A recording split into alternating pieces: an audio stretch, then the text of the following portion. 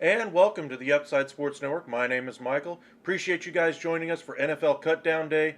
Bunch of different transactions are going to happen today. A lot of trades have already happened. A lot more are going to happen over the next few hours anyway. So we're going to be live with you guys through every single one of those transactions.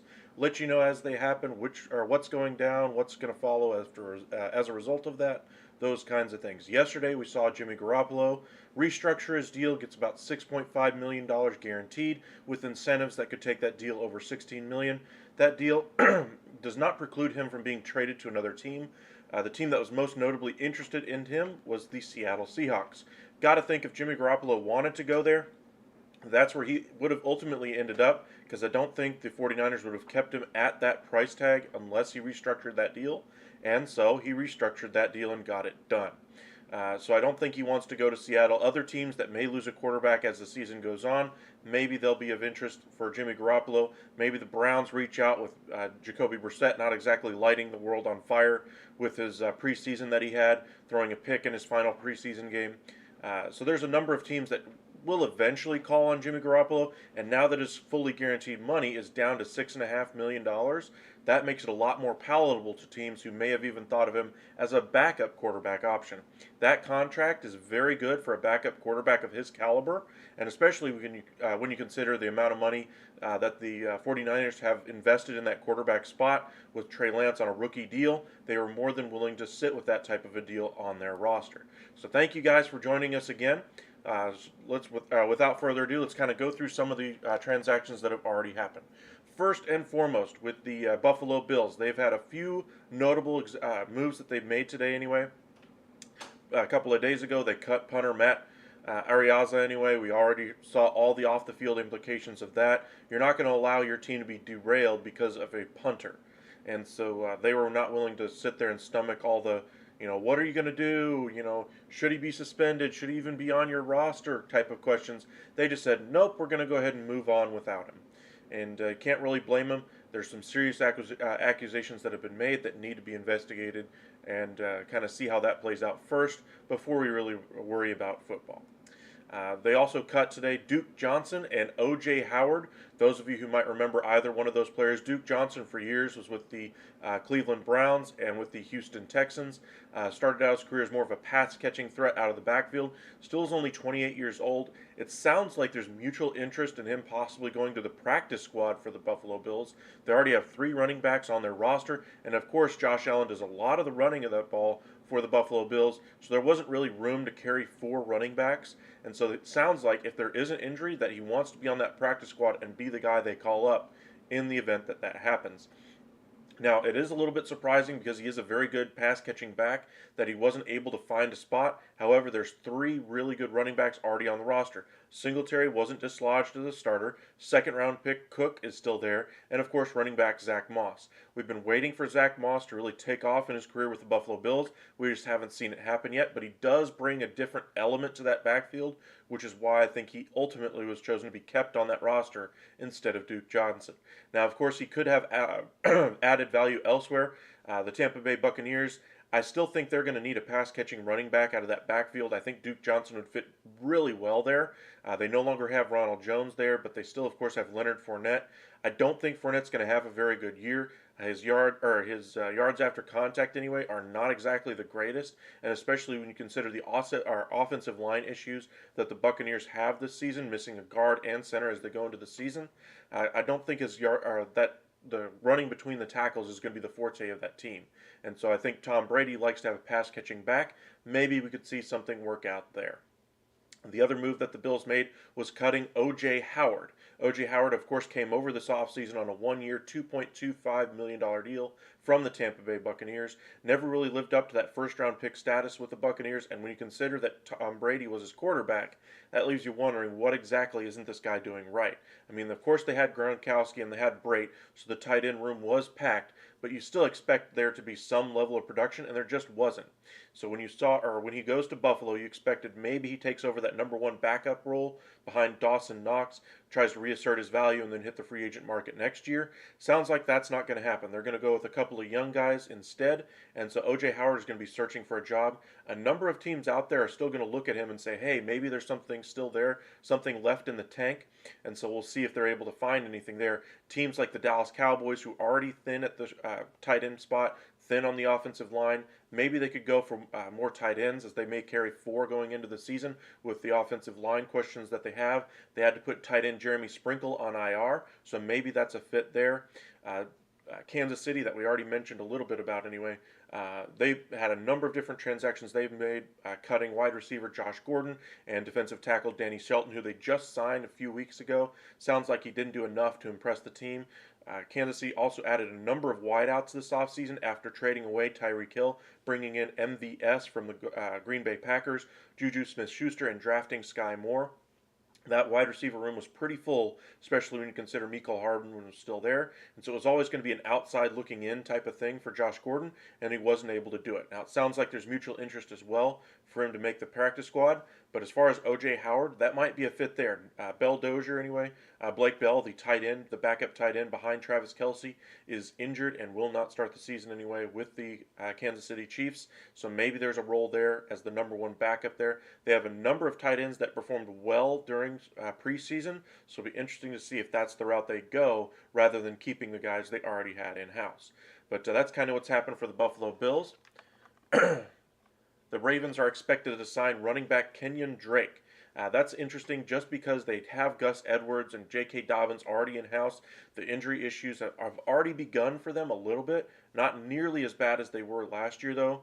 Dobbins, of course, is still there, but you don't want him toting the rock 20 times a game because he's never done that in his career. And if you do, you need somebody to at least spell him at certain points of the game.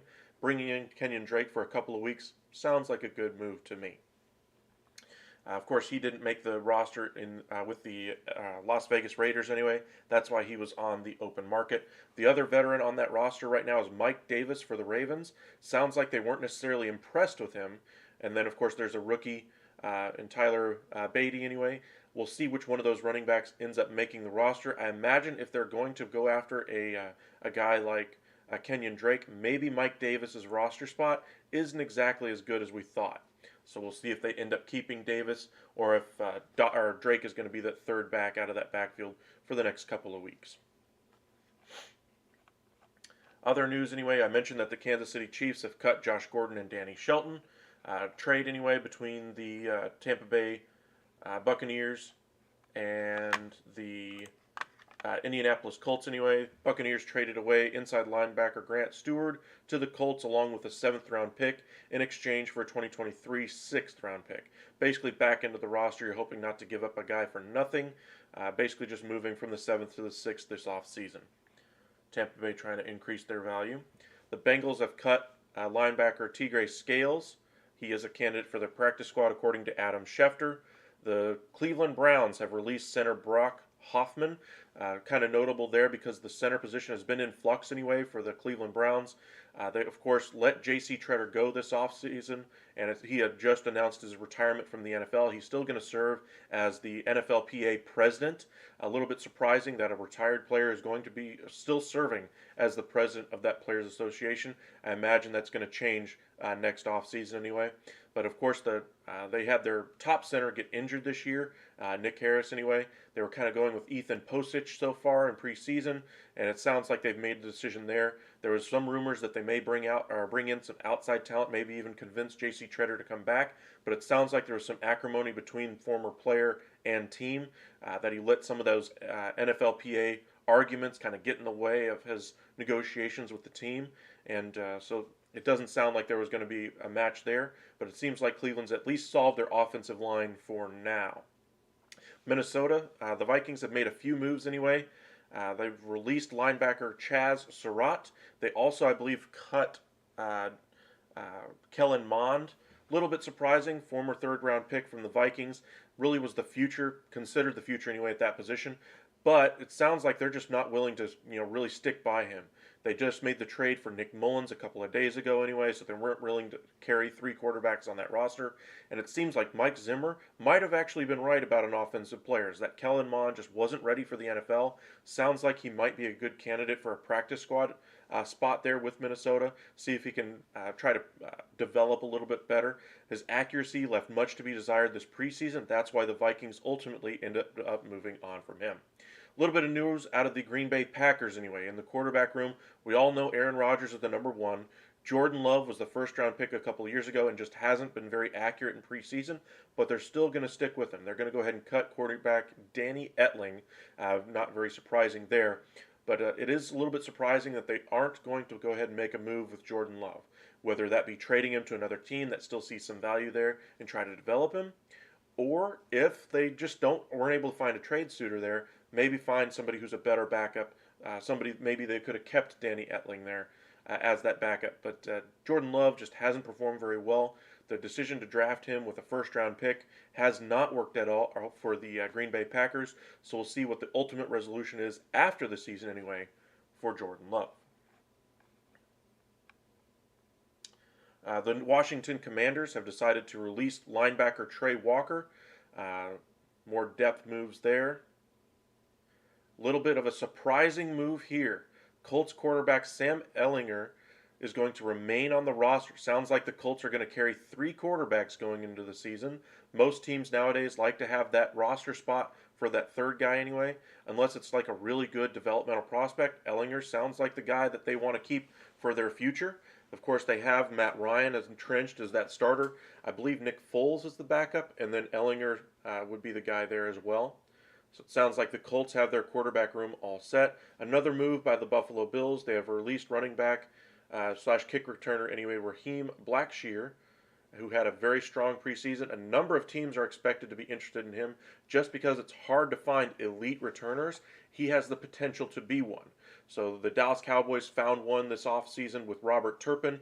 He was the USFL MVP last year. He returned 2 kicks in one preseason game this offseason. So looking at Blackshear, he should have a good market as teams look to improve their special teams. The Packers have also waived defensive tackle Jack Heflin, another depth move. Former draft pick from the Minnesota Vikings, now the New York Giants anyway. The Giants are releasing quarterback Davis Webb. Sounds like he was on the roster anyway because of insurance for Tyrod Taylor. Sounds like Taylor is doing very well as far as health anyway. Webb this preseason, though, is performing very well. Could latch on to other teams that have no experience at that backup quarterback spot. Webb this preseason, 60 of 81 passing for 74% completion percentage with 458 yards passing, 3 touchdowns and no picks. We'll see if he ends up going to a practice squad somewhere or if he does latch on as a backup quarterback. The Carolina Panthers have made a move at the wide receiver spot. We saw yesterday anyway, they made the trade for Laviska Shenault from the Jacksonville Jaguars. I just happened to be watching the final Jaguars preseason game, and I was shocked that he was still out there considering his veteran status in the fourth quarter of that final preseason game. Granted, it might have been a dress rehearsal, but you had the third string quarterback out there, and yet you still have one of your projected final roster spots going. Still playing in the game anyway, and so it sounds like they were just showcasing him, and the Carolina Panthers liked what they saw and made a move. Now, what exactly do we expect out of him going to the Carolina Panthers? Well, I expect he's going to make the final roster there, and I expect he's probably going to be the 4th, 5th option at receiver there. They have DJ Moore, Robert Anderson, etc.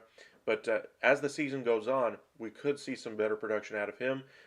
That might be a good connection for him and Baker Mayfield. We'll see how it works out, though. News out of the New York Jets. For those of you who are Breece Hall fans in fantasy, I know a lot of you guys are drafting him really high. If you paid attention to our fantasy draft videos, he's going very high in drafts. 4th round for a rookie is a little bit surprising anyway. But the Jets have their running back rotation. It sounds like Michael Carter is likely to begin the season as the starter, but Breece Hall is going to get a healthy number of carries. The move today is that they released running back Tevin Coleman. Now, of course, he has that San Francisco connection with Saleh, but Saleh, of course, is the defensive coordinator. So he wasn't exactly assured a roster spot. But again, a veteran running back is let go because of the depth at that position. Sounds like they want to go young with that 3rd running back spot.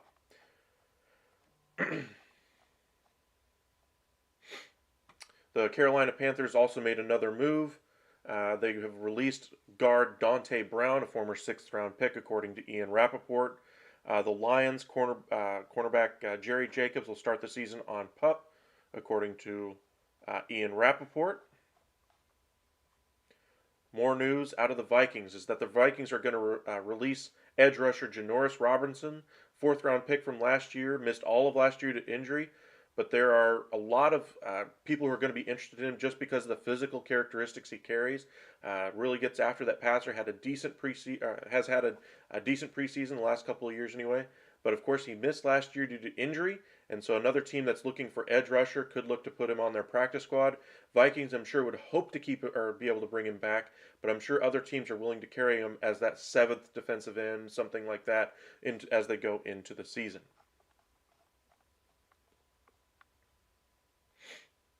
Arizona Cardinals have released linebacker Chandler. Of course, Gladney passed away this offseason, and so they were kind of banking on him at the cornerback spot. They brought in Josh Jackson to kind of fill that cornerback spot before the season began, and he wasn't able to stay on the roster.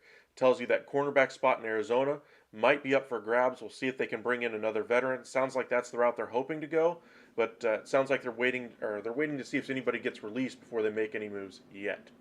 The Bengals are releasing Chrisman, who was their punter there.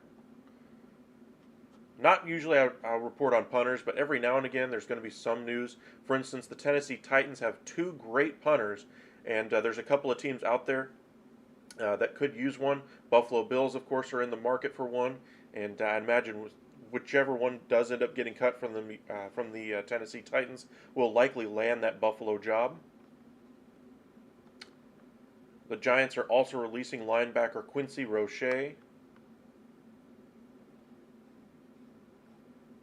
Another depth move there. Colts have released defensive tackle R.J. McIntosh, along with rookie running back Devontae Price.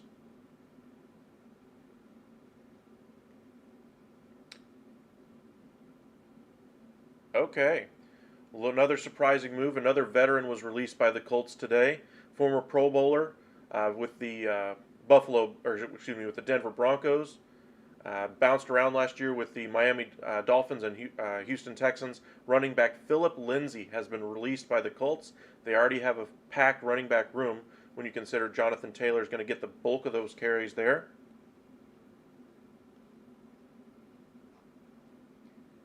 The Commanders have announced that Brian Robinson, the running back who was shot multiple times during an attempted carjacking anyway, has been released from the hospital. Sounds like he is in good health. Wishing you a speedy recovery. The Dolphins have released safety Verone McKinley III. Sounds like they want to bring him back to the practice squad. They may even bring him back on the active roster. But of course, teams that want to have these players come back, look at the Tampa Bay Buccaneers. Even though their center is not expected to play at all this year, they still are going to carry him on their 53-man roster and then place him on IR. That way, he would be eligible for return at some point this season. You're going to see that roster spot open up the minute the 53-man roster is finalized. Then they would have an open roster spot that they could add another offensive lineman there. Sounds like the Dolphins are doing something similar here with McKinley. The Dolphins also released 7th rounder linebacker Cam Good out of Cal. They also released offensive tackle Kellen Deesh. He sounds like he's going to be going to their practice squad. They released edge rusher Porter Gustin. It sounds like he was the one that was on the roster bubble with the Trey Flowers signing there with the Miami Dolphins. Sounds like he was the odd man out.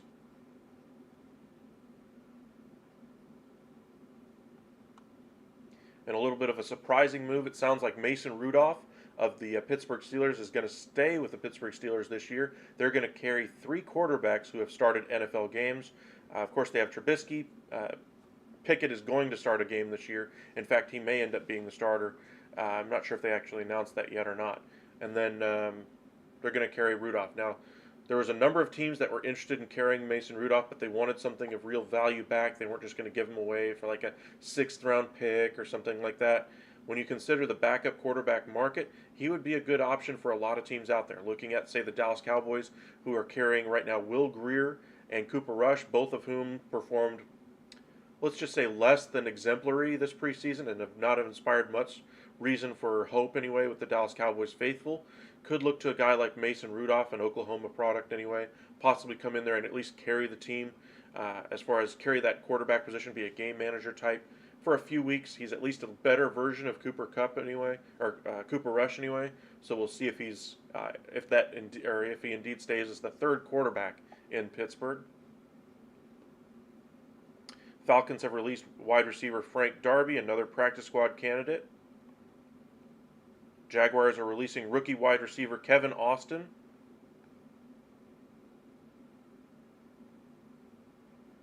And veteran receiver Lynn Bowden, anyway, is being released by the Miami Dolphins. That's a crowded wide receiver room now with Tyreek Hill there and Jalen Waddle at the top.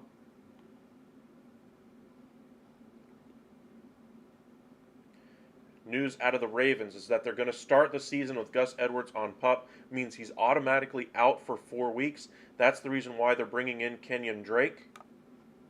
Got to wonder if they're going to keep Mike Davis as well, or if they're going to keep the rookie running back and just go with the 3. If they go with 4, that'll be a little bit surprising, especially when you consider Gus Edwards would be the 5th.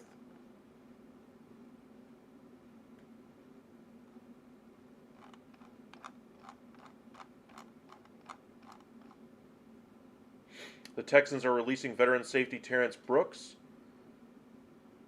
Looks like the Saints and Eagles are agreeing to a trade. They're going to trade defensive back Quincy Gardner-Johnson to the Eagles.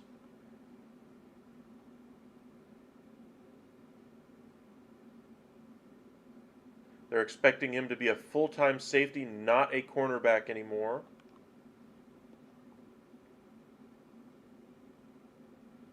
Sounds like the Eagles are very happy with their safety position now. Wanting more playmakers back there. Sounds like the Saints have a lot of depth in that secondary now. And the Saints were willing to let him move on since he's in the final year of his deal. Eagles are releasing offensive tackle LaRaven Clark. Sounds like he might be an option to actually go to the Dallas Cowboys. According to Schefter, it says Cowboys offensive line coach Joe Philbin, of course the former head coach of the Miami Dolphins, helped draft Clark in Indianapolis, and Dallas does need an offensive tackle. Okay, Shefty.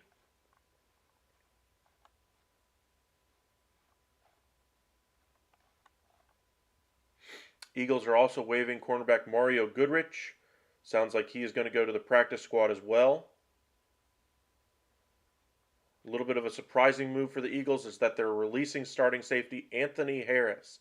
You might remember him from the Minnesota Vikings. We'll see if he latches on with another team, but a good veteran.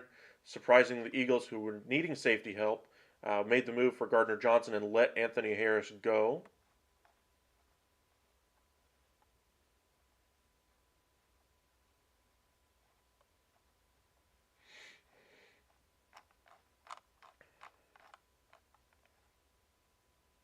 And that's everything as of right now, anyway.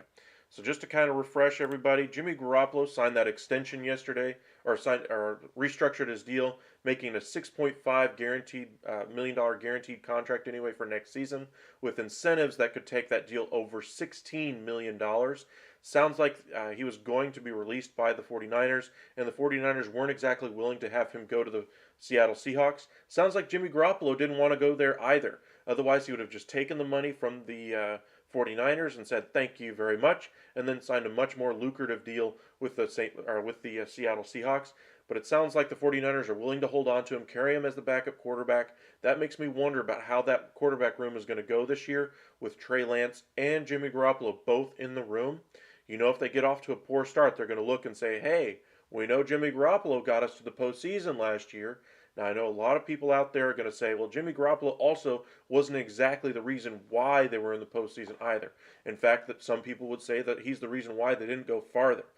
But if you're a football player, you're looking for success, you want to win. If you're an older veteran on that team, your days of playing in the NFL are numbered, and you don't exactly want to waste it trying to develop a rookie quarterback who isn't as good as the backup. We'll see if they can continue to have that level of success with Trey Lance. He's performed very well in the preseason, has shown some inaccuracy at times, but the wheels are what's really going to allow the chains to keep moving for the 49ers, and I still expect him to have a lot of success, but I'm very curious to see how that quarterback room shakes out. If there's going to be any infighting by week 7, week 8, just imagine if they start the season 3-5, 3-8, something like that. Then you could see a whole lot of turmoil in the 49ers camp, especially if Trey Lance is not performing very well.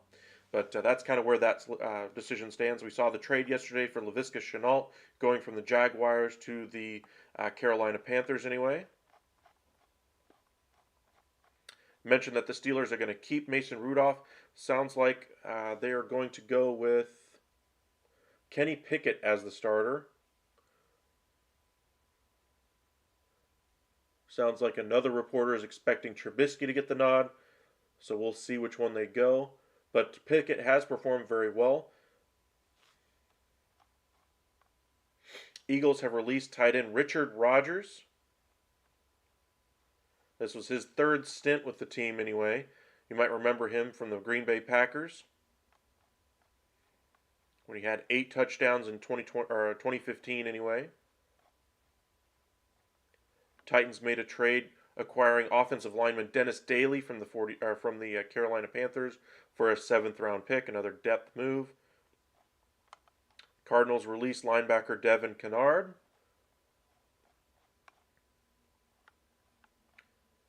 And the Carolina Panthers are now working out kickers, with Zane Gonzalez being sidelined for the foreseeable future. Sounds like he's going to miss considerable time. They brought in 5 names, a few of them you might recognize. The first, of course, being Chase McLaughlin. A heck of a leg, but of course not exactly the most accurate. Others would include Eddie Pinheiro, Matthew Wright, Taylor Borderell, and Brian Johnson. Other moves from around the NFL: the Ravens have waived center Jimmy Murray. Buffalo Bills made a number of different moves, waiving offensive line Jacob Capra, defensive end Daniel Joseph, defensive back Jordan Miller, offensive lineman Tanner Owen, wide receiver Neil Powell, defensive back Josh Thomas. Cardinals have also waived cornerback Jace Whitaker, safety James Wiggins. They also put on IR anyway Darrell Baker. Bears have waived safety John Alexander, center Corey Dublin, wide receiver Kevin Shaw.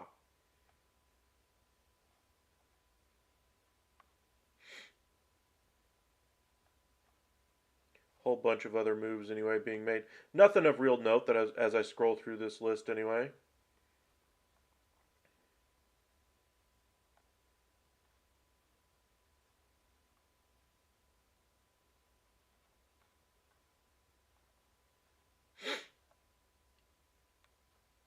Giants have waived defensive back Yusuf Croker, wide receiver Keelan Doss, defensive back Griffin, lineman Rivas, kicker Santoso, offensive lineman Eric Smith, and wide receiver Toivonen.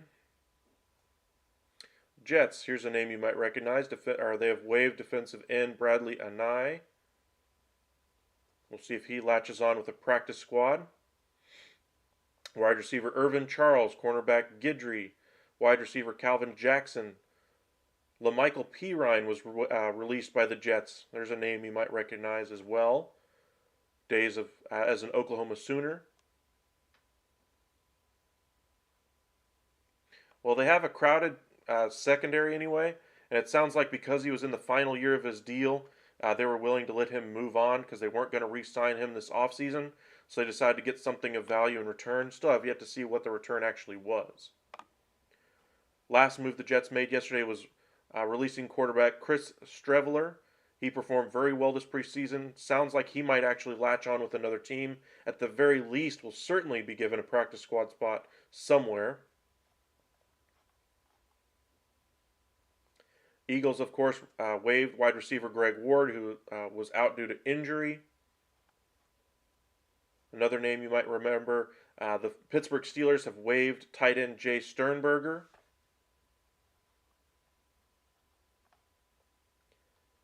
That's all those from today so far. Let's see if there's any other news in the last couple of minutes.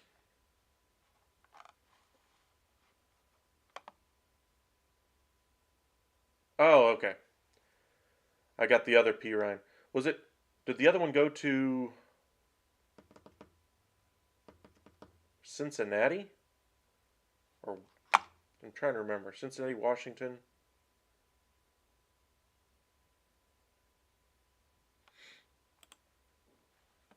I know one of them played for those two teams.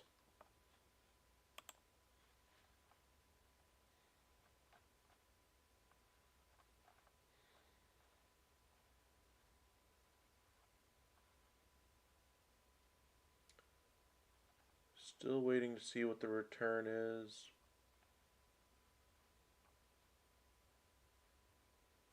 Sounds like the Saints had actually tried to extend Quincy Chancey Gardner Johnson's contract anyway, but they were not able to extend that deal and weren't willing to go into the season with him on the final year of his deal.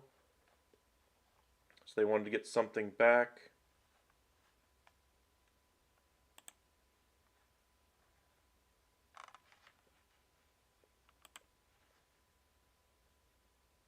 Yeah, Samaje P. Ryan.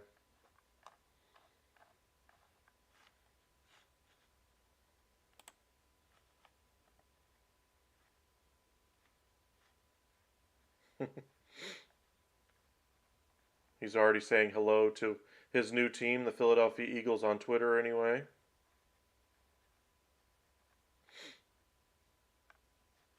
All right, so there's a number of different moves that are expected to be made today. Expect quarterbacks to move around a little bit for that backup position anyway. There's a lot of quarterbacks that are expected to move around. We'll see who ends up going where. But a lot of teams are carrying 2, 3, 4 quarterbacks, so we'll see who ends up staying where. Other players on the roster bubble. Edge rushers are always a thing to watch around this time of year. We see the Dallas Cowboys usually try to acquire a defensive end around the start of the season, defensive tackle. We'll see if they go out and try to find somebody who gets cut by a team. The Rams, of course, made a number of different moves this offseason, bringing in Bobby Wagner, Allen Robinson. So they've really upgraded their roster at the top end, but they need to fill in those depth spots for them. They don't have those same players this year. We'll see if they can kind of keep some of that talent in-house. They did not make a move yesterday, so they're going to make a ton of moves today. Appreciate you guys joining us. If you're just joining us for the first time, say hello, join the chat, let us know where you're watching from, who your favorite team is, who you're hoping they pick up. We talked a little bit about the Buffalo Bills releasing O.J. Howard and Duke Johnson, both of which are expected to have interest around the league, whether it be on the practice squad or on the active roster. O.J. Howard, I expect to end up somewhere. Somebody's going to look at that talent and say, yep, sign me up. But he has never lived up to that talent, and I wonder if there's something else as to why the Buffalo Bills are releasing him as they go with a couple of young guys instead of getting a proven veteran at that tight end spot. I imagine they would have loved a pass-catching guy like O.J. Howard in camp for Josh Allen to throw to, just in case Dawson Knox gets injured. Of course, Dawson Knox is dealing with some off-the-field stuff as his brother passed away last week anyway. Very unfortunate news for him and the Buffalo Bills family. But maybe you would have said O.J. Howard stick around for a couple weeks just to make sure he's good to go. Welcome in, Greg. Appreciate you joining us. Chargers, I think they'd made one move yesterday anyway. Let me take a look. I think they made one. So yeah, they waived linebacker Emike Ogbuele. I'm sure I'm mispronouncing that. And tight end Sage Sherratt. Of course, they made the move and extended Derwin James's contract this offseason, giving him the biggest contract ever for a safety.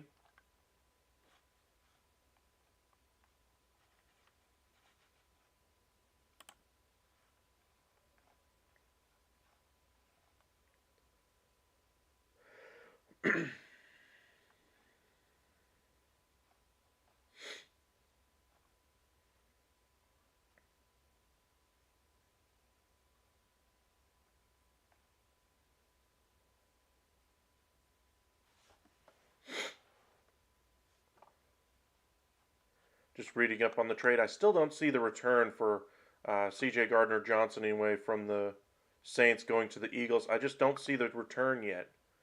All these reports that he's traded, not one person has mentioned the return.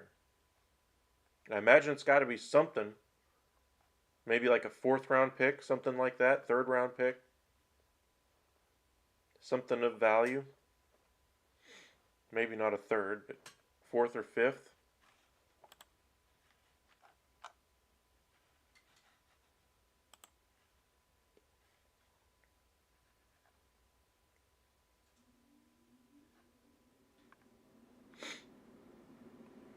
Thank you for joining us. Appreciate it.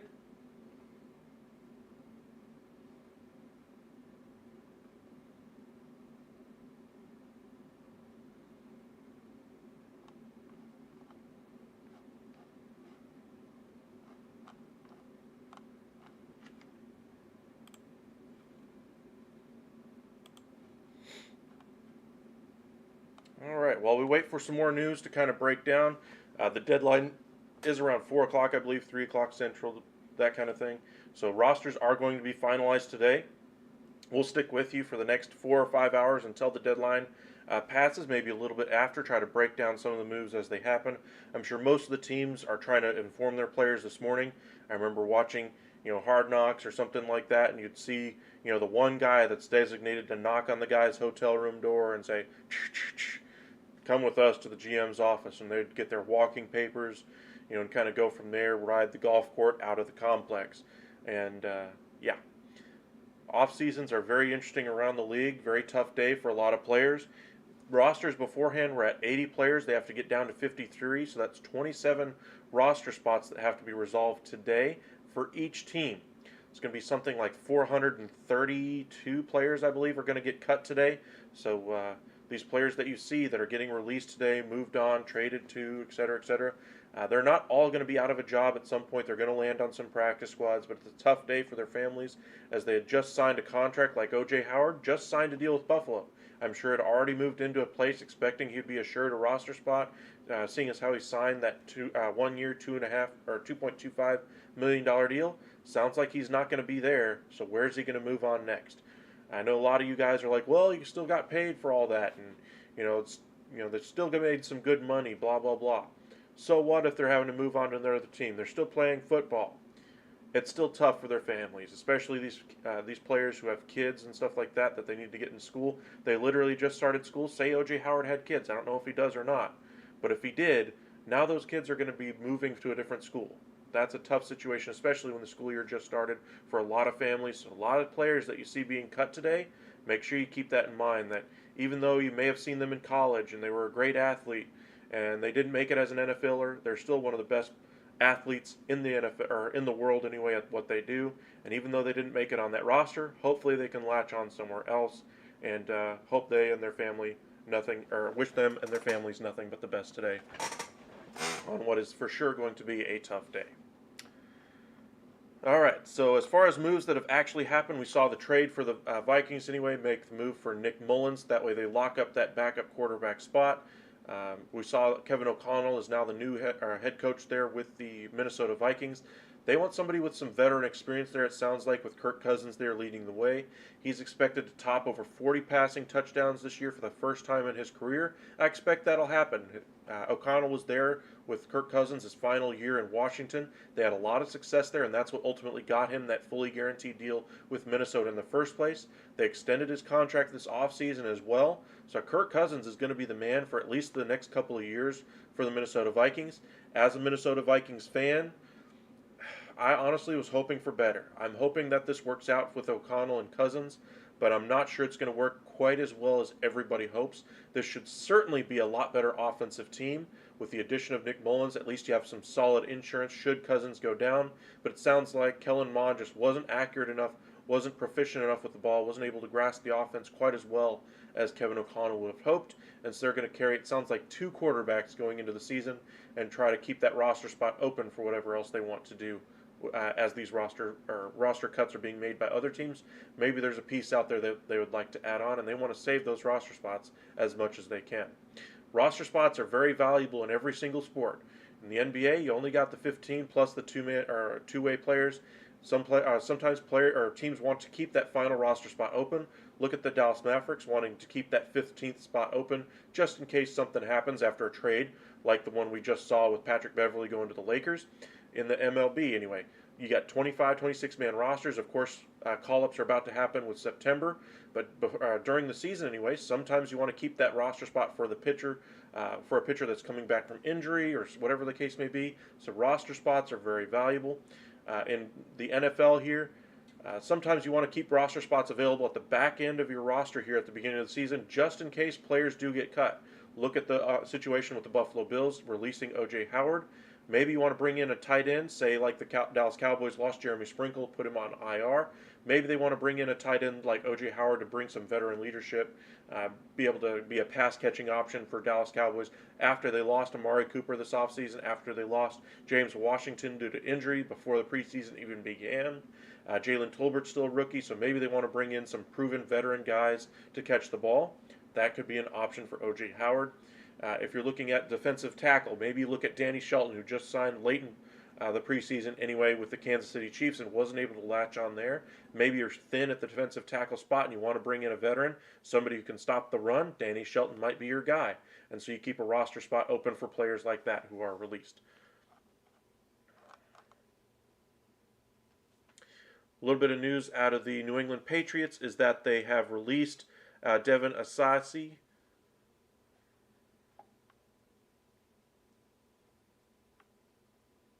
Okay, we finally have the return for the C.J. Gardner-Johnson trade.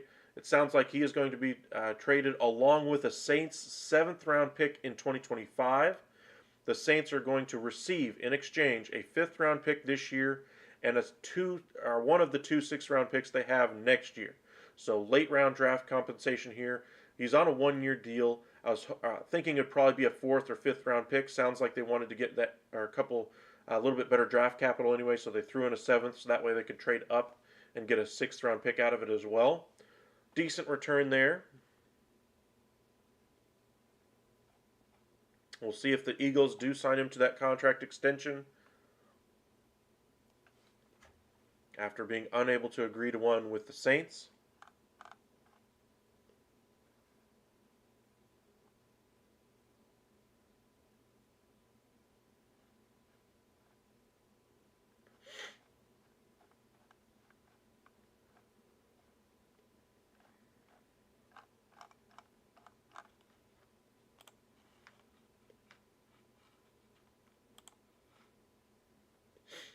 Appreciate you guys joining us. It's only like 10:45 in the morning in the Central Time Zone anyway. I know a lot of you guys are watching from East Coast and West Coast, trying to see what your team is doing. If you guys are stuck at work and not able to watch TV, watching us on YouTube, I appreciate it. I know a lot of you guys don't want to be stuck on Twitter, just watching the notifications come and go, and trying to catch all the big news. So we appreciate you guys joining us as well. We do go live quite a bit here at the Upside. We're going to do a lot more lives over the next couple of weeks, especially with the Labor Day weekend coming up. We'll try to do some lives as far as with MLB season kind of winding down here over the next month and a half. We may even cover a little bit of college football, but we'll see. Week 0 is already in the books.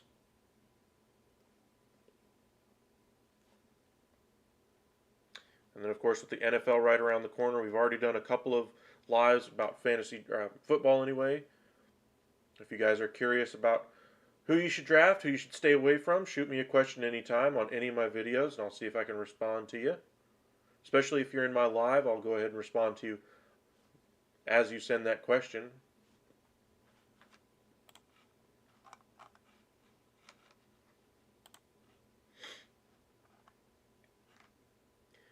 The Bears released defensive lineman Mario Edwards.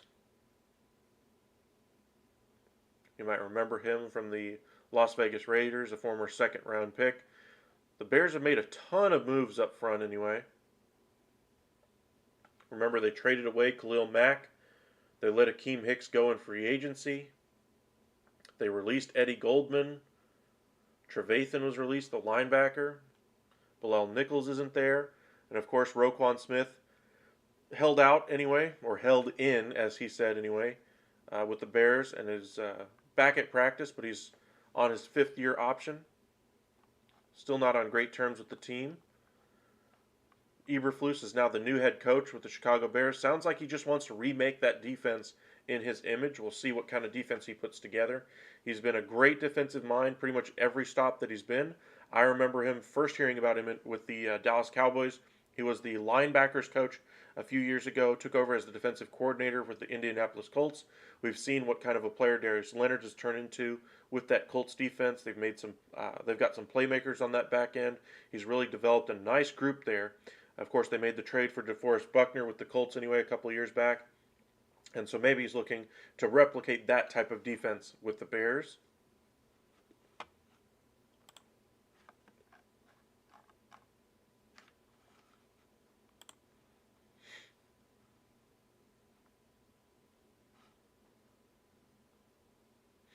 Appreciate you guys joining us.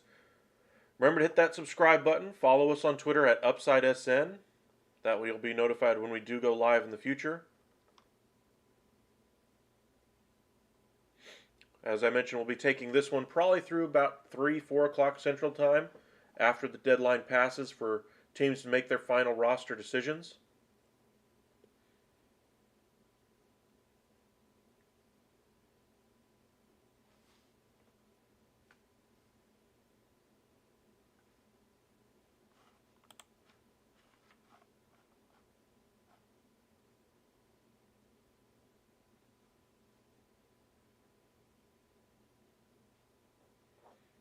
Welcome in, Jersey. Yeah, I do like the move for the Eagles. I like Gardner Johnson. Should be a nice piece, but he hasn't really played safety too much in the past. Sounds like that's where they're going to deploy him at. But it sounds like it might be more of like a coverage type of safety more than, say, like a true safety, somebody trying to play center field, that kind of thing. But we'll see what role they end up playing, or they end up having for him. They released Anthony Harris. A little bit surprising considering that they need safety help. Maybe he just hasn't performed that well in preseason anyway for them. Training camp. And so they were comfortable moving on. Anthony Harris, of course, was tagged a couple of years ago by the Minnesota Vikings. We'll see if he latches on with another team in need of a safety help.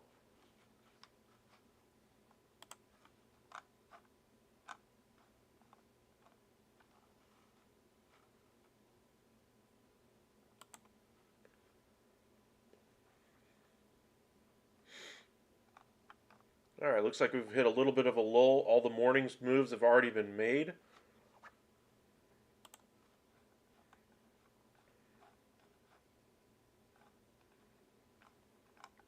I'm very curious to see how that Ravens running back room kind of shakes out, especially with Gus Edwards going down. Will they keep Mike Davis now that they're bringing in Kenyon Drake?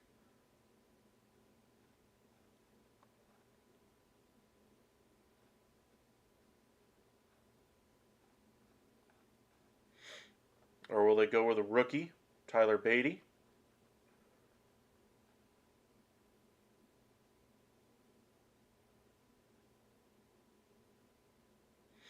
Sounds like Baltimore is not going to give J.K. Dobbins the full workload right away. They want to make sure uh, they want to make sure they don't overload him to begin the season, especially coming off of injury. Understandable, but I'm still surprised. I mean, they haven't really tried to play J.K. Dobbins that much. I mean, he's never had over 20 carries in a game, which worries me long term. What exactly are you hoping him to be? More of a pass catching back? Or are you hoping that he actually takes over that number one running back spot?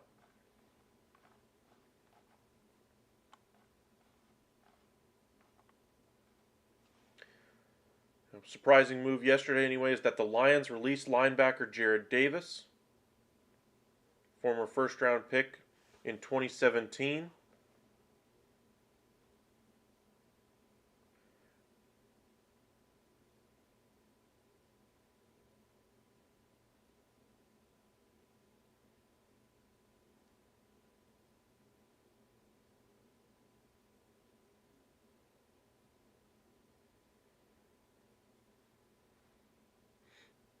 Jared Davis, of course, left the Lions last year, went to play with the Jets, didn't latch on there, went back to the Lions. Sounds like he may end up going with retirement. He has been talking about it before. The Ravens yesterday also released safety Tony Jefferson. Remember, they drafted Kyle Hamilton in the first round last year, or this offseason anyway. Sounds like he's the odd man out, but Tony Jefferson's been released before by the Ravens. We'll see if he sticks around. Remember, he started his career with the Cardinals and then finally found some success with the Ravens. Got to think if they're going to have more success anyway, or if they have injuries in that backfield or in that secondary anyway, like they've had over the past year, that he could be brought back. Marcus Williams was brought in as a free agent, so more depth at that position results in Tony Jefferson again being expendable. Sounds like the Cowboys are searching for an offensive tackle, seeing if anybody gets released today in a surprising move. Dolphins released running back Sony Michel yesterday. They're going to go with Chase Edmonds, Raheem Mostert, and Myles Gaskin as their top picks. Remember, Gaskin has not performed very well at all with the Dolphins last year. Has below 3.0 yards per carry anyway last year. Mostert with the 49ers was exemplary, earning the nickname Raheem Must Start in fantasy. New head coach Mike McDaniels anyway came over from that 49ers system, really likes to run the ball, so he should have a very good year.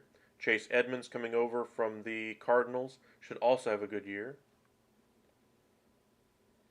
Michel came in from the Rams this offseason and just was not able to latch on.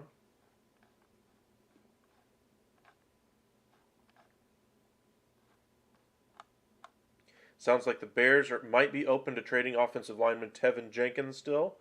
That he just hasn't performed as well as they had hoped. But it sounds like he is on the roster bubble. We'll see if they can keep him or if they're going to end up cutting him. He may not win that job there on that offensive line.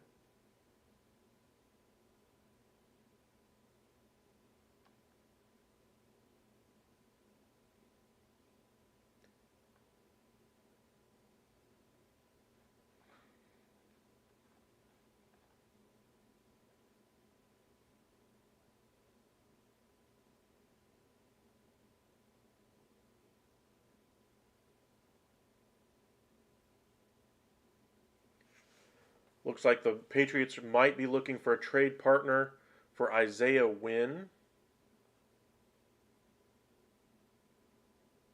Offensive tackle.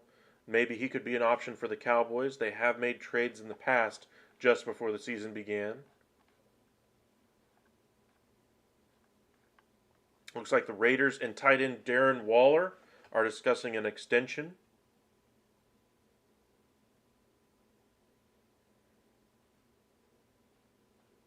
Looks like the new GM there is willing to make a move with Darren Waller, try to get something done, whereas the previous staff with Mike Mayock wasn't exactly willing to extend him a contract.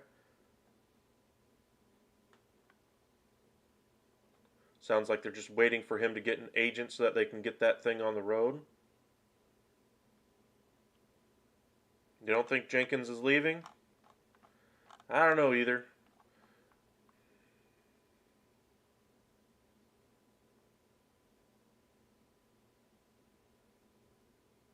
Sounds like he hasn't performed very well, and Ryan Poles might be the one that's least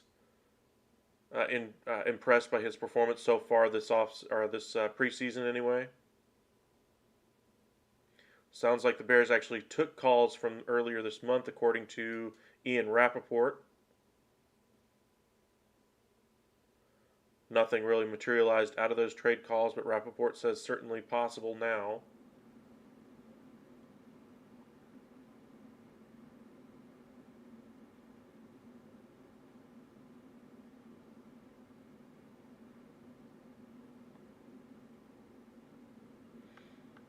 He has moved to right guard this offseason. We'll see if he can latch on there.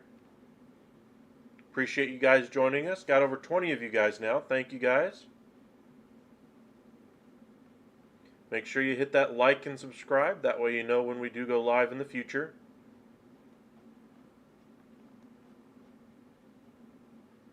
Jaguars have released Laquan Treadwell. He was another one of those receivers that was in that game that I mentioned earlier. Late in the fourth quarter, I was a little surprised they were having a third-string quarterback have two veteran receivers on the roster out there in the final preseason game in the fourth quarter. Laviska Shenault ultimately was traded to the Panthers, and Laquan Treadwell was released. Of course, Jacksonville made a couple of moves at that wide receiver spot, bringing in Christian Kirk to that record-setting deal, 4 years, $84 million, I believe is what the number was. Zay Jones was also brought in. Of course, they still have Marvin Williams. So that's a good 1, 2, 3. And then have young guys after that.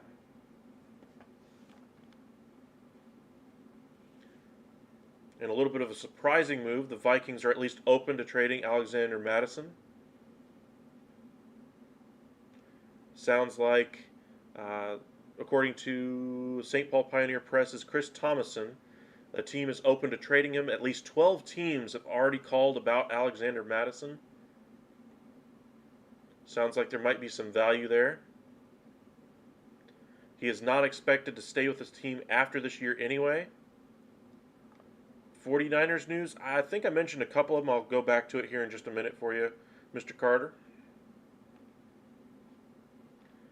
But Madison's deal is just under $1 million this year, and he's in a contract year, with Dalvin Cook taking the primary role there and them turning to more of a pass-happy system. Madison might be in line for less work this year, so they don't necessarily need to invest heavily at that backup running back spot. They already have a couple other running backs in-house that they could turn to.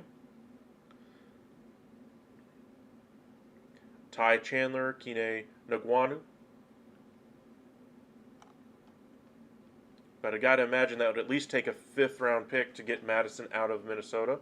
But what team is willing to trade for that? A lot of teams have already solved their running back issues going into the season.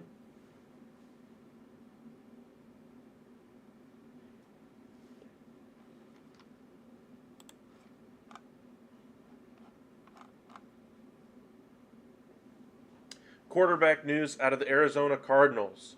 They have waived quarterback Trace McSorley, though he will end up on the practice squad unless he is claimed. Trade between the Broncos and Steelers. Broncos are trading Malik Reed to the Steelers for a late-round pick.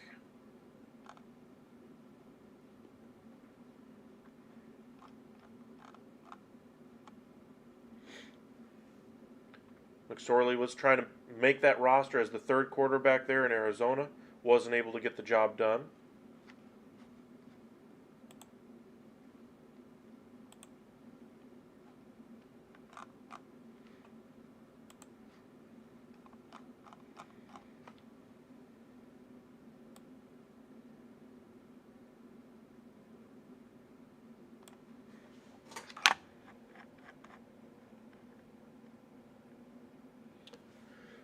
All right, you asked about 49ers news. Yesterday they released cornerback Kevin Crawley, offensive lineman Donovan West. I think I mentioned a few others that were released today so far.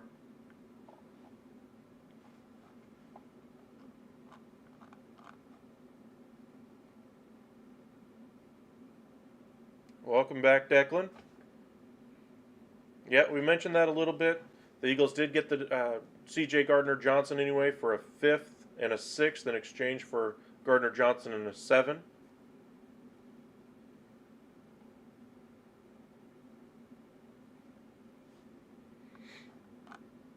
Looks like we might get a new round of transactions here with the 11 o'clock hour happening.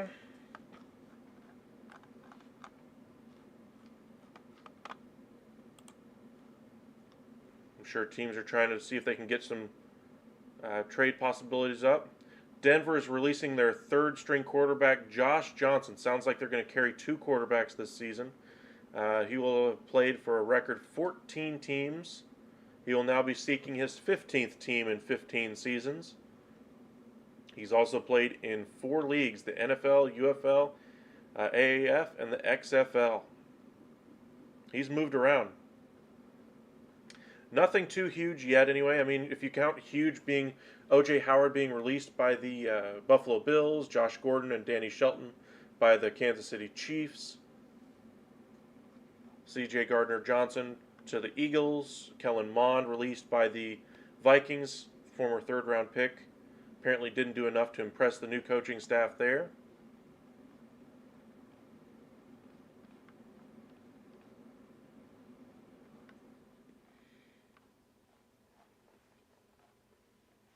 Whole bunch of small trades at the back end of their back end of the rosters anyway. Packers released quarterback Danny Etling, deciding to keep Jordan Love as their primary backup. No surprise, but he really hasn't shown any improvement in what is now his 3rd preseason.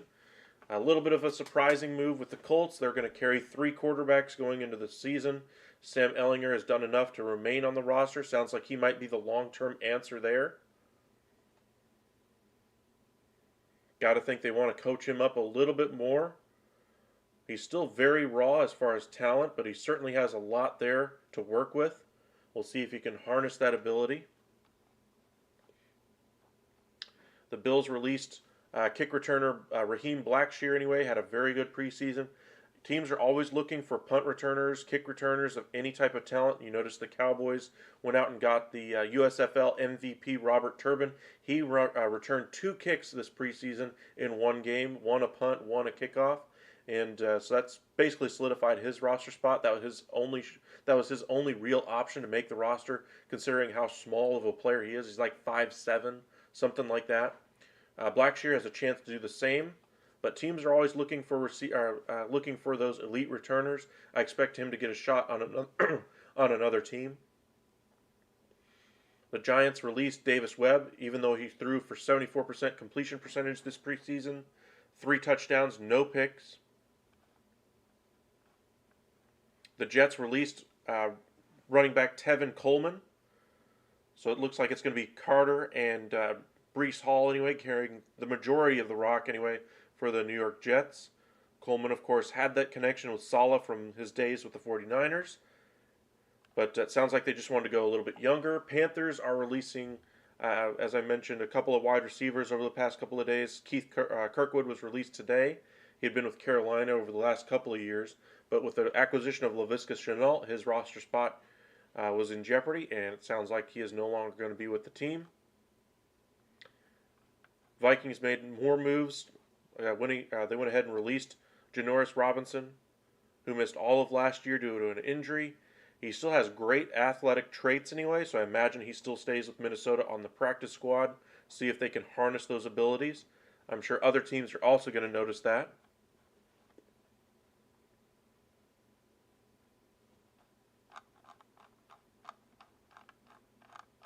That's kind of where we're at this morning. As I mentioned, I expect a lot of quarterback moves to happen over the next couple of hours as well. Josh Johnson's just the latest, along with Trace McSorley. McSorley, anyway. And of course, we still could see a Jimmy Garoppolo trade. Just because he signed that restructured deal with the 49ers does not preclude him from being traded.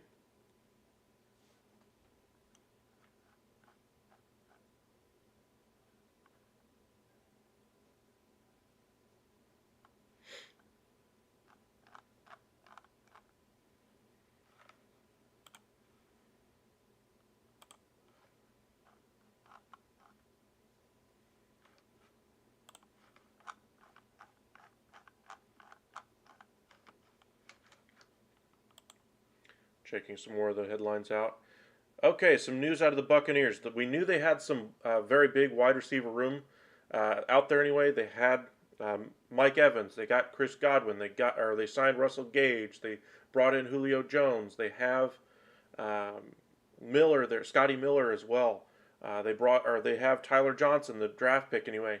Well, now they no longer have Tyler Johnson. Looks like they've made a move and are going to go ahead and keep Julio Jones, as you might expect.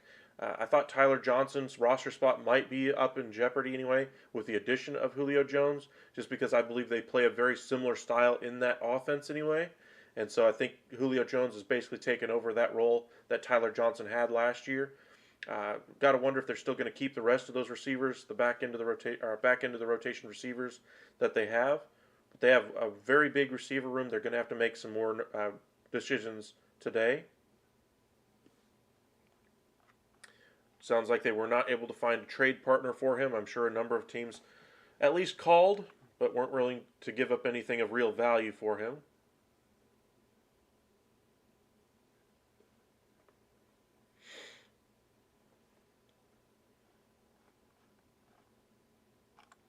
That trade of outside linebacker Malik Reed from the Broncos to the Steelers anyway, it's going to be for a late round pick. He's been apparently the primary fill-in over the last couple of years for Von Miller and Bradley Chubb due to injury at the defensive end spot.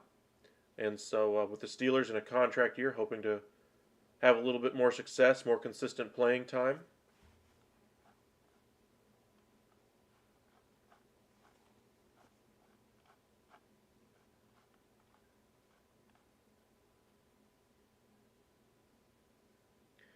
Eagles, of course, made a number of different safety moves over the last couple of days. First, they cut Jaquiski Tart, and then they moved on from Anthony Harris, and then brought in C.J. Gardner-Johnson.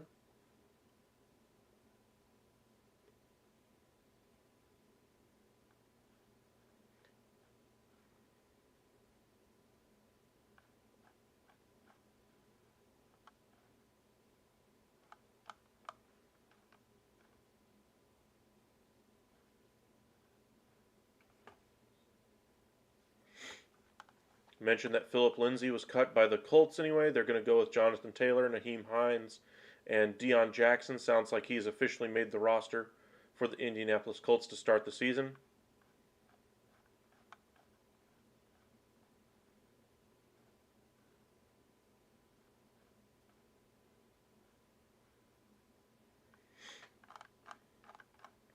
And as I mentioned, Josh Gordon sounds like he wants to go ahead and pass up other NFL contract offers that he might have just to stay with the Kansas City Chiefs.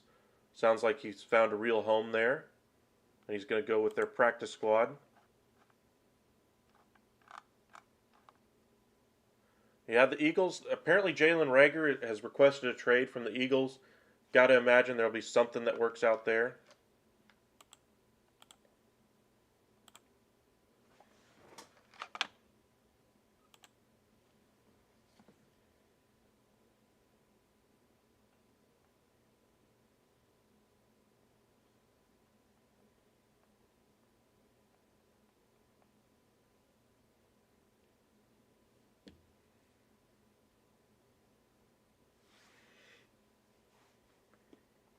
Pardon our spam, we're trying to get it taken care of for you.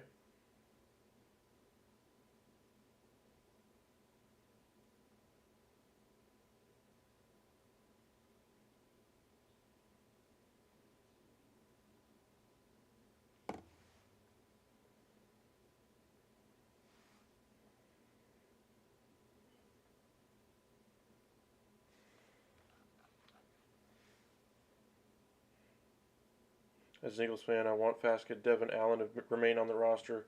Zach Pascal as well, basically. Well, with the 4 and 5 spot, they usually do go with younger guys, so kind of keep that in mind. So maybe they could go with those two players.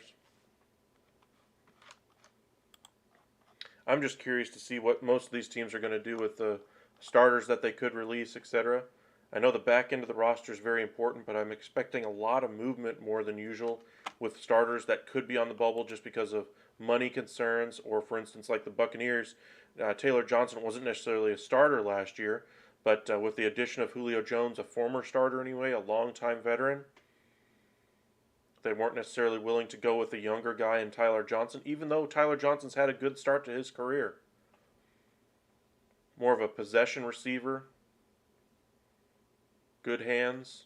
He will find a job somewhere else. Teams in need of wide receiver will look at him, I'm sure. Dallas Cowboys don't have a lot of depth at the wide receiver spot after moving on from Amari Cooper. James Washington, the receiver they signed this offseason from the Pittsburgh Steelers, went down due to injury. So maybe they could move on from him. Any Kareem Hunt rumors? Not today, not yet anyway.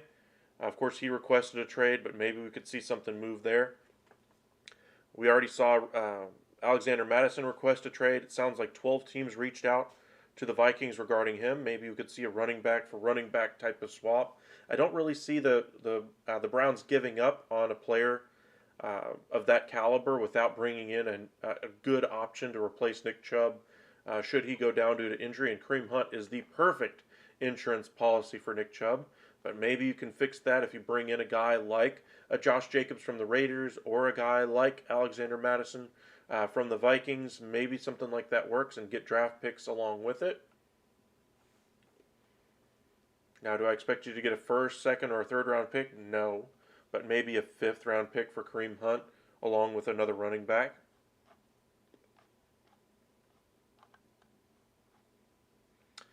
Say the Dolphins, aren't exactly secure with having, no great option to run between the tackles. Maybe they trade you Edmonds for Kareem Hunt and give you a fifth round pick. That might be a nice trade that happens. Am I saying that it will happen or that's even on the table? No, but something like that would be something that makes a lot more sense if you're a Browns fan to trade away Kareem Hunt.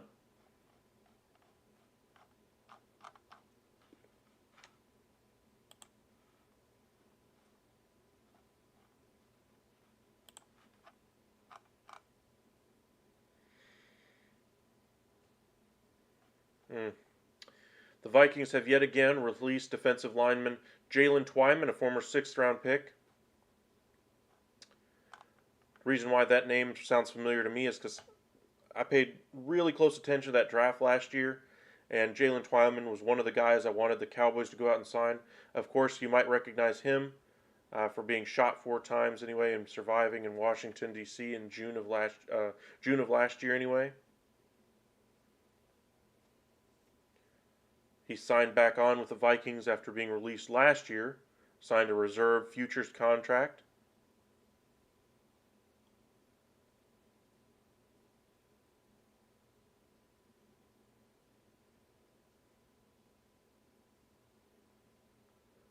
That'd be very interesting, but would the easiest actually do that?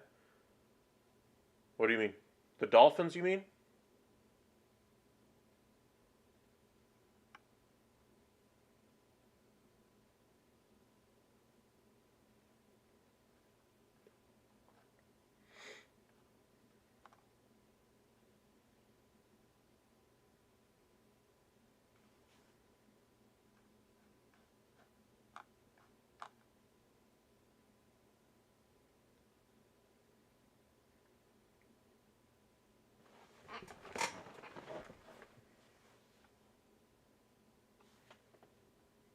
Not sure what you mean there.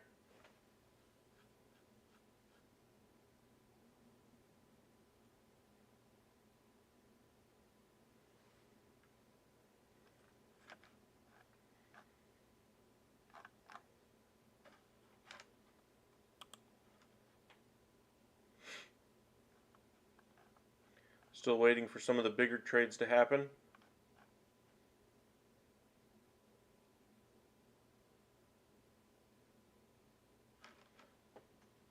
Oh, okay. Sorry, the spammers messages got ahead of that one. Miles Sanders and a fifth for Kareem.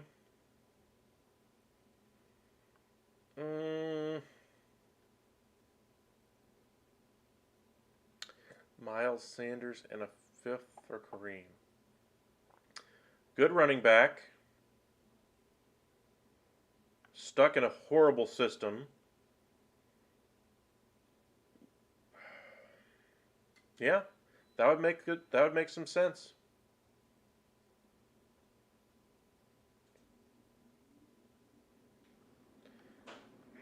I'm just I'm trying to think of the possibilities anyway.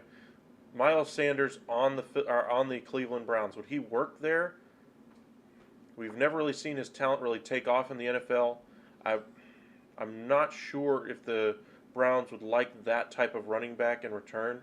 Now for the Eagles, I love it just because Miles Sanders told you himself, if you want him in fantasy anyway, you're not going to have a lot of success. I mean, they don't really have anybody of Kareem Hunt's package anyway. I mean, he is the complete package at running back. He can run, he can catch, he can block, he does it all. He's a three down back in a system that won't have a three down back this year. I don't know. For the Eagles fans, I would love it. For the Browns, I'm not sure if I'd bank on Miles Sanders being that great running back to fill in case Nick Chubb goes down. But I guess that's why the fifth round pick is there.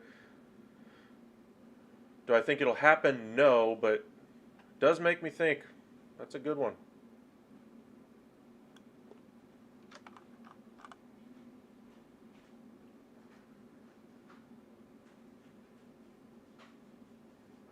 Oh, okay. News out of the Dallas Cowboys. I told you guys they might be looking at a backup quarterback spot anyway. Well, it now appears they're going to have just one quarterback on their roster right now, and that's going to be Dak Prescott. He's going to be the only quarterback on their 53-man roster, at least for the time being. Now, don't worry too much. They're going to bring somebody in as a backup, but it sounds like Cooper Rush and Will Grier will both be released. Grier is going to go through waivers. Rush immediately goes to free agents anyway. Sounds like one of them may end up being the active quarterback if they are unable to make a trade. But keep a lookout for all of the quarterback moves today. They may end up making a move for one. Sounds like one of those guys has earned a practice squad invite. Sorry, Ben DiNucci, that means you are not going to be a favorite of Mike McCarthy this year and stay on the practice squad. Good news if you're a Cowboys fan, you don't have to watch Ben DiNucci play football anymore anyway. Melvin Gordon and a fifth for Kareem Hunt. I don't know, maybe Melvin Gordon a fifth and a sixth for Kareem Hunt might make more sense. Melvin Gordon has the ability to handle things.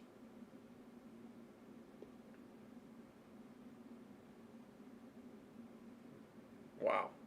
That'd be a dynamic backfield, though. Hunt and Williams. So what do you guys think? Are the Cowboys going to make a trade for that backup quarterback spot now that they've released both of their backups that they still had on the roster? Honestly, neither one really deserves a roster spot. I'm just surprised that the Cowboys actually agreed and finally made a move. Now, it sounds like, according to Todd Archer, they will still likely bring one of them back, at least as a practice squad guy, if they're unable to make a move. But I'm really hoping one of them goes through and goes to the practice squad and the other one's just cut entirely. I've seen Cooper Rush. He did win that game up in Minnesota a couple years ago when Prescott was unable to play. But I'm sorry, he's not a good NFL quarterback. He's not good to keep him on the roster. Will Grier, we saw him with the Carolina Panthers, and since then, he just hasn't done anything. He didn't make the roster with the Eagles. He didn't do enough to inspire us with the Cowboys. I would really like to see the Cowboys make a move. Say they go after a guy like Mason Rudolph. Nick Mullins, I thought, might have been a good option for them if they make that move, but the Cowboys are down to one quarterback, with Dak Prescott being the only quarterback on their roster right now. Thank you guys for joining us. Got 25 of you. Thank you very much.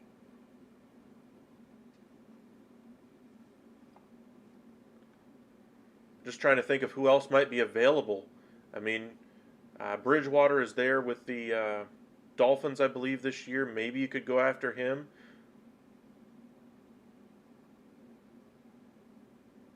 Why do you say that, Declan? I'm just really hoping they make a move for a quarterback. I mean, Justin Prescott is expected to run the ball a little bit more, which is a little bit worrisome because you remember his injury issues, etc. Didn't really have any up until that one slide that he took that ended his season.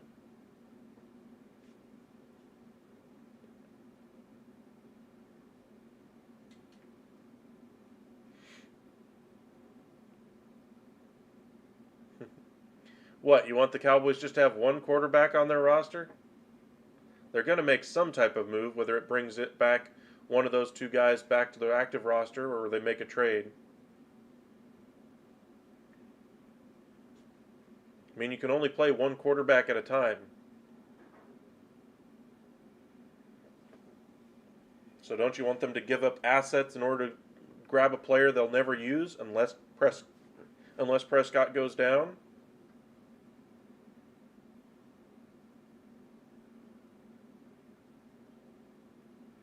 You think they fleeced him? Well, I mean, he is in the final year of a deal, and we're seeing a bunch of these final year of the deal trades for about a fifth, sixth round pick.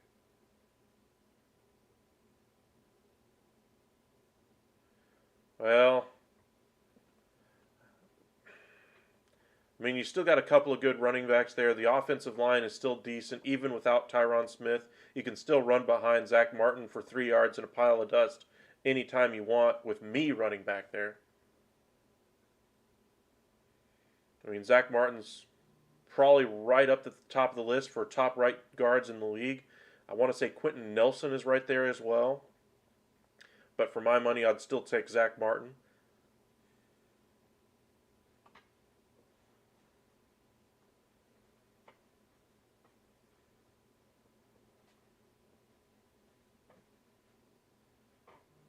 Now, you did move on from La'el Collins. He went to the Cincinnati Bengals. You might remember a couple of days ago he was involved in that altercation with Aaron Donald, where Aaron Donald swung around 2 helmets like battering rams. You might remember Myles Garrett doing something similar to Mason Rudolph a couple of years ago and getting suspended. We'll see what ends up happening for Aaron Donald. Doesn't look like he connected with those helmets, but just the fact that he swung them around sounds like the Rams are willing to handle it internally as far as the punishment. But we'll see if the NFL has something to say and says, hold on, we're going to talk about this.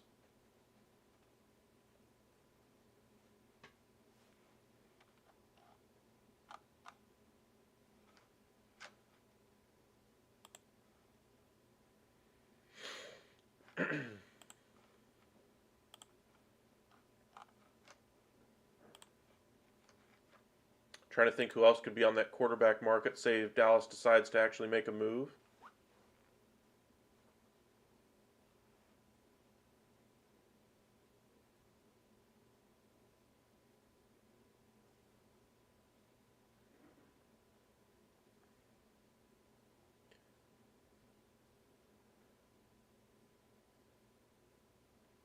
Mm.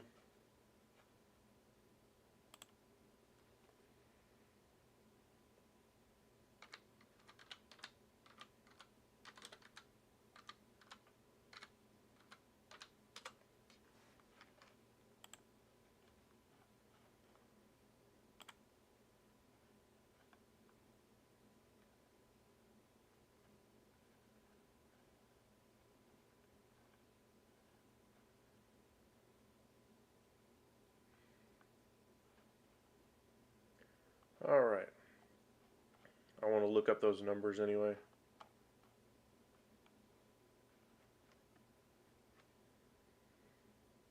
That counts. No, that's not what I'm looking for.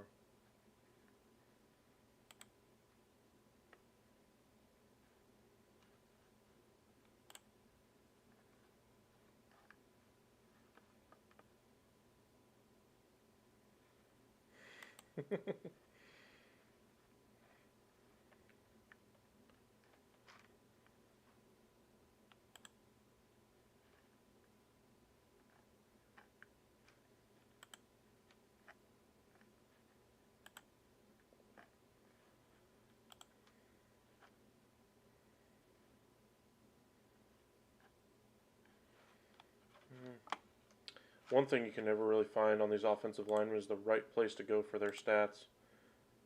The places you'd expect to find it, you can't. It's annoying.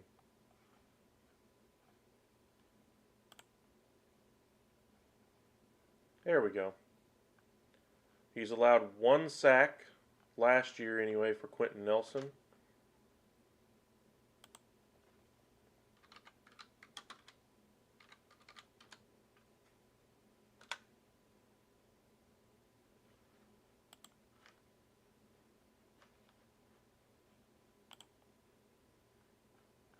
Zach Martin also allowed only 1. Quentin Nelson had 6 penalties. Zach Martin had 2. I mean, we're quibbling over, penalties here at this point, but for my money, I'd still take Zach Martin. I mean, they're both very similar. 93 grade versus a 69 grade. That's a mistake anyway by PFF. No way Quentin Nelson is that low of a grade.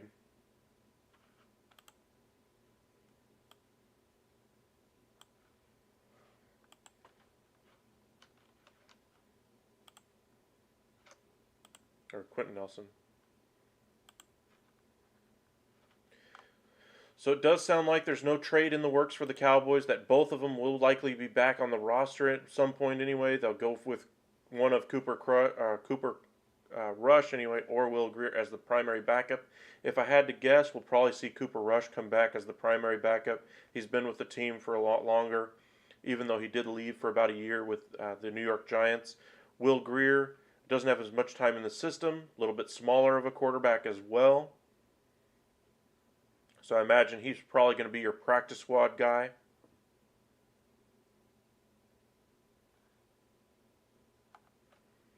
Neither one is expected to be picked up by another team, as neither one really set the world on fire during the preseason or training camp period.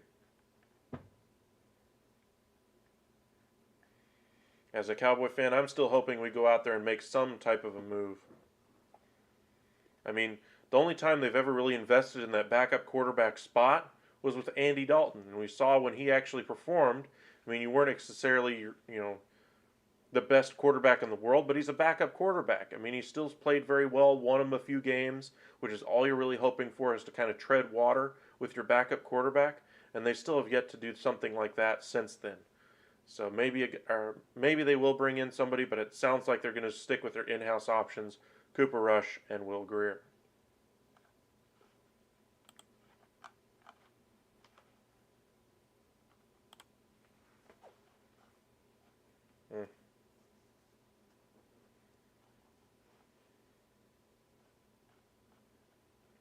More moves out of the Dolphins. They went ahead and cut another wide receiver, Preston Williams. Lynn Bowden was also cut as well.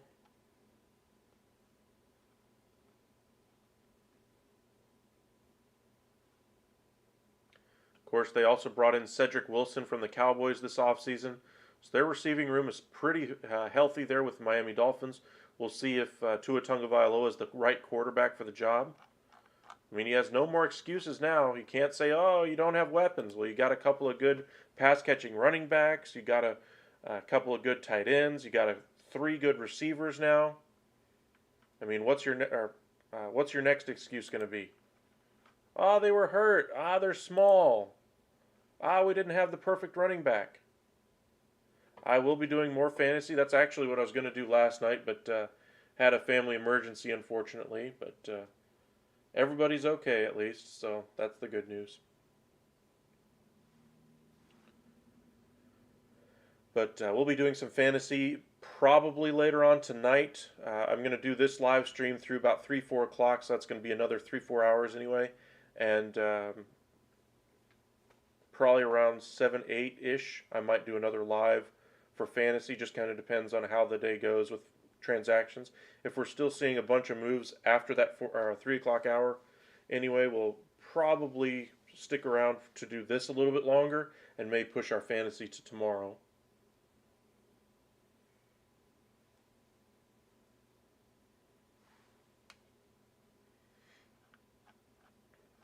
If you guys are curious as to what he's actually talking about, we're talking about fantasy football, and you can kind of see Fantasy Draft Night 1 and 2 here on YouTube. Basically, we did a draft anyway, both snake and salary cap drafts anyway, so you guys could see how that works. If you guys have never played fantasy before, you can kind of see how it works, what to look for, that kind of thing, different draft strategies players had. One of our snake drafts went pretty normal. Another one we had a lot of teams choosing odd selections anyway, to say the least, for their draft picks. For instance, say you're a Cowboys fan, you don't necessarily want to draft a Cowboy in your first, second, third, fourth, and fifth rounds. There aren't enough good Cowboys players to be worthy of those selections, but we've seen teams in some of those drafts do that. In the salary cap draft, you saw us do different things as far as going after first round talent or holding back, that kind of thing. You can kind of see each team's different way of doing it. But you can check out those here on YouTube.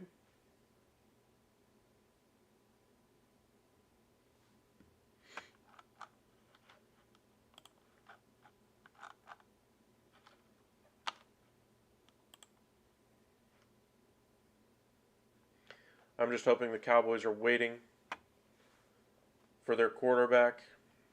Right now, that's kind of one of the quarterback news pieces that I was mentioning earlier today that I was waiting for, is I wanted to see something happen with quarterbacks. You have a draft tomorrow? Okay. You doing snake draft or salary cap draft? And 10 teams? Welcome back, Clay. That's kind of the next piece for CJ, is if they're going to pay him, because that's where the contract negotiations broke down with the Saints, is why he was ultimately traded.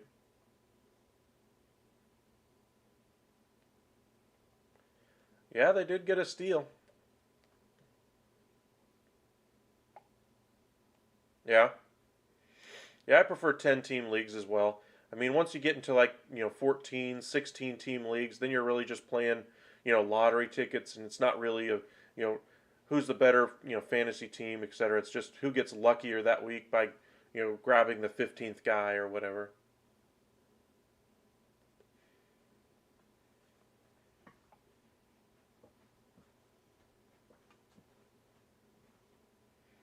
With 10 teams, you get to see, real strategy as far as what players you take, etc.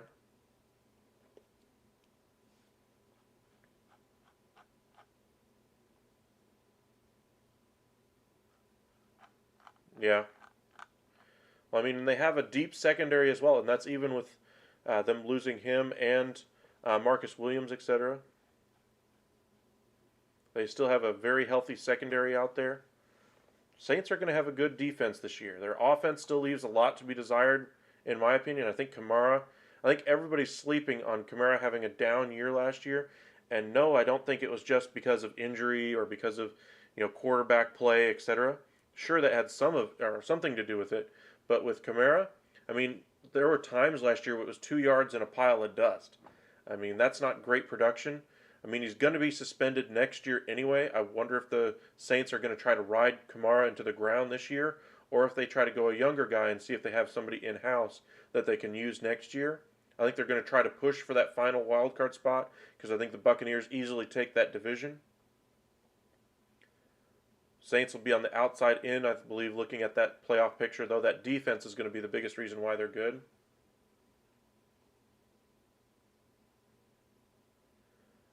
They released Devin Allen. Sorry, buddy. Well, maybe they'll bring him back before the season begins. I mean, as I mentioned, news out of the Miami Dolphins, they're moving cornerback Byron Jones to the PUP list, so he'll be out for 4 games. Now, the Dolphins have made a number of moves at cornerback so far this year. Unfortunately, he's going to start the year on PUP. Xavier Howard is expected to take on a bigger role. Maybe roll more coverage over to where Jones was going to play, his side anyway.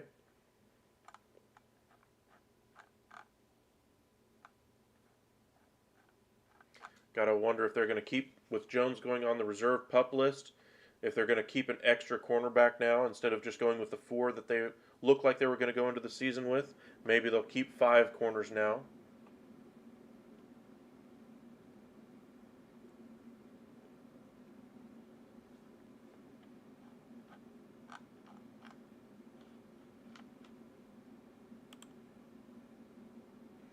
But yeah, I think you're right. I think the Eagles are going to get a steal with that Gardner Johnson trade as long as they get him signed to an extension. If they don't, then they gave up a little bit of draft capital for 1 year of good safety play. At least you're hoping for good safety play. He's been a corner primarily. Has played a little bit of safety the last couple of years at times.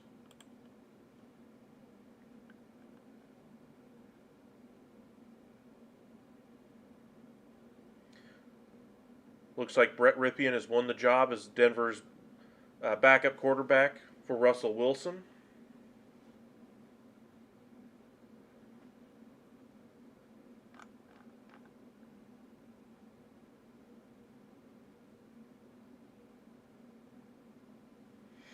What website do I use? Well, I'm using a few different ones. I've got a list that I created on Twitter that I follow on there. Try to keep it updated every minute or so, clicking refresh, that kind of a thing. ProFootballRumors.com as well. But Twitter's usually the fastest.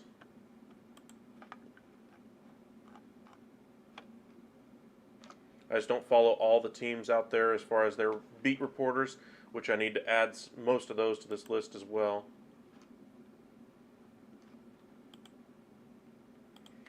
But that's something I'll work on later on.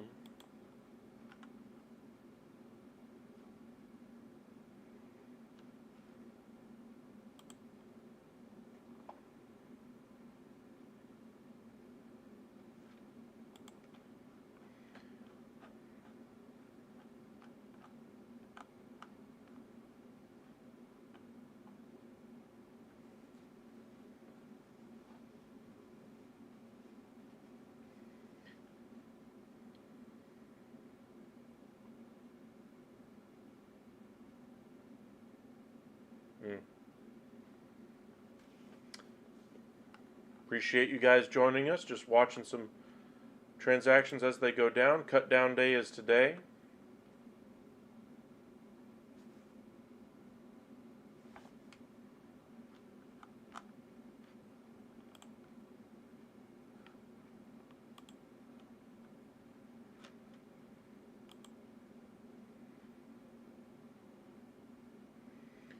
Okay.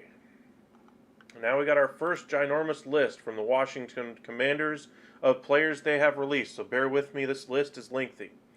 First, they have released tackle Alex Kingbaloo, defensive tackle David Bata, tight end Kendall Blanton, running back Reggie Bonifon, defensive end William Bradley King, defensive tackle Tyler Clark, wide receiver Matt Cole, corner Corn Elder, wide receiver Alex Erickson, safety Farrod Gardner, defensive tackle Justin Hamilton. You might remember him from the Dallas Cowboys, from the Houston Texans.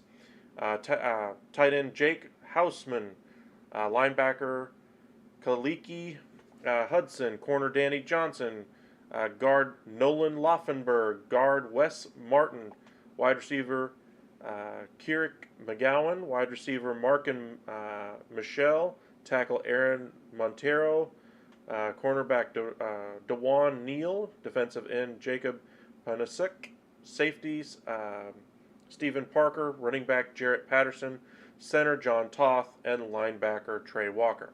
That's a long list of commanders that were released, but expect that lengthy of a list anyway. From every team today, as they're going to try to go through every single one of their rosters and fine-tune their teams. Only one that really sticks out for me from that from the Washington Commanders was Justin Hamilton. Trey Walker as well.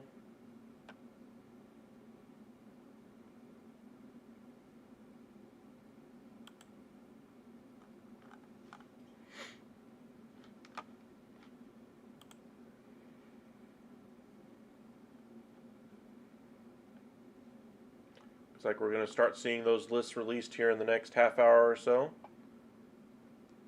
as teams try to set their rosters before the deadline today. They got to get him down to 53.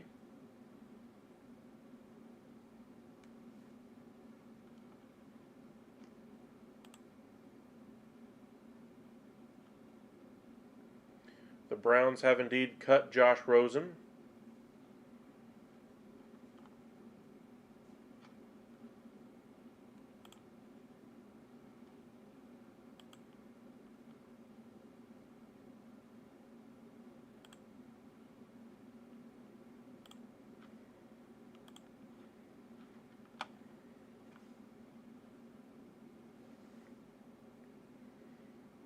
Yep, the Eagles did indeed cut Devon Allen as well.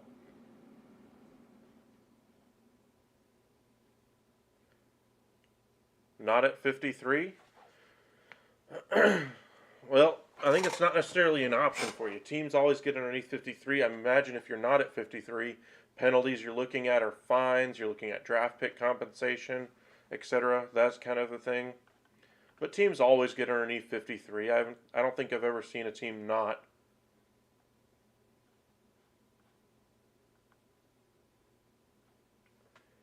Cowboys are making a lot of moves trying to create roster spot availability. Sounds like they're going to release Brett Maher before week 1. He's the kicker that they're expected to go with this year, but he will be back before the start of the season.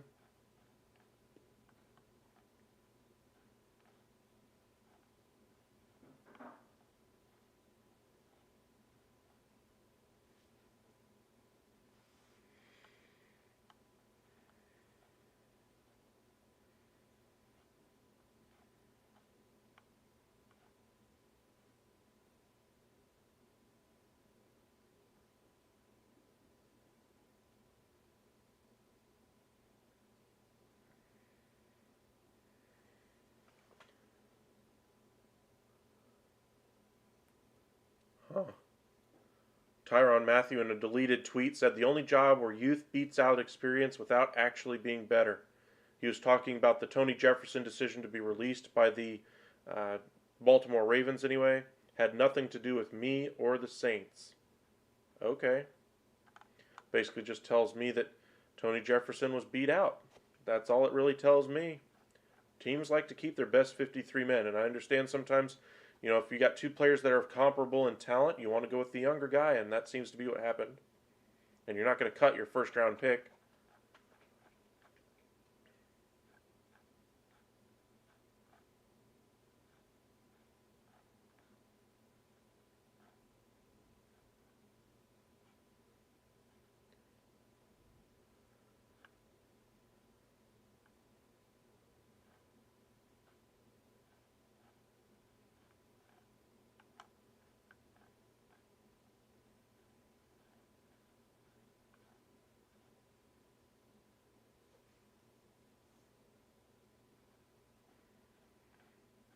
Reading up on some of these things that are happening for you guys.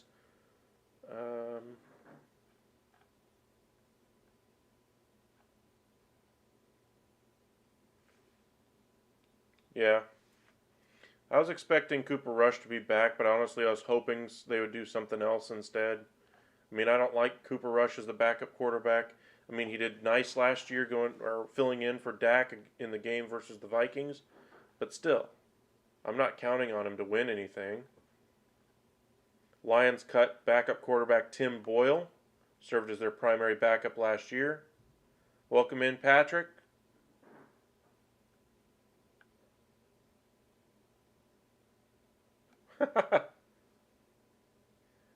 Well, I know what you're talking about there, but as far as like going to the Jets, but I mean, still, Tony Jefferson I think will stick around with the Ravens. I mean, he did that before. There's no reason to think he won't do it again.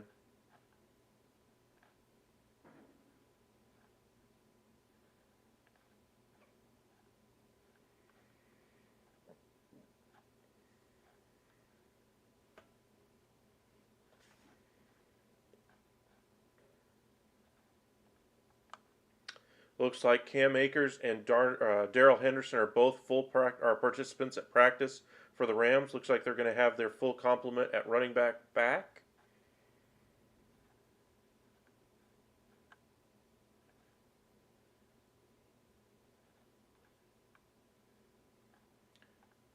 I know one of you guys was asking if there's any news out of the 49ers. They did cut Ken Crawley. They also cut Kadar Holman. Vikings released Ty Smith.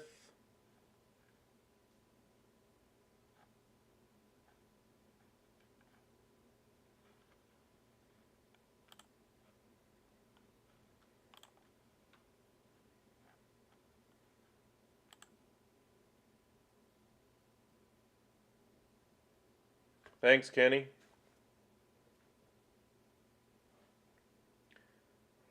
Better than Tony, and I love Tony. Hate to say it. Well, I mean, Tony has the experience of, experience. I mean, there's nothing that really substitute for it. I mean, Jefferson will likely be back in the event of an injury in that secondary, and there always is an injury in that Baltimore secondary.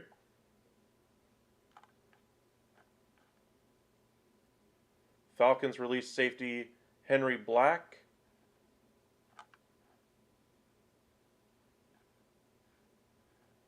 I think the Steelers just went nuts. I didn't see that one yet.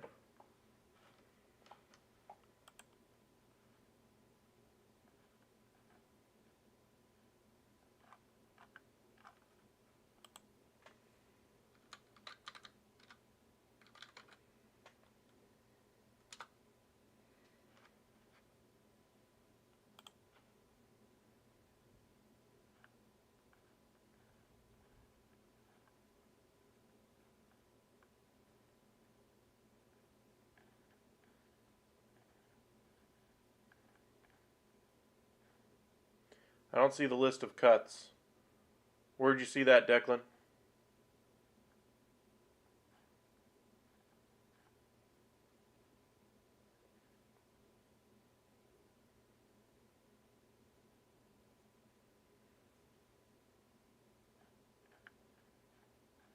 Yeah, I don't see anything.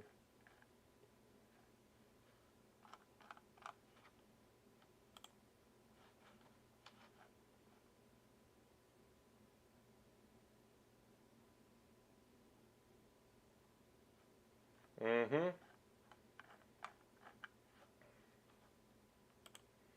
Yeah, that's why I think Tony Jefferson's going to stick around. I don't think anybody needs to shed any tears for him.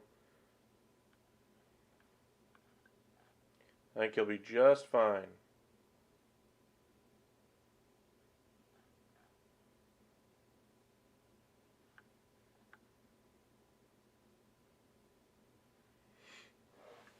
I do like the way the Cowboys are opening up some roster spots on players they know are not going to be taken by other teams, so that they can have some some flexibility should somebody get cut, and add them to that 53-man.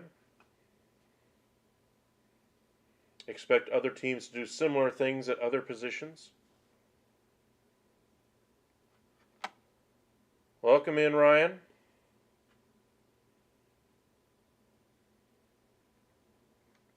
Just watching some transactions anyway as they go down.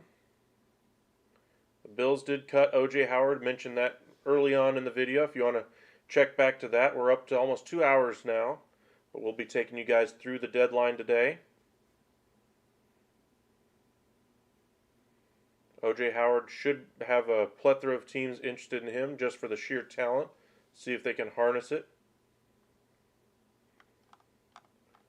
A lot of teams have holes at tight end. The Chiefs lost Blake Bell due to injury. The Cowboys are in need of pass catchers with Cooper gone and Gallup coming off of injury and Washington out after signing him in free agency. He is out due to injury now.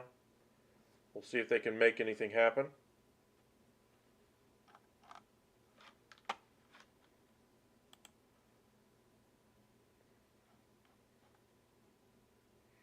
Still don't see that list of Steelers cuts anyway. Been trying to find it and I don't see it.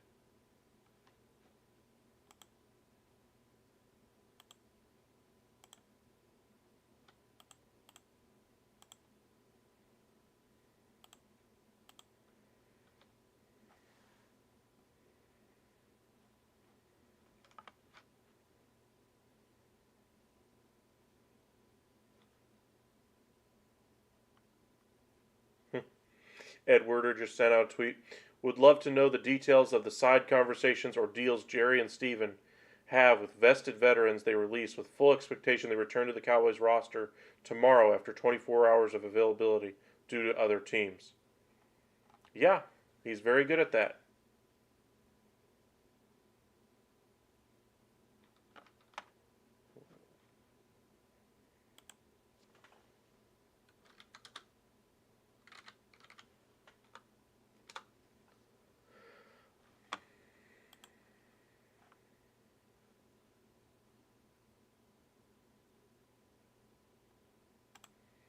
You're referring to the injury with TJ Watt?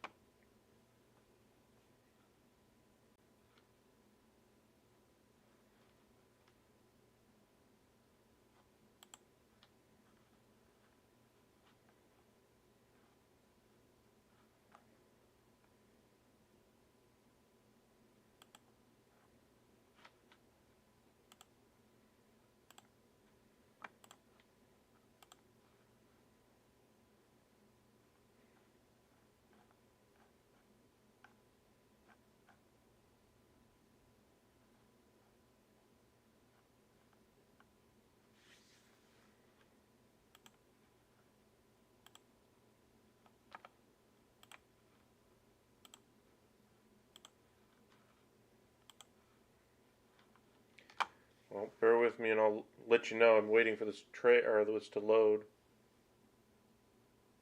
That would make sense. Rager to the Vikings. I like that for both teams. Vikings are going to need more options out there. He probably lines up as their fourth receiver. 1 Jefferson, 2 Thielen, 3 Osborne, and 4 Rager. Vikings have only kept 4 receivers, sometimes 3 on the active roster going into weeks with Mike Zimmer as the head coach. With O'Connell, more of an offensive mind there. Got to think they're at least going to keep 5. Rager would likely be one of those back-end options. For all the flack that Jalen Rager gets, he still has elite speed. Size is not very good, though, and just never really lived up to his draft pick anyway with the Eagles. Very interesting, though, that Justin Jefferson, who was on the board for the Eagles to take, will be the 1 there with Minnesota, while Rager, taking a couple spots ahead, will likely be the 4 or 5. This page is taking forever to load.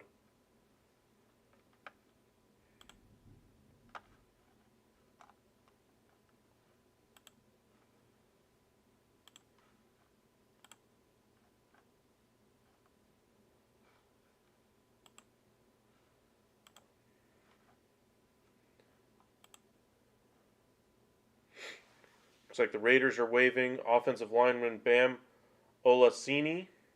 He will be a practice squad guy. Brian Robinson, who was just released from the hospital anyway yesterday, has made the 53-man roster. Gotta imagine he's not going to play week 1 as he recovers from his injuries.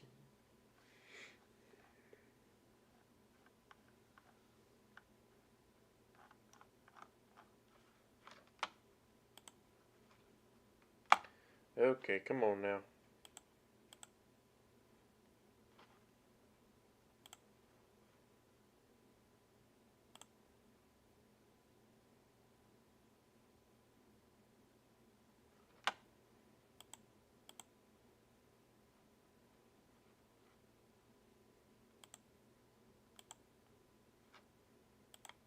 Well, I'll let you know as soon as I find out. I can't get any of the pages to load for TJ Watt to let you know.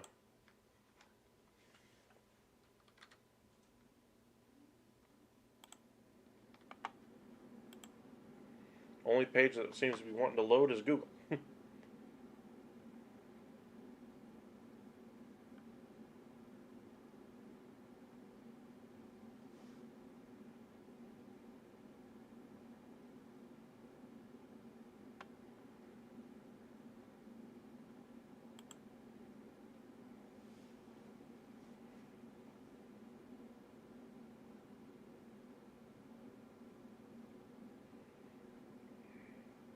I've tried 7 web pages trying to get you information on TJ Watt. You know how many have loaded? None. All of them just say he's injured, so as soon as I see something pop up, I'll let you know.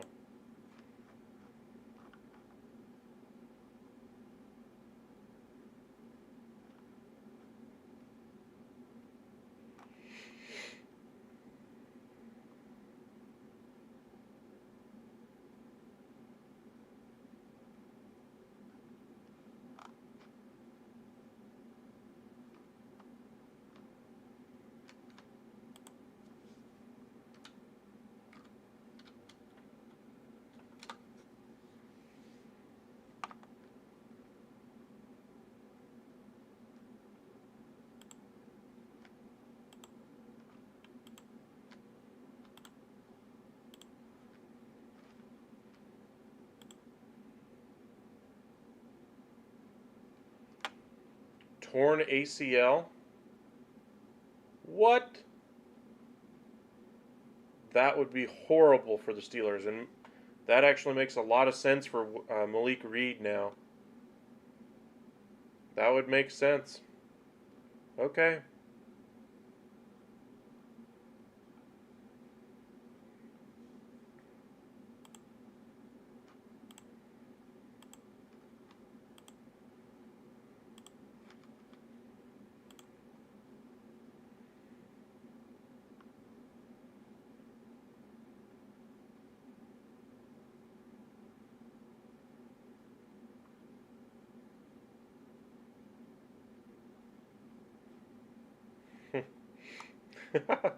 Ryan Russell. NFL cutdown day just means that there are now 900 more guys that can say they played in the NFL on their bachelor profile.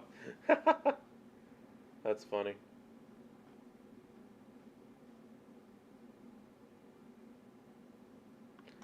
Yeah, if that is the case, that would be horrific. I mean, yikes.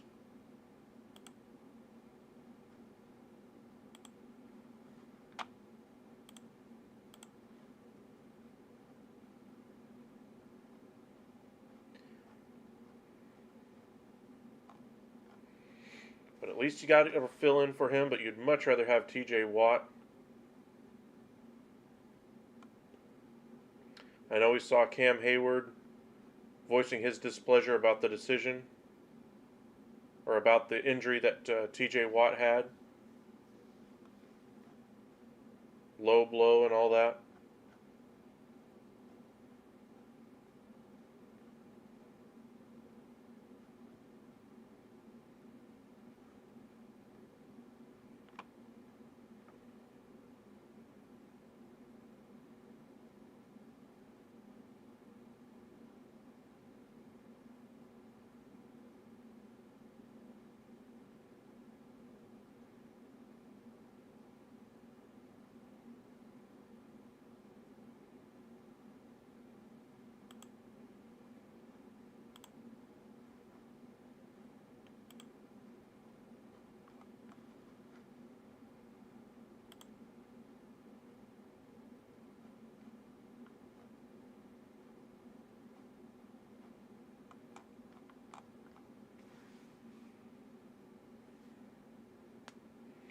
About to cross over noon anyway in the central time zone. Expect another batch of news to come out here shortly.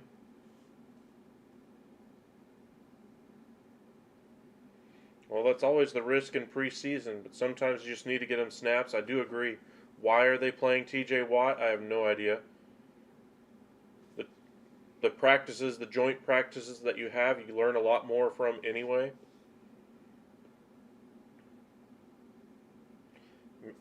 The injury to Johnson anyway likely means George Pickens has an even bigger role to start the season.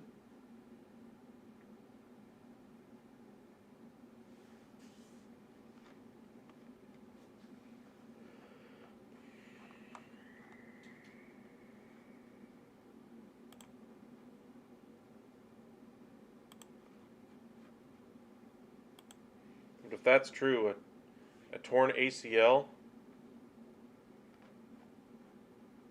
couldn't get much worse for TJ Watt there.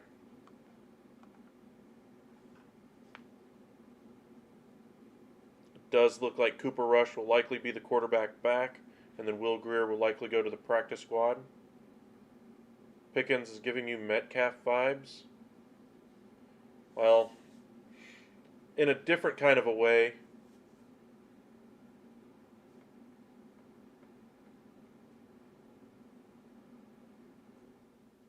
Dallas Goedert posted on his Twitter congratulating Avonte Maddox for something from this season a few days ago, and today he gets cut.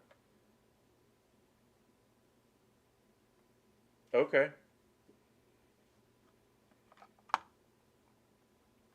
But, okay, back to the Pickens versus Metcalf thing.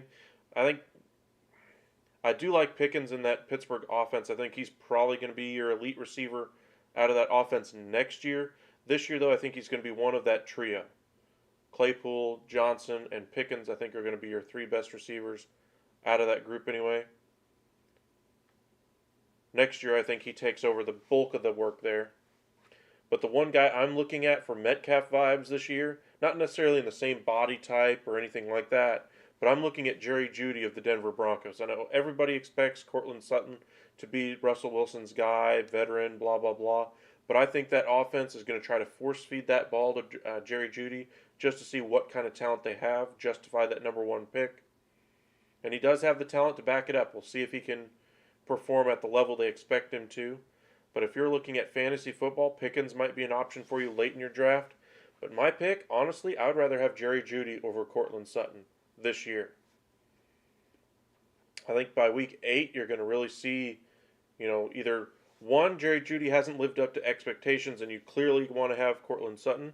However, I think they're going to force feed him the ball and you're going to really see Jerry Jeudy take off in the second half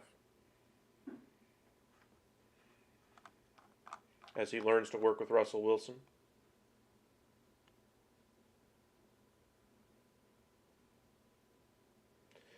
Will Mitch be the quarterback for the Steelers for good? I know some reporters out there for the Steelers are saying Mitch Trubisky will get the job. I don't know if it's actually been announced or not. I think Pickett will likely start as the backup to start the season, but I think Pickett's too good that they're going to have to put him in at some point. And I think Trubisky is a much more improved quarterback than he was back in the day, but he performs much better in the first half of games when he's got a game plan and knows where he's going with the ball, those kinds of things. When he's going off script, those kinds of things, that's when he struggled.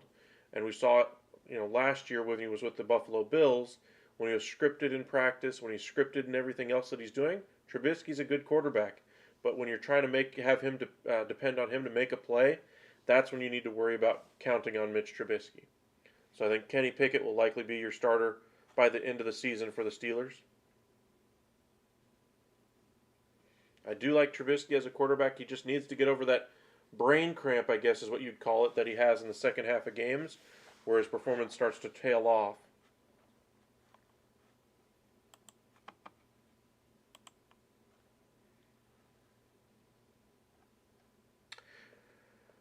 Patriots are cutting cornerback Terrence Mitchell.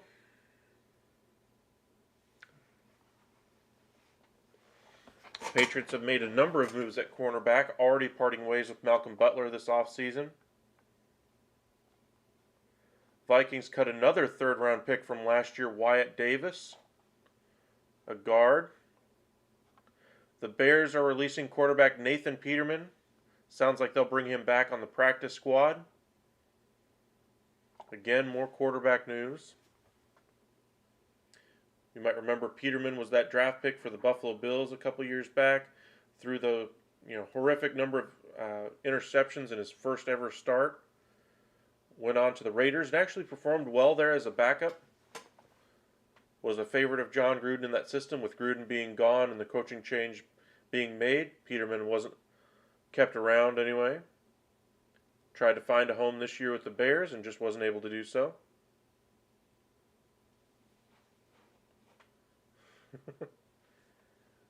You're hilarious, Ryan.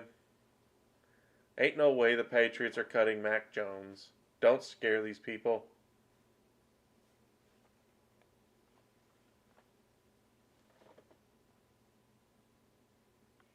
All right.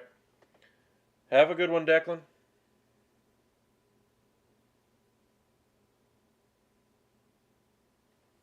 Yeah. Welcome in, Kale. Appreciate you joining us.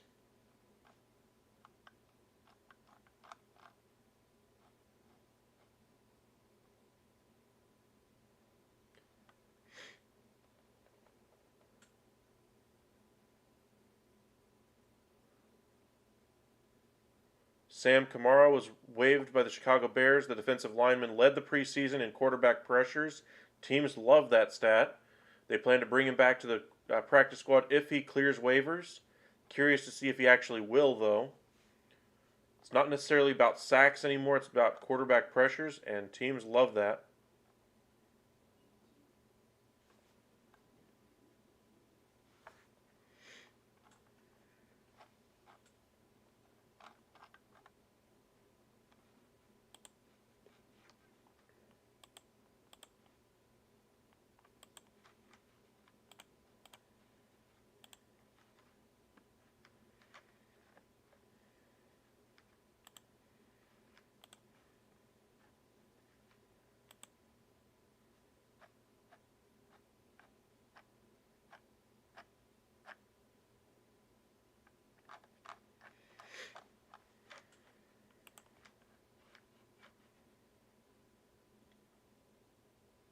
Yeah. With Jefferson being bounced, Washington was likely to make the roster.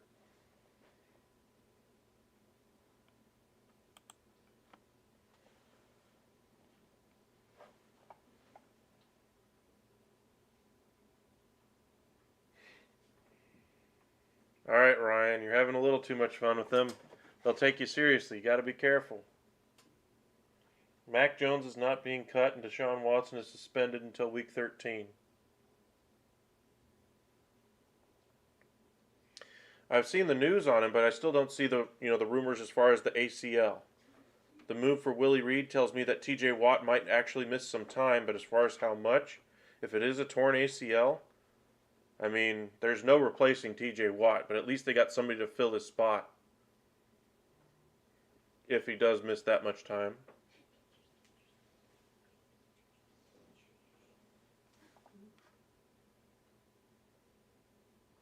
Got a lot of rain right here where I'm at. I'm wondering if that's having an issue with why this other websites aren't working.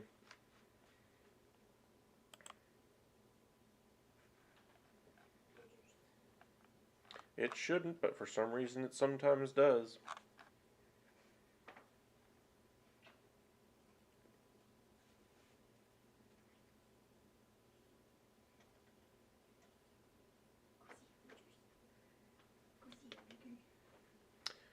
Alrighty.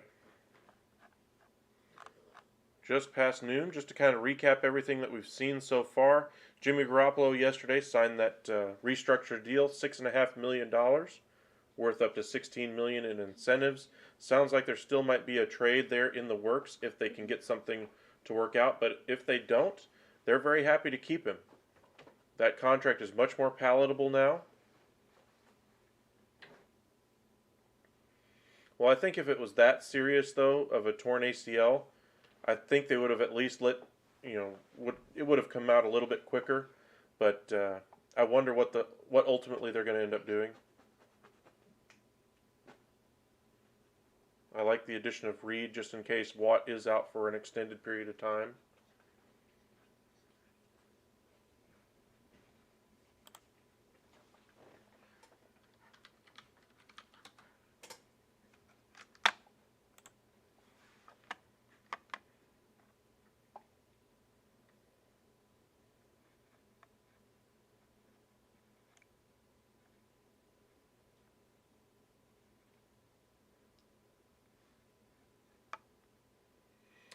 Thoughts on Polk?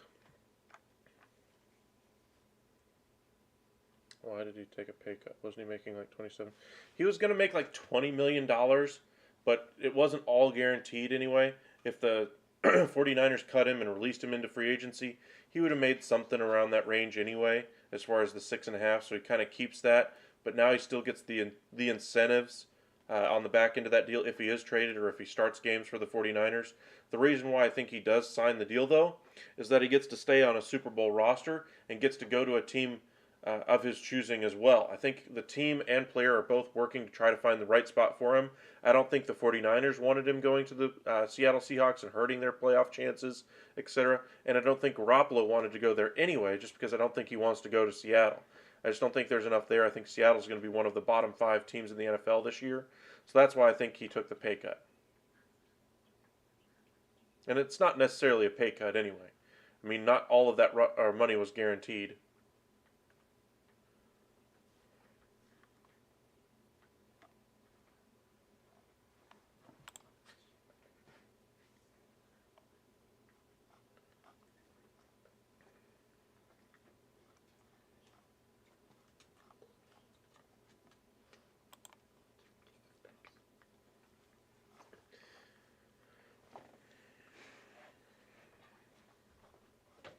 Thoughts on Polk? I mean, wide receiver in Baltimore. I mean, do I need to say more? Do I think he has a chance to be anything more impactful than Bateman? No. But I don't think any other receiver on that roster is going to be great. I think Bateman's your best option if you're looking for anybody with fantasy value. I do like his size, 6'3".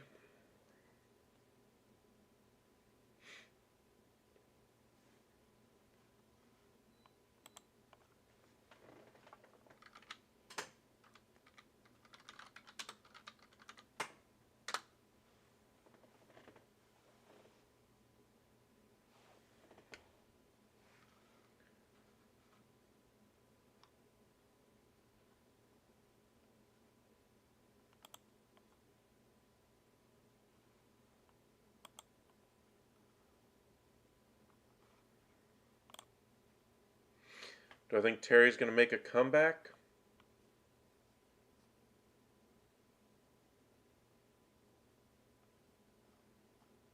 Not really.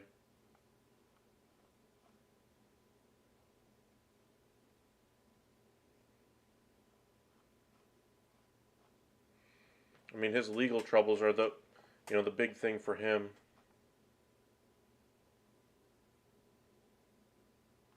And he wasn't necessarily a high pick anyway. He went undrafted. I mean, I'm sure he would like to, but no. I don't think he's consequential in the NFL.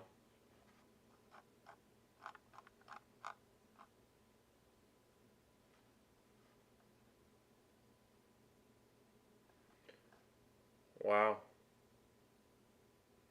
Brian Robinson apparently had, as Garofalo is reporting anyway, had a bullet go through his knee, and surprisingly, it missed all of the important ligaments in there.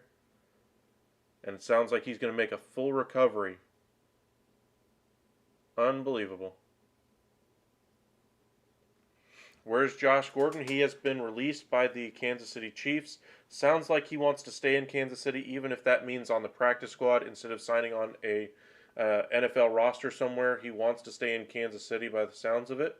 We'll see if that ends up happening or if he ends up not getting a practice squad invite and going to play elsewhere. But it sounds like both team and player want to get something done there.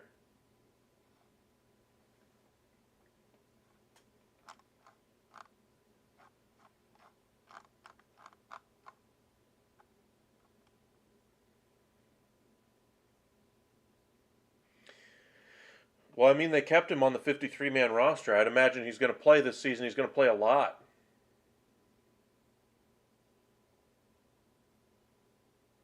You want to see Devin Bush get traded to New England for Isaiah Wynn?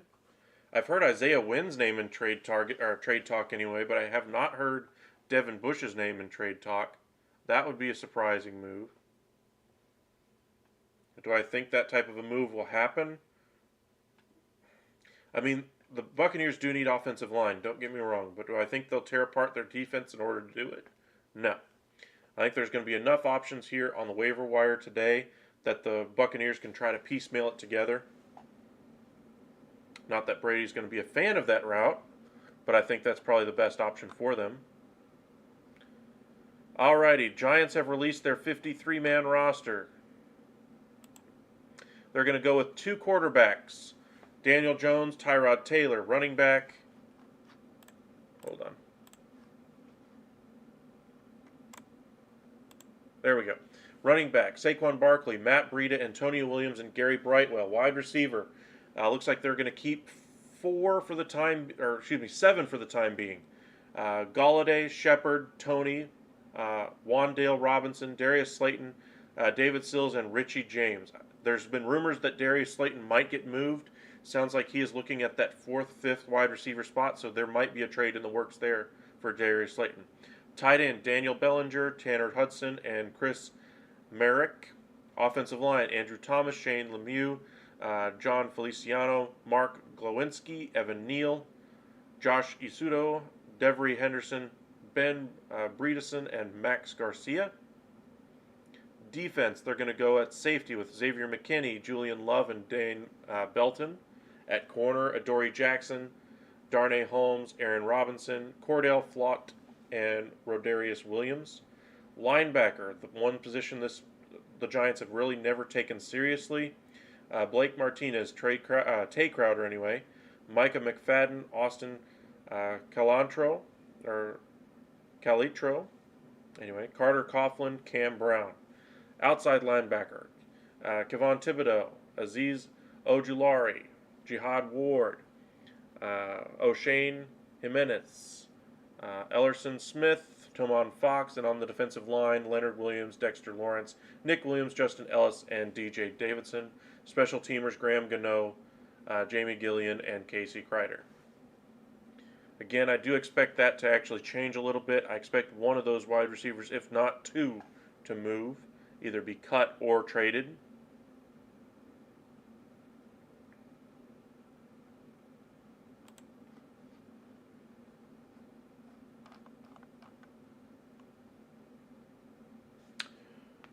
'49ers have released JaMycal Hasty.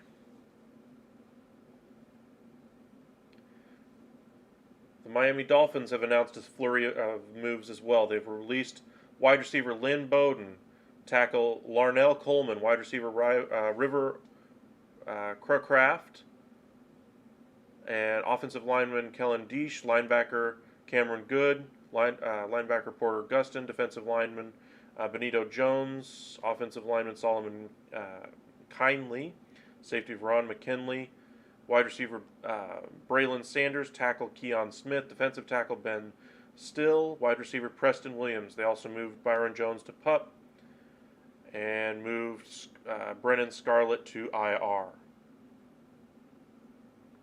Is Ariaz's career over? Yes. No team is going to risk the headlines that he would bring as a punter. I understand he's punt god, but no team is going to take that risk.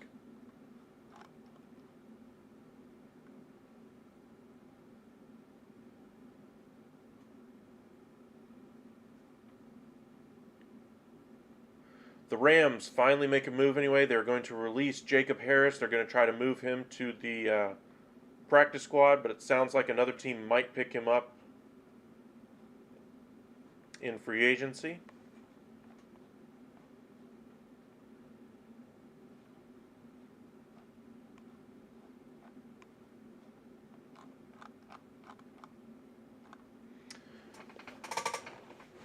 Looks like we're going to get a whole bunch of news right now anyway.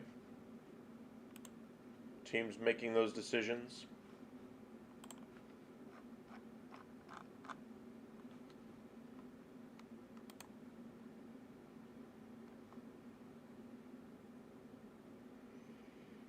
Okay, now the Buccaneers are making a move. They're cutting safety / cornerback Logan Ryan.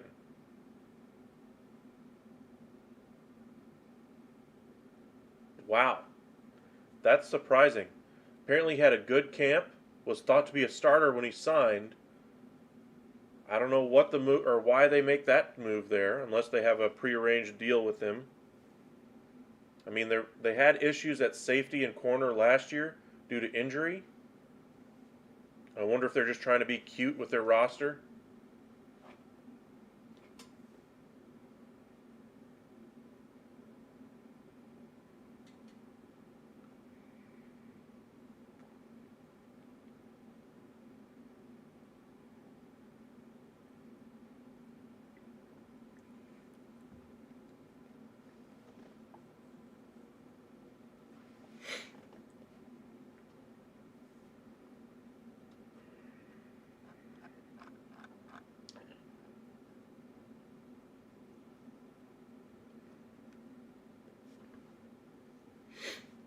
Yeah, Eagles do have a good secondary now.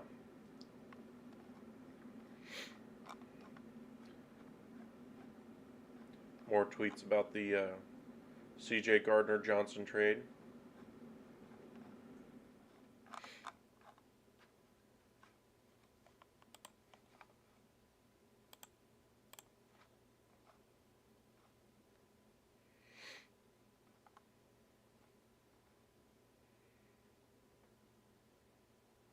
Looks like the Dolphins are going to go with 4 running backs. In addition to Gaskin, Edmonds, and Mostart, they're going to keep on Salvin Ahmed as well.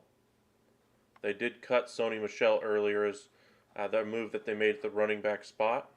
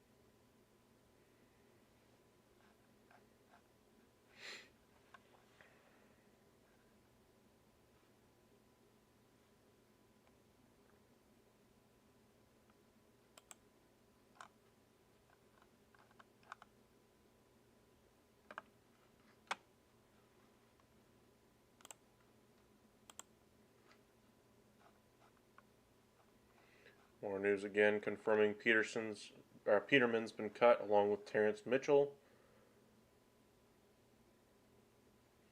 And I guess it is official. Logan Ryan is out from the Bucs.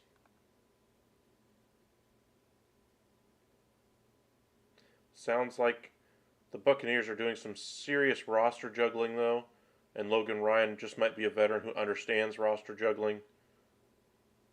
They're going to move Ryan Jensen to IR anyway. That way they can bring him back should he get healthy enough in time for a postseason run. Maybe this is the move that they made at the time anyway and said, Logan Ryan will give you this money ahead of time. We'll cut you and then bring you back after we move Ryan Jensen to IR during the season after we cut down to 53.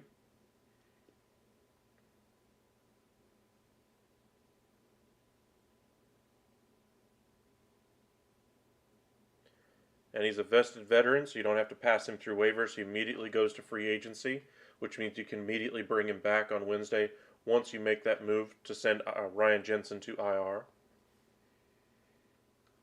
But it does open him up to other teams. The Bears are waiving offensive lineman Michael Schofield.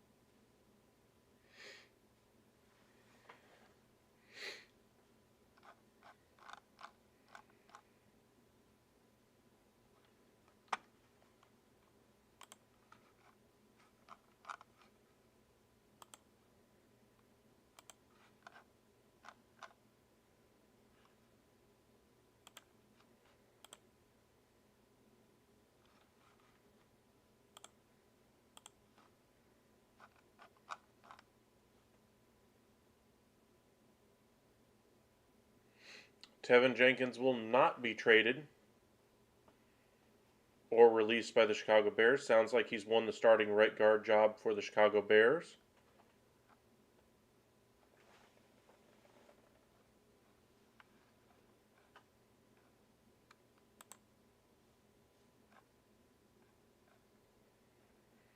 Jaguars have trimmed their roster down to 53. They have Least defensive lineman anyway, Israel Antwine. Wide receiver Kevin Austin. Linebacker Rashad Berry.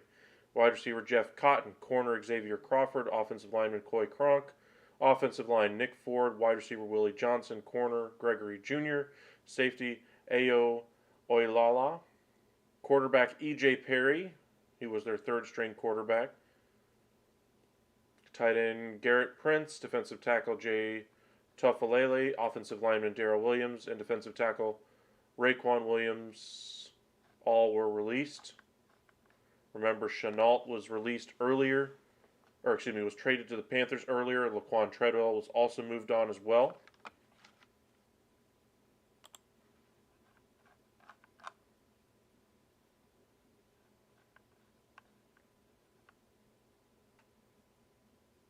Rams are waiving linebacker Chris Garrett anyway. Had a nice preseason. We'll see if he latches on with the team or goes to a practice squad somewhere.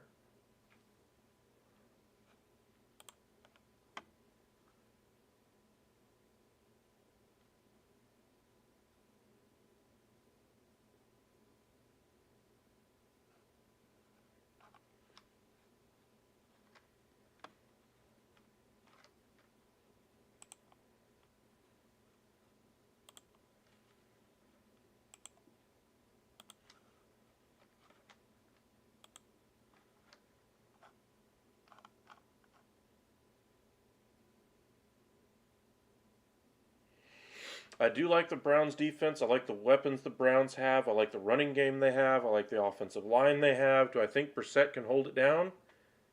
No. 2 years ago, I think Jacoby Brissett was a decent NFL quarterback, capable of being a team's top backup quarterback. Now I think it's a lower end backup quarterback, maybe even a third string quarterback right now. But I think they should have made a move for somebody. I think Jimmy Garoppolo would have been a great move for them. Mason Rudolph would have been a great move for them. Going after any one of these quarterbacks that got traded over the last couple of days would have been a good option for them. I mean, Jacoby Brissett does not exactly move the needle for me. I mean, the fact that he beat out Josh Rosen for that job doesn't exactly inspire me to say, hey, they're going to be great. Do I think they'll still win some games? Yes. Do I think they'll have a winning record by the time Watson gets back? No. I think you're probably looking more around a 3-6, 5-6 team, somewhere around there when Deshaun Watson gets back. Do I think they'll end up making the postseason once Watson comes back under center? I do. I just think that team is very talented. I just wonder how good of a record Brissett is going to be able to keep him to.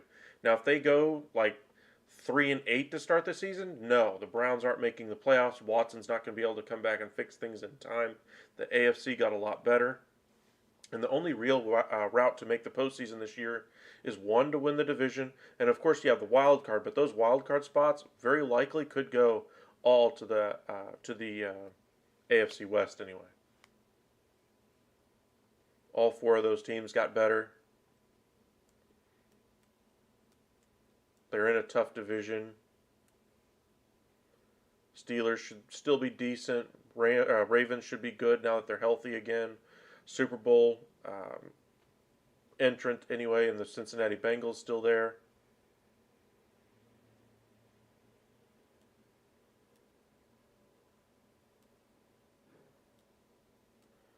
Yep, I do like their running game. I just wonder if they're going to be able to still be able to run it as effectively as they would if Watson was under center or if Garoppolo was under center or anybody who can throw a 5-yard out route.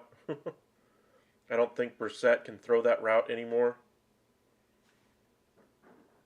He just doesn't see defenders underneath, and that's what you saw in the preseason game this past week anyway, when he didn't see the defender and threw it right to him.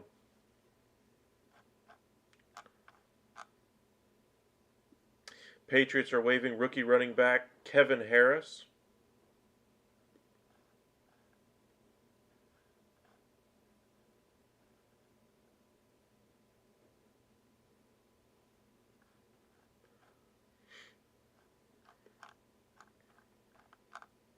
So Damian Harris, of course, is your lead back still.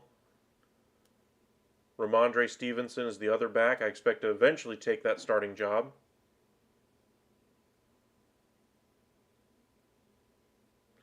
I think it's likely Chubb gets over 1,000 by the time Watson gets back. That's roughly 11 games. That's on a pace of what, 90 yards a game? I think there's going to be weeks where he gets 150 yards. I think there's going to be weeks where he gets 75. But I think he's easily going to be over 1,000 yards. The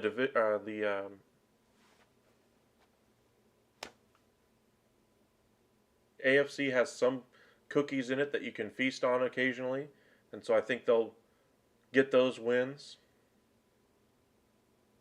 But I still think you're looking around a 500 team at best with Brissett. And then once Watson gets back, if he's able to be the Deshaun Watson we've seen before, you're looking at a borderline playoff team.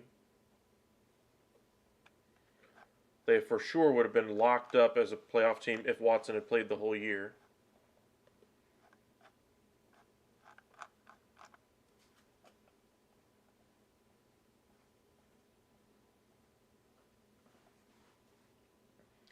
Appreciate you guys joining us. If you've been with us a while, make sure you hit that subscribe button and like. Really appreciate it.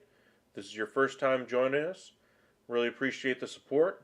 We follow the MLB, NFL, NBA, and the NHL. On days when a lot of news happens, we try to do a live on it. For instance, we did the MLB trade deadline earlier this month anyway. Got a whole bunch of you guys to subscribe. Really appreciate it. Now with the NFL having cut down day today, we're going to do the same thing through the through the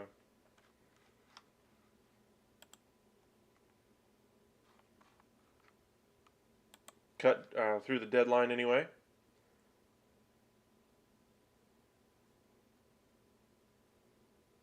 No.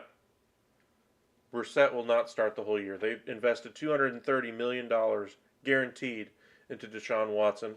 Even with all of his off-the-field stuff, I think the only way Brissett stays as quarterback this year if Watson's suspension is extended because he doesn't comply with the terms of his reinstatement anyway. The only if Watson comes back injured, those kinds of things. But there's no way, even if Brissett is playing at an MVP level, that they don't put Deshaun Watson in there. And yes, even if Brissett is playing at an MVP level, he will not be the starter.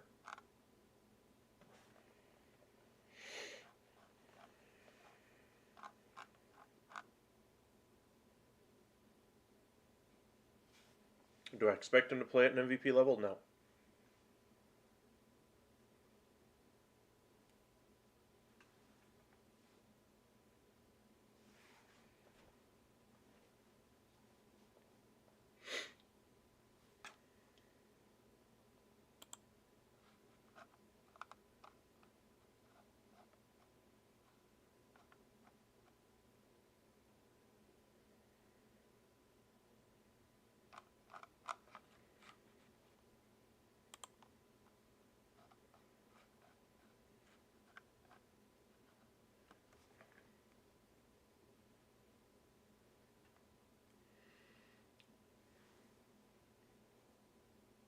They've lost Jordan Whitehead in free agency, or the Bucks did, and so that's why they brought in Logan Ryan. They did bring in Keanu Neal. Had some injury issues with the Cowboys last year, but other than that, played very well with his move to linebacker. Bucks did well to bring him in.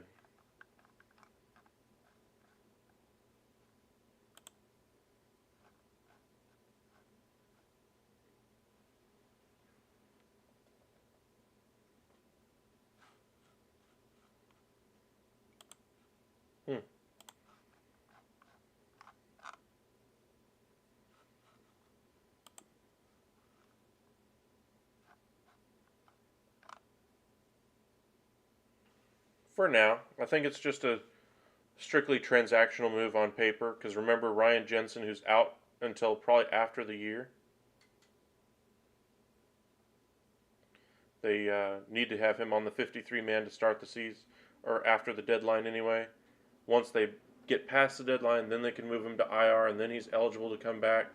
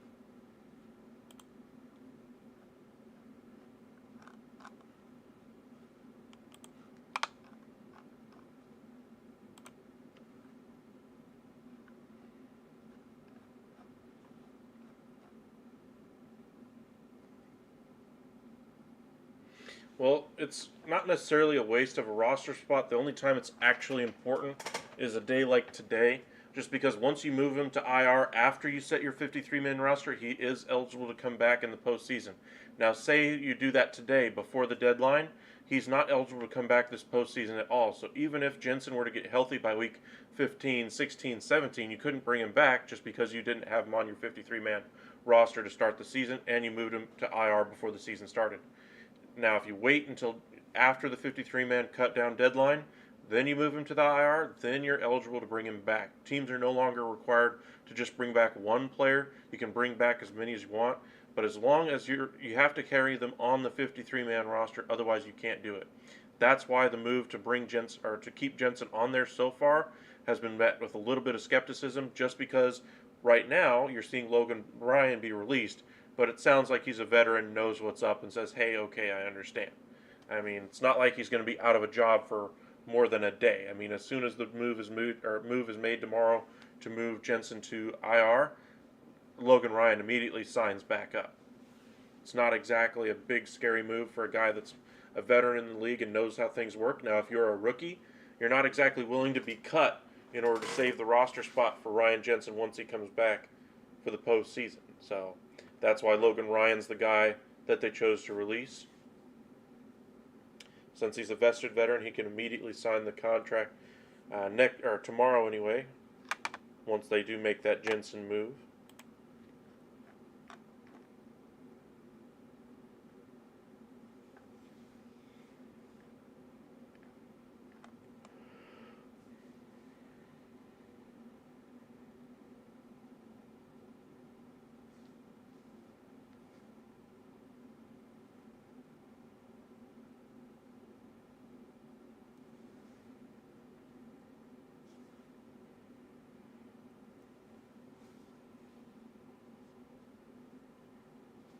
I still think there is an outside shot that Jensen does play, which is why they're making that type of a move.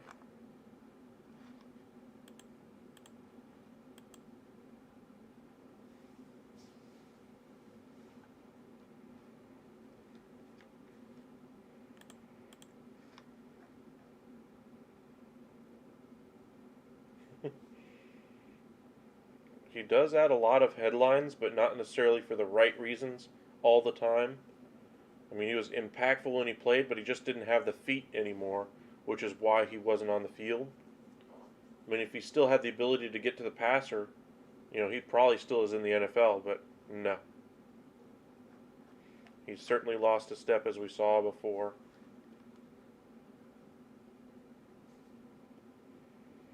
Now, today is about the back end of that roster a little bit. However, I like seeing the moves that are made, like the C.J. Gardner-Johnson move, or quarterback trades, those kinds of things, backup quarterbacks moving around. But today's more about the back end of that roster, players like Janoris Robinson from the Vikings, somebody who's never played or who didn't play last year after being drafted, had injury issues, but has elite traits and talents. Now you're going to see him possibly be attached on the back end of a roster to start the season, as a team may want to look at those traits and say, "Hey, I like that. I want him on my roster." Or they move him to the practice squad. It's also for guys like O.J. Howard, Josh Gordon, Danny Shelton, veterans who are looking to latch on at another place, see if they can find some consistency there. So, for instance, O.J. Howard, there's a number of teams that could use a pass-catching tight end with his elite talent. Now, other teams might not necessarily want to take a chance on him just because two different high-profile teams that could use a tight end passed on him. But maybe the next team will. They'll keep him. We'll see.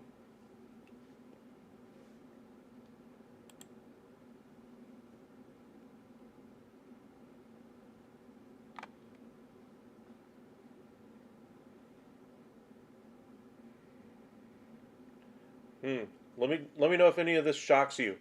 According to PFT, Pro Football Talk anyway, Baker Mayfield reportedly said of the Browns, "I'm going to F them up." Anybody shocked? No. That's right on brand for Baker Mayfield. The Lions have released defensive lineman Bruce Hector. Another depth move.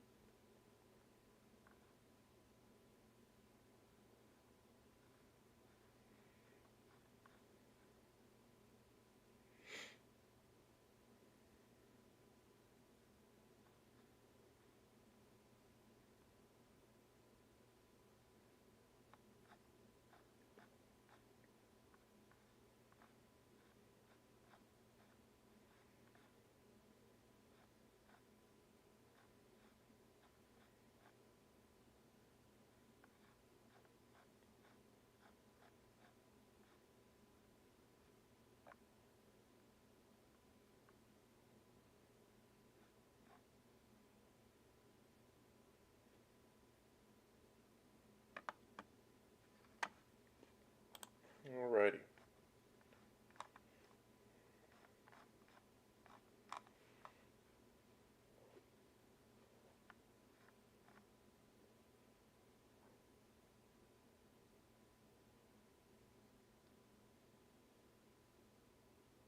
Yeah, they're keeping Sweeney and one other guy. I can't remember off the top of my head. Let me see if I can pull it up for you real quick. I just had that a minute ago.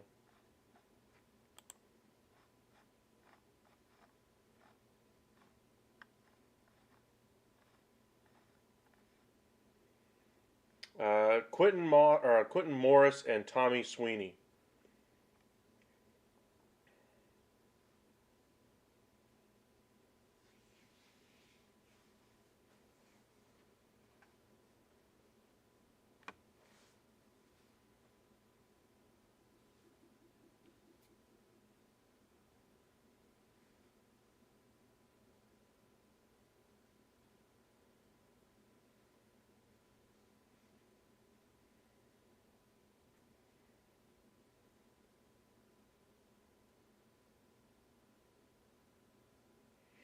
No, I think they just wanted to have somebody there, veteran, pass catching option there at the tight end spot, and they just like the option of having two younger guys who could possibly do more, fill more roles in that offense.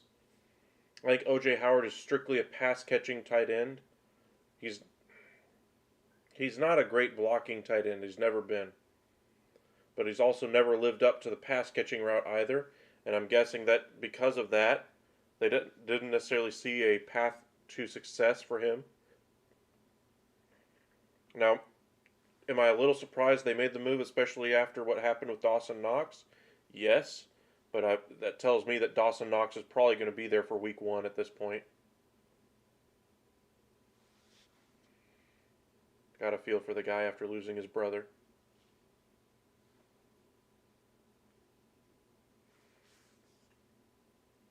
And for the move to only save them $2.25 million, I mean that tells you all you need to know about where OJ Howard is viewed in his career.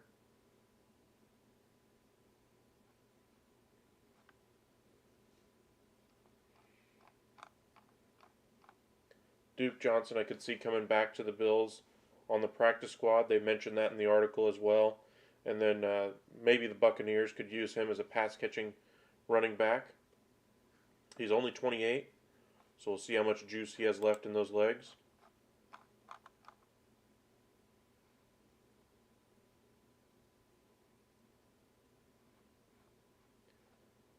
And here's news from Rappaport. The Bills are actually going to keep O.J. Howard after releasing him. Okay. Sounds like O.J. Howard being released was just a cost-cutting or just a roster manipulation move.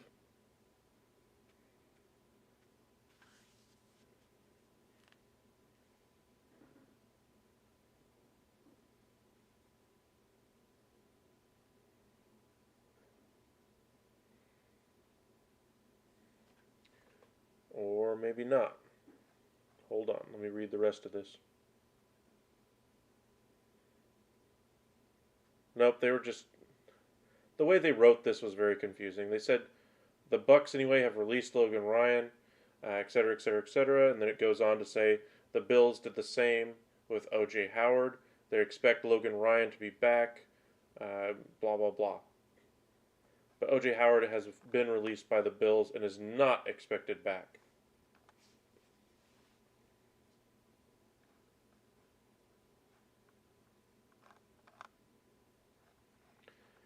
Alrighty.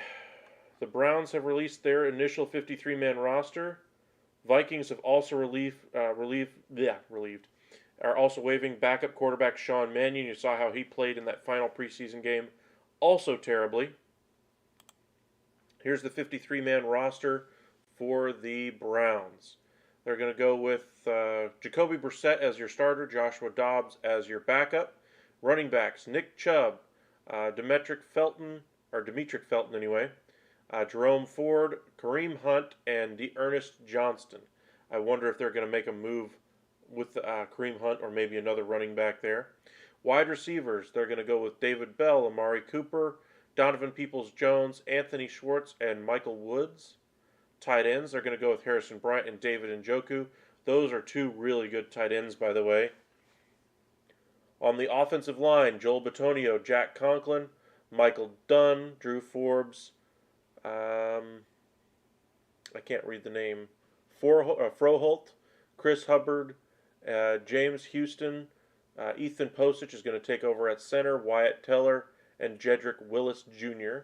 On the defensive side of the ball, defensive linemen, they're going to go with Taven Bryan, Jadeveon Clowney, Jordan Elliott, Myles Garrett, Isaac Rochelle, Isaiah Thomas, Tony Togliai, I can't see that name either, Chase Winovich, Perion Winfrey, and Alex Wright. Linebacker, they're going to go with Tony Fields, Jordan Kuwazik. They're going to go with Jeremiah Owusu Koramoah, Jacob Phillips anyway, Takataki, and Anthony Walker Jr. at corner. They're going to go with Emerson Jr., A.J. Green, Greg Newsome, Denzel Ward, and Greedy Williams. At safety, they're going to go with DeAnthony Bell, Grant Delpit, Ronnie Harrison Jr., John Johnson, and Richard LeCount. On special teams, they're going to go with Cade York as their kicker, Corey Rodriguez, I think is what that says, Rojoquez maybe, as their punter, and long snapper Charlie Hewlett. So there's your 53-man roster for the Browns.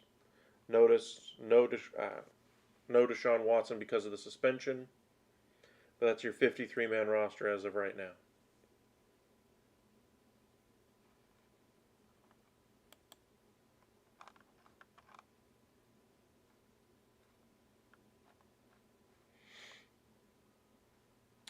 Deshaun Watson has officially been placed on the reserve suspended list.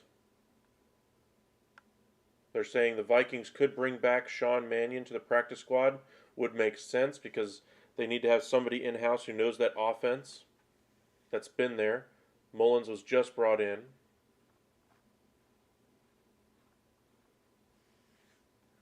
Steelers cut Henry Mondale and Buddy Johnson.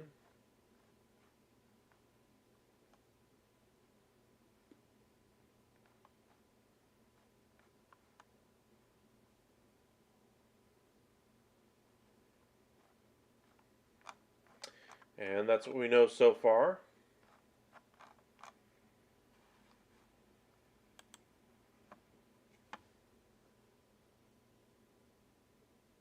Seahawks are releasing wide receiver Freddie Swain. Again, don't expect almost anything out of that Seattle Seahawks offense. They just don't have enough. They were hoping to get Jimmy Garoppolo, but it sounds like both the 49ers and Garoppolo do not want him ending up in the division or on that team in particular.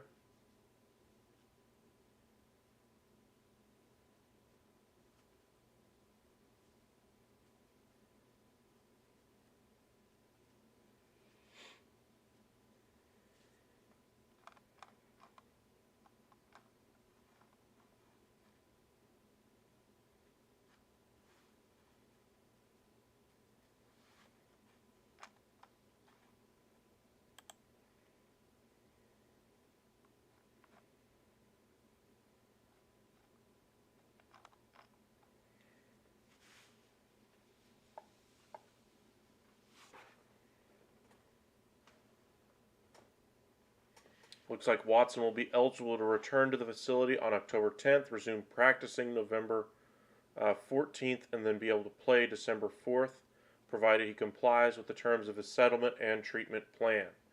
Basically, if he's not following the advice of the counselor that he has to go see, if he's not following up or following through with those things, if he's not paying the fine, those kinds of things, then we could see him be out for a considerably longer period of time. I imagine Watson's going to do everything he can to try to put this story finally behind him. Whether or not you believe that he should or shouldn't, whether or not you believe it's something that should be put behind him or not, doesn't matter. Story is moving on. Mm.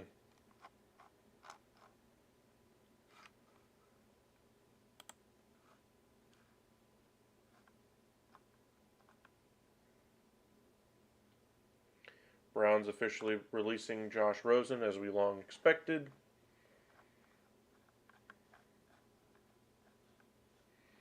This is probably Josh Rosen's final bite at an NFL job. I mean, if there was one team he could have ever had a shot at joining and making the roster, let alone even winning a starting spot, the Browns this year were it. This was his chance to really get it done. Now, whether or not you believe he got an opportunity there with the Browns doesn't really matter. He didn't live up to what he was or what the Browns had hoped for him. At this point, he's just going to be another training camp arm, somebody you bring in just to toss the ball around to save your quarterback tosses. I mean, there's a lot of guys that, that do that kind of thing, have long careers, but none of them are somebody that you're going to see play on Sundays.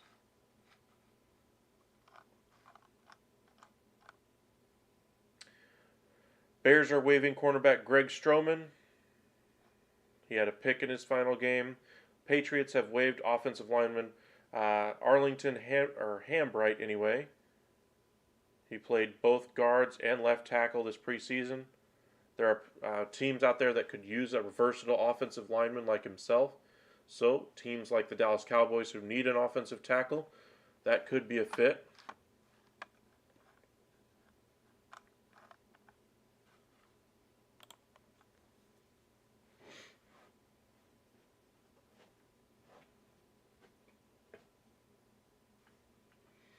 Thank you guys for joining us. Appreciate it. Just kind of watching all these transactions as they go down.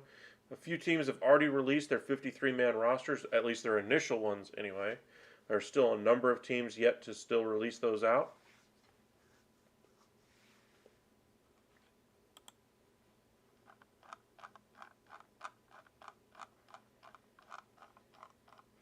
Trying to keep you up to date on all the latest that's happening.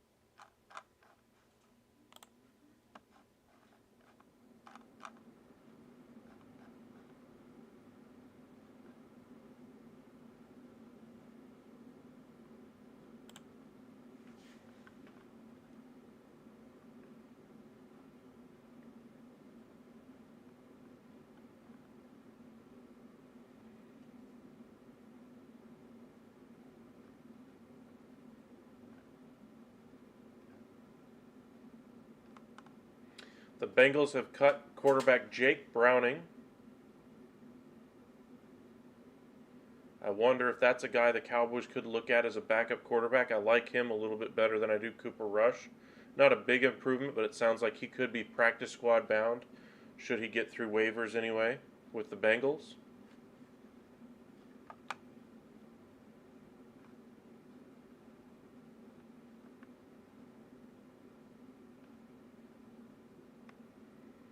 Herb Miller was released by the Browns.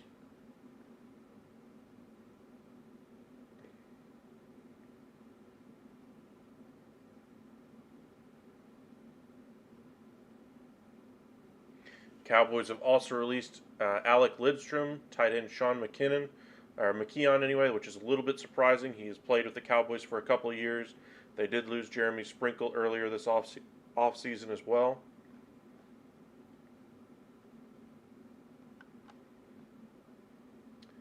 Broncos have released defensive tackle McTelvin Agim, former third-round pick, Jonathan Harris as well.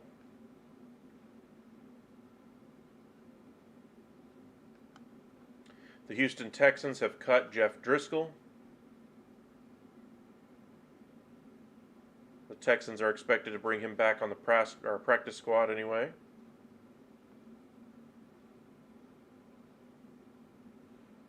Chargers have released defensive tackle Christian Covington, longtime veteran. I expect him to be brought in at some point this season for a team that needs defensive tackle help. There will be a number of them.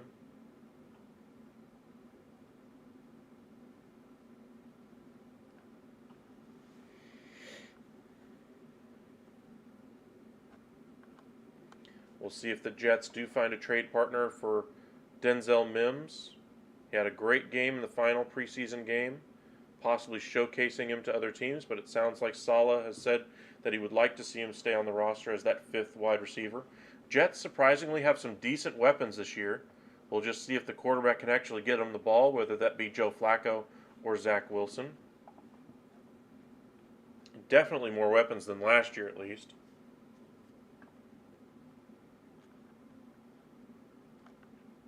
'49ers have released wide receiver Willie Snead. Sounds like he might be practice squad bound. You might remember him from his time with the New Orleans Saints, Baltimore Ravens, etc. They also released wide receiver Marcus Johnson.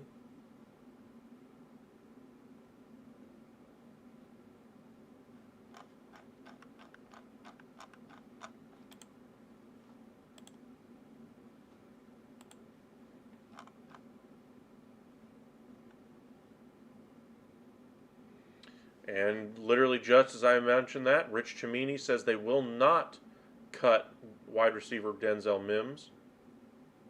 Sounds like it will have to be a trade, otherwise they're going to keep him on the roster.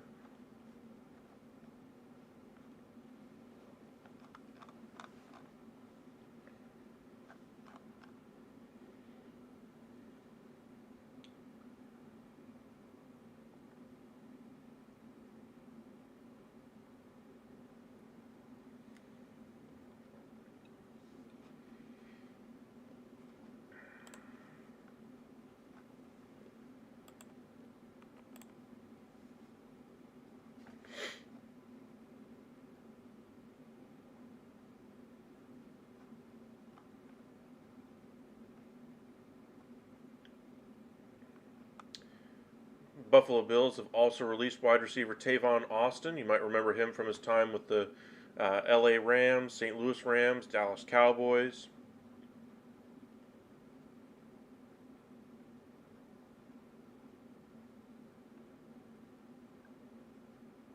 Dolphins released wide receiver Mohamed Sanu. Just kind of strolling through all the names that have been released, seeing if any of them pop out.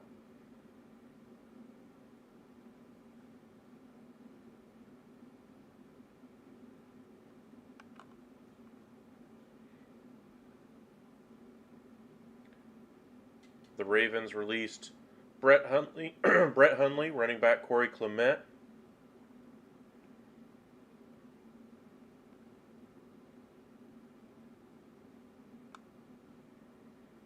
Bengals, as we mentioned, are releasing Browning.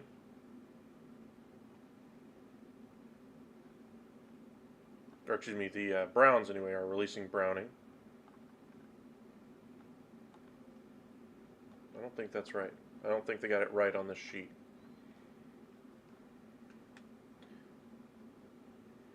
Sheldon Day was released by the Browns. You might remember him out of Notre Dame. Chaz Green, former third-round pick of the Dallas Cowboys, was released by the Pittsburgh Steelers.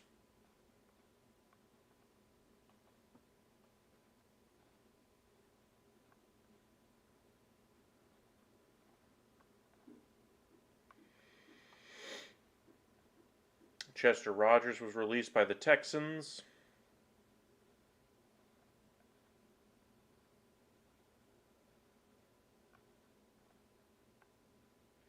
Jake Luton and E.J. Perry were both released by the Jaguars.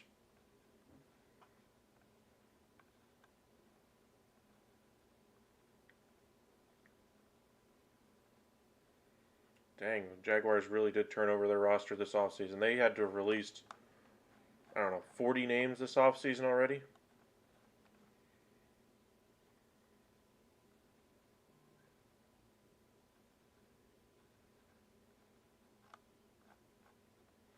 Looks like the Titans are releasing Brett Kern.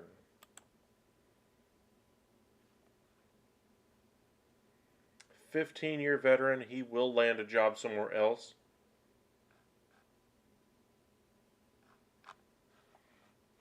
A very accurate punter.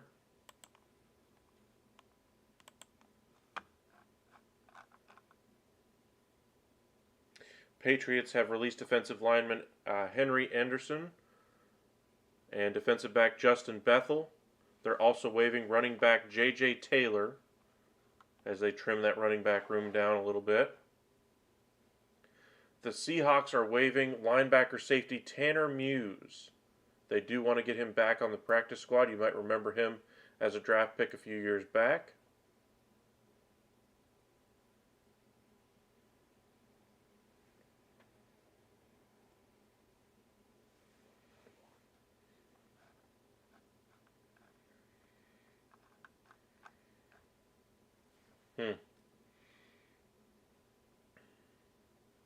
ESPN announcing that they have re-signed analysts Steve Young, Booger McFarland, Jeff Saturday, and Alex Smith.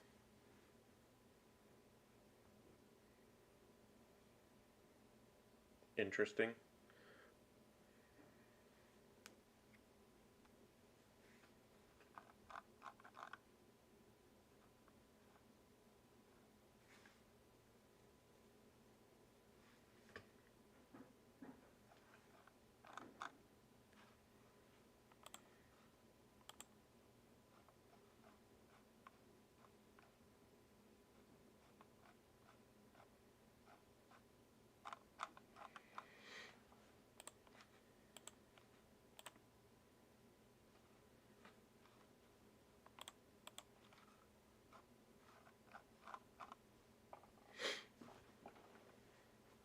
Got a couple hours to go until the deadline.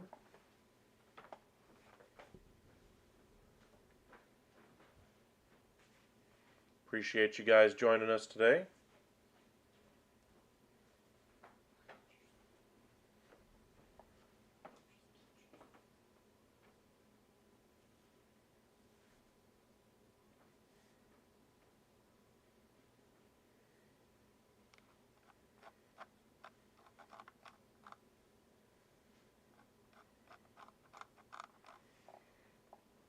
Still a number of quarterback questions out there right now.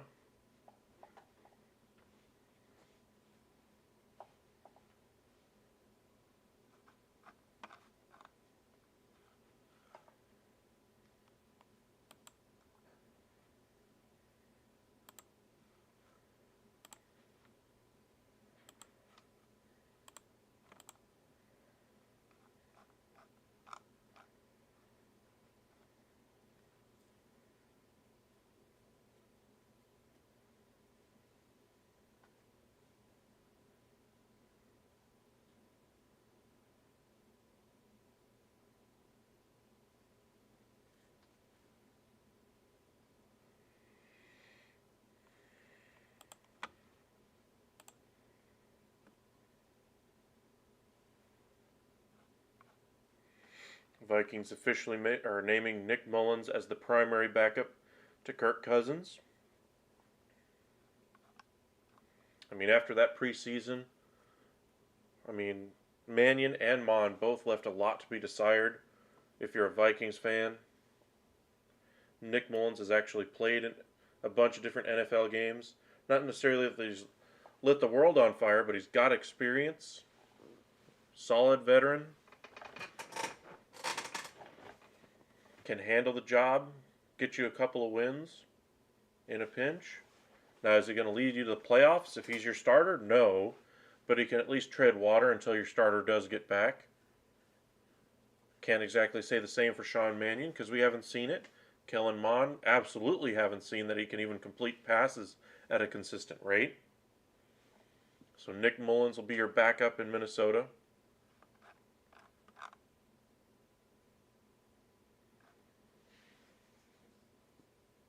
Again, more confirmation that the Patriots are releasing cornerback Justin Bethel.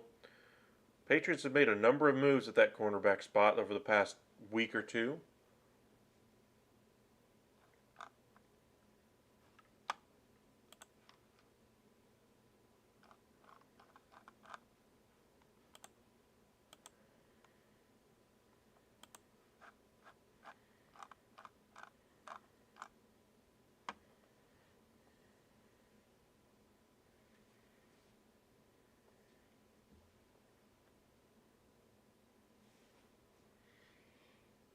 Thank you guys for joining us.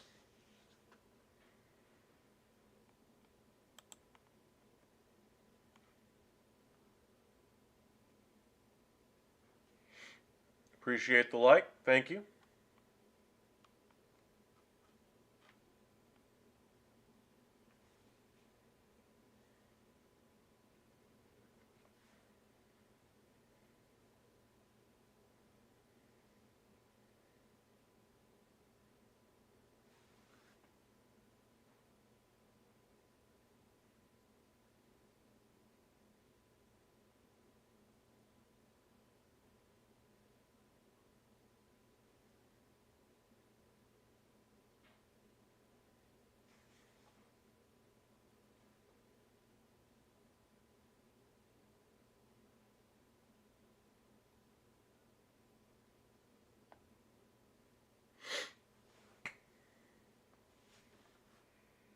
Pardon our spammers.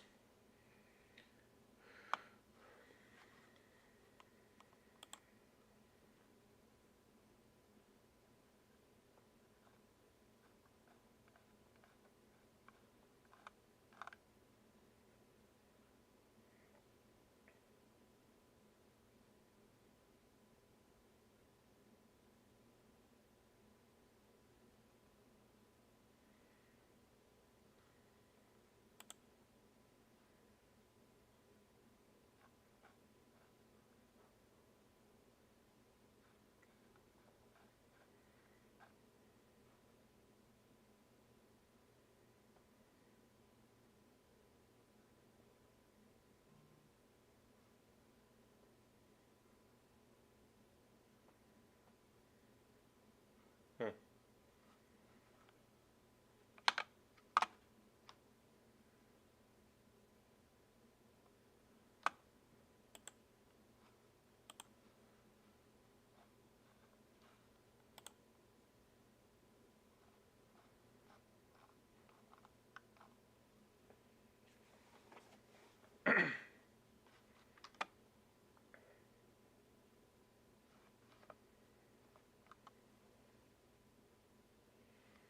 Appreciate you guys joining. Thank you. Just waiting for the next domino to fall.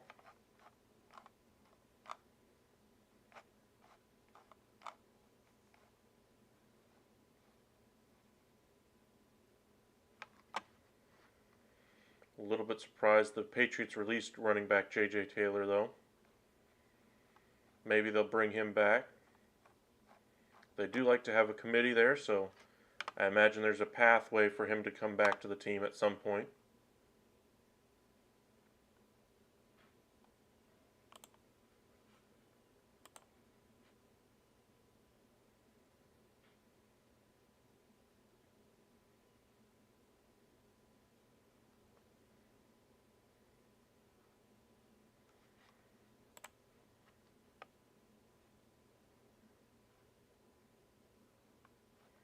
Sounds like Mason Rudolph is officially going to stay with the Pittsburgh Steelers. The Steelers are talking trade, but apparently none of them are about Mason Rudolph.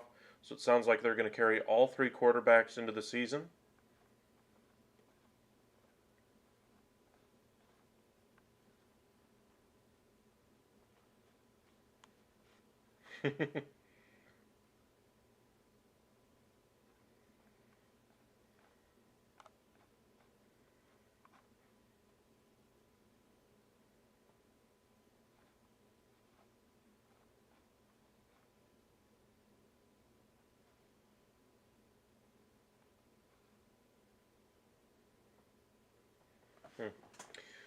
Although there is some chatter out there right now that the Cowboys could be looking at Mason Rudolph.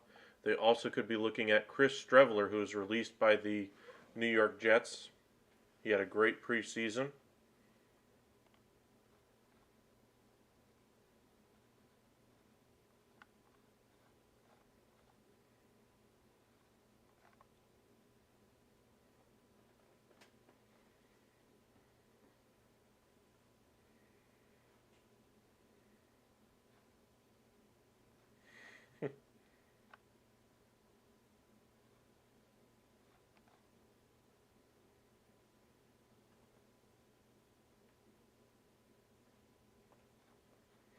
Sounds like a fifth-round pick might get something done for Mason Rudolph. They don't want to just give him away.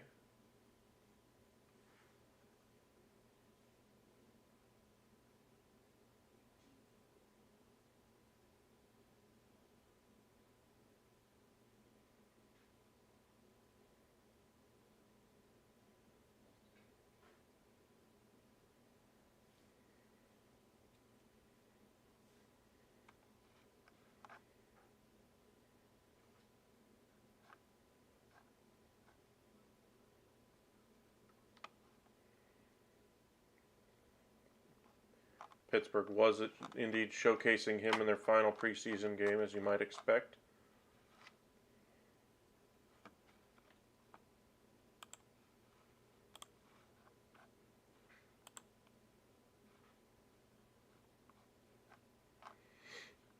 C.J. Gardner-Johnson move is now official, according to Rappaport.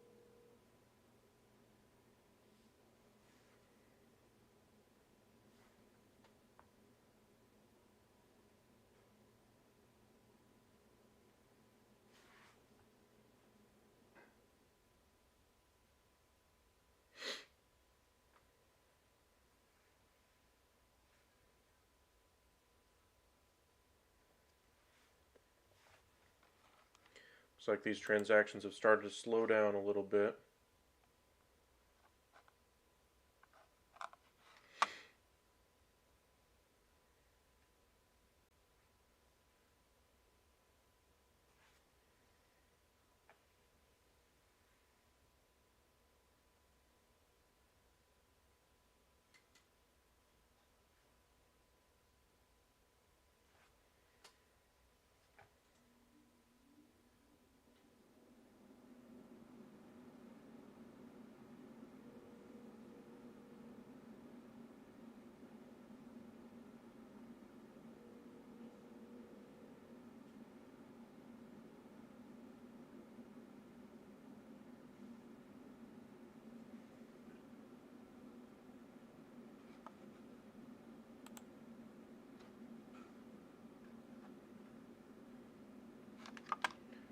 Alright, bear with me for just a moment.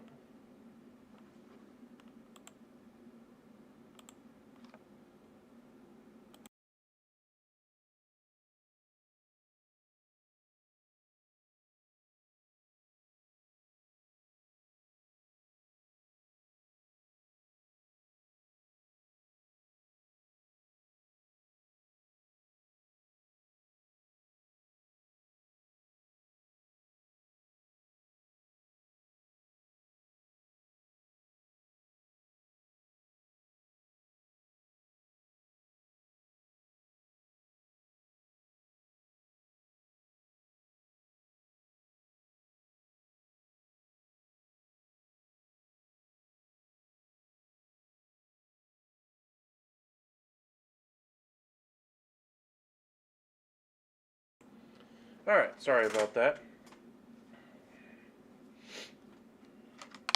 Had somebody at the door, unfortunately.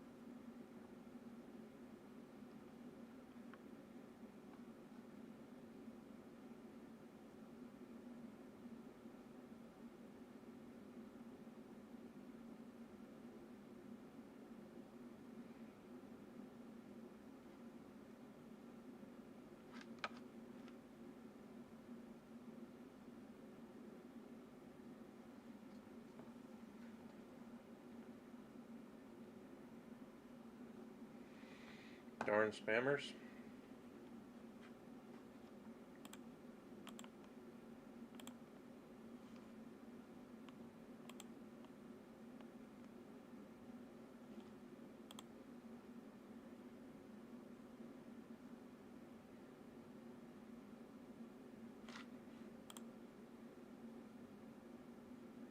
There we go. Thank you, moderator. Appreciate that.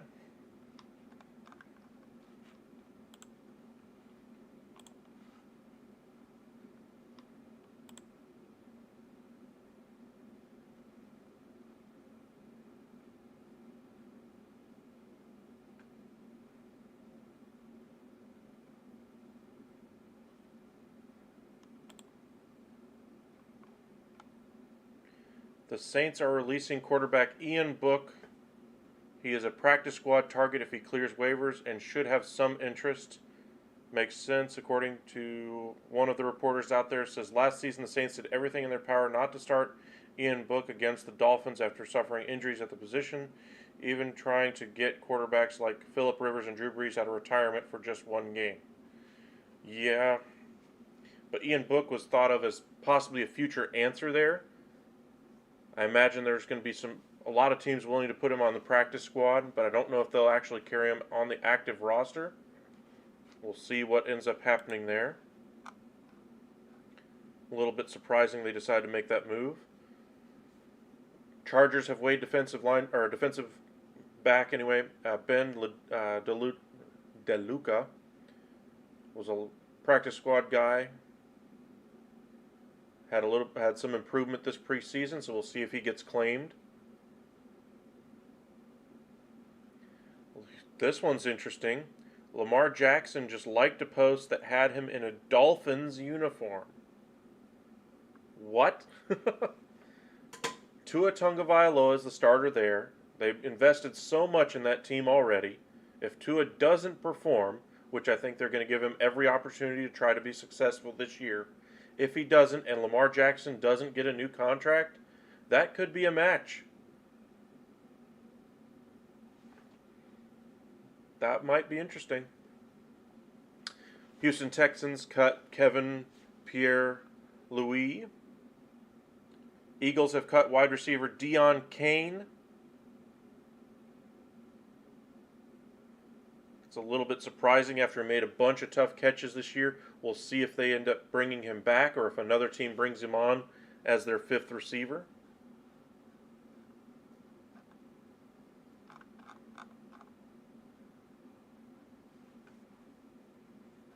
Two bits of interesting quarterback news.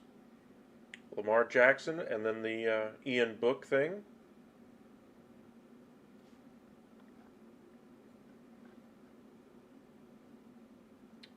I know, Ryan, you're hoping that Dion would stick around, but it doesn't look like it's going to happen.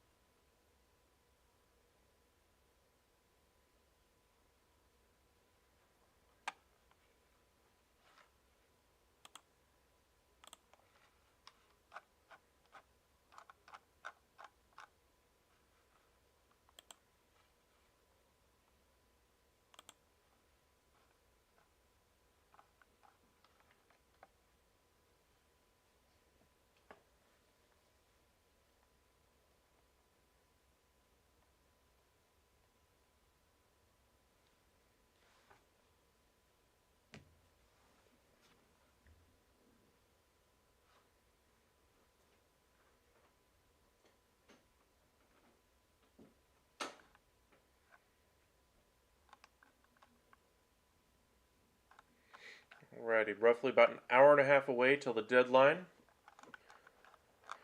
Bunch of teams have yet to announce their 53-man, as I'm sure they're trying to make those final decisions right now. Most of the players, I'm sure, have already been notified of whether or not they'll be coming back or not, or if they'll be sticking around.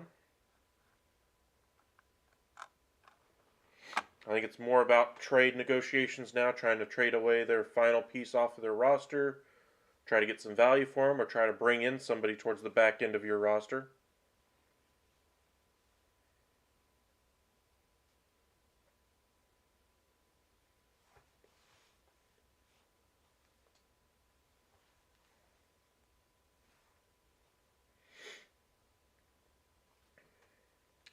So hopefully we see some trades here over the next hour or so.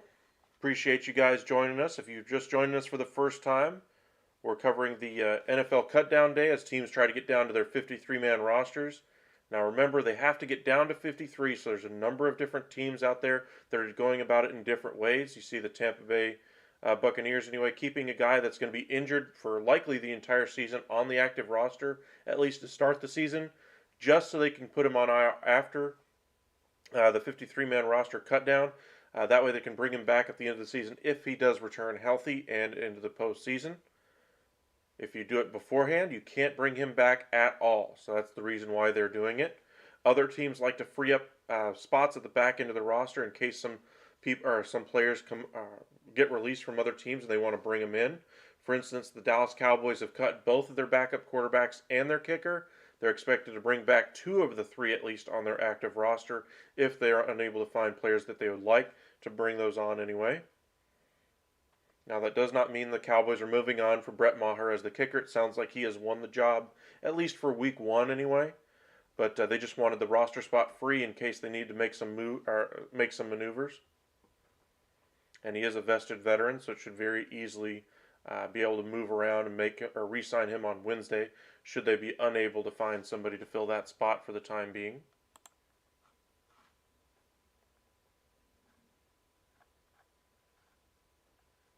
Ian Book is indeed being relieved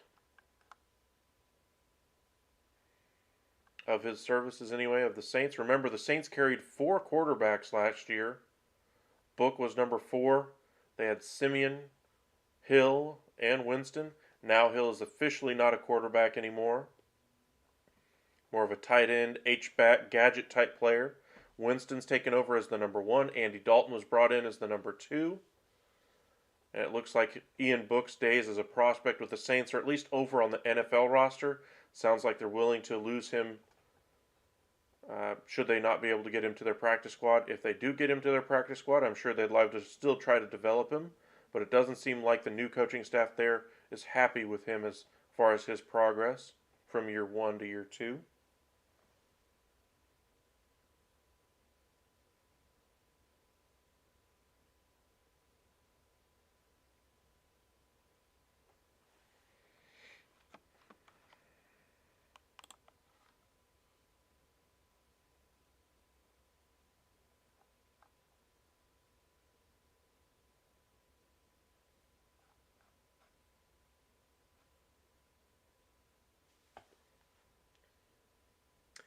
Couple of surprising releases, according to some. Seahawks have cut 2019 second-round pick safety Marquise Blair. 49ers have cut defensive end Kimoku Toure.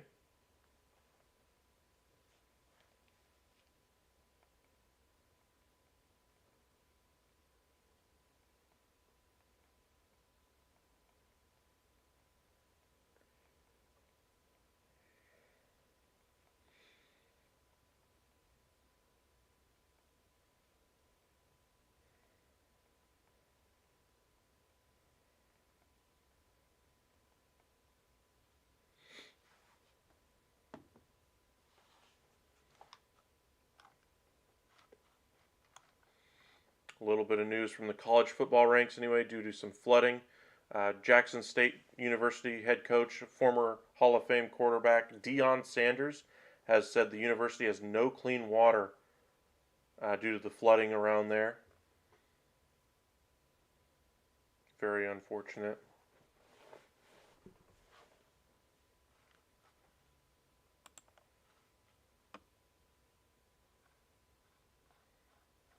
I mean, everybody talks about weather for small talk, blah, blah, blah.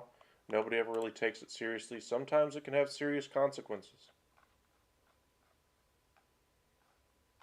So if you're in the Jackson State University area, our thoughts are with you. Hopefully you get some clean drinking water soon.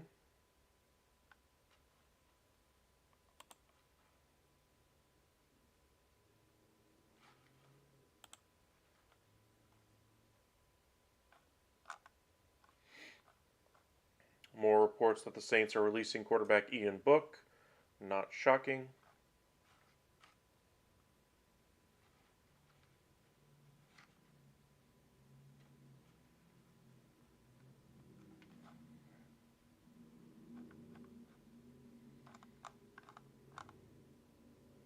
Still curious to see if Mason Rudolph does indeed get moved. A little bit of chatter now over the last, 30 minutes that I've seen pop up from verified accounts that are reporters around the NFL that the Cowboys would make sense for a Mason Rudolph trade. I've seen a ton of fans try to say something like that would make sense. And it does. But are the Cowboys willing to give up a draft pick to make it so? I mean, ideally, Dak Prescott starts every single game, but I mean, you worry about injuries, especially if you're going to have him start running the ball a little bit more, which is what your stated goal was at the beginning of the season. And when he's done that in the past, he has had injuries. Thank you, Ashton. Yeah, I was kind of surprised. I thought more people would be doing a live stream. I saw a couple start up this morning anyway, and I guess they went off. I checked in on theirs just to see if they were still going, and nope.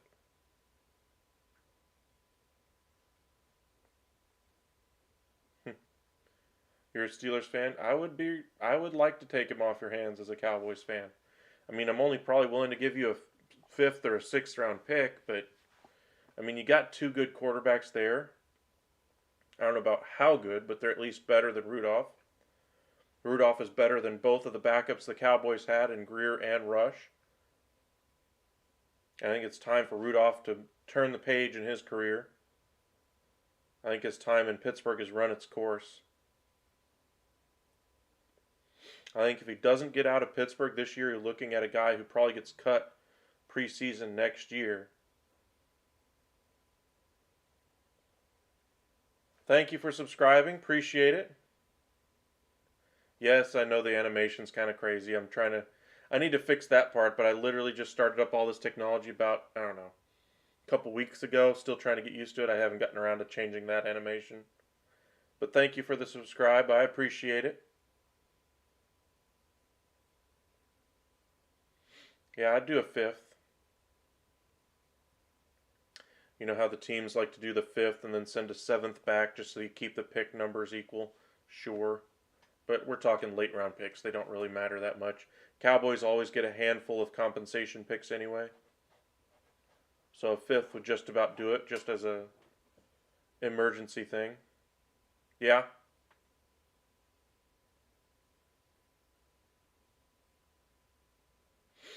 Yeah, I had a friend who's been doing YouTube for like 5 or 6 years. I've only been doing it since November. I just started doing lives probably in April, just trying to get used to the thing, kicking it around, that kind of thing, and then started getting more serious with it at the end of June.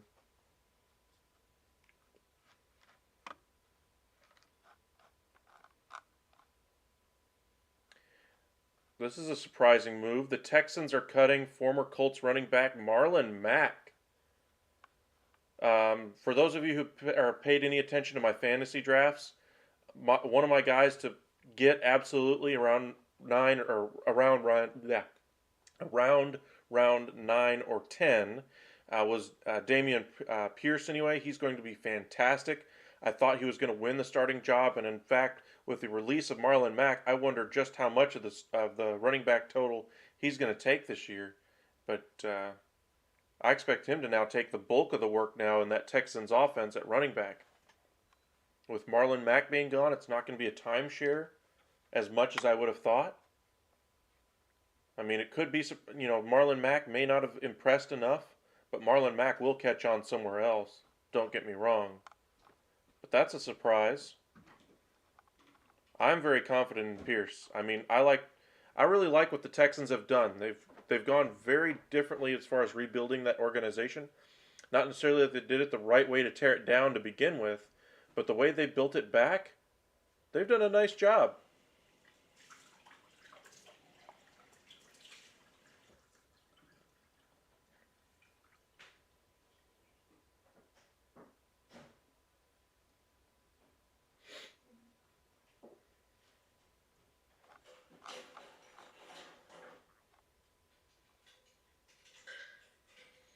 Yeah, they're showing some plays from Marlon Mack in preseason, showing his explosiveness as returned from injury. He looks quick. Yeah, the Kenyon Drake deal with the Ravens anyway.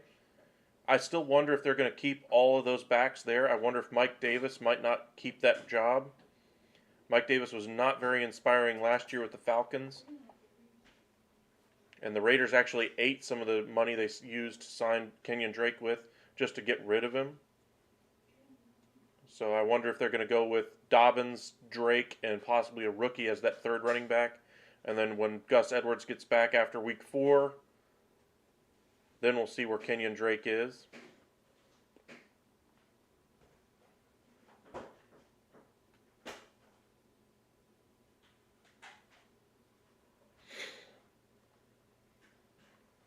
More talk out of the Pittsburgh Steelers. Mike Tomlin, meeting with reporters today, said that he's not ready to name a starting quarterback. You're going to need to name somebody. 49ers are releasing their longest tenured player in Dante Johnson.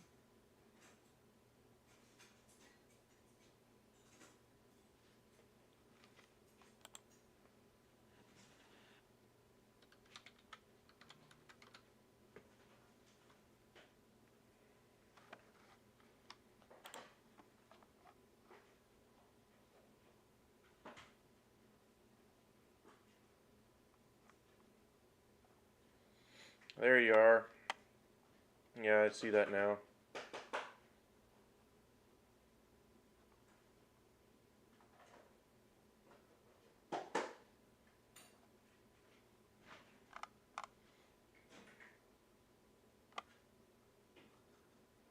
Welcome in, Sebastian. Well, Gallup is still on PUP right now. He hasn't been taken off of PUP yet. We'll see if they end up keeping him there to start the season, but I imagine he's going to come off. He started practicing with the team already, so I imagine he'll be fine. Well, I say practicing. He's doing work with the team anyway. Jerry Jones did his radio thing already, and it sounds like he's on his way on the mend, but they're going to be very conservative with him, which to me tells me they're going to use a lot of Tony Pollard as a wide receiver to start the year. They're going to use a lot of Jalen Tolbert, and they could be looking at the wide receiver market to bring somebody in. For me, they didn't really have anybody jump off the page for them during the preseason. They were hoping Semi Fioco would have a nice preseason. While he did score a couple of touchdowns, he didn't really show anything that was like, yep, that's the guy I want. Now, one guy that they're going to keep at running back / wide receiver isn't going to play much on offense, but he's going to be strictly a kick returner to start, Robert Turpin.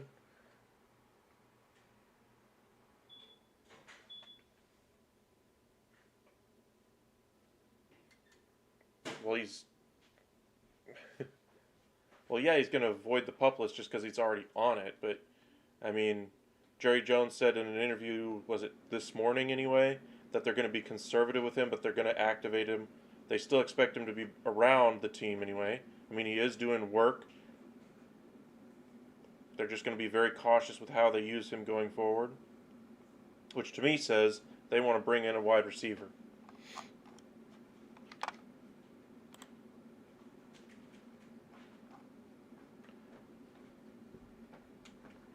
More special teams news. The Chiefs have cut special teams ace Zane Anderson.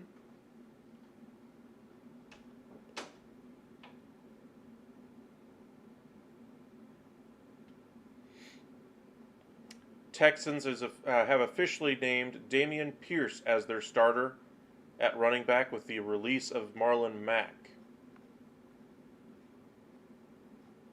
Wow.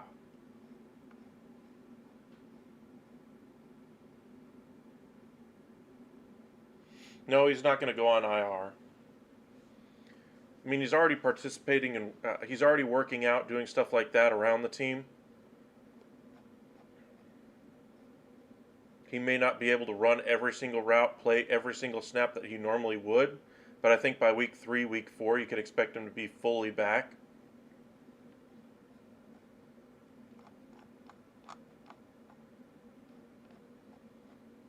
Dameon Pierce.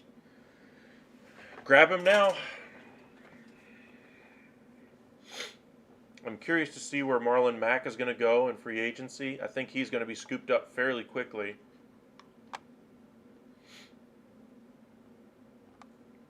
Team like the Cowboys could use him because they could use some more juice in that backfield.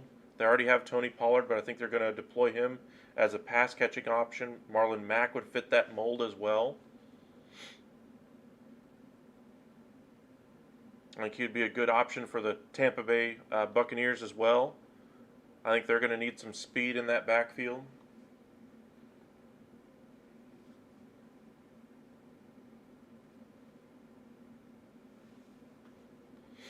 And then say if Miami Dolphins want to get interesting with it, they are carrying 4 running backs. Salvin Ahmed, Myles Gaskin, I think, are on the borderline of that roster anyway. I think you could cut either one of them, and Marlon Mack would be an improvement as that running back 3 option.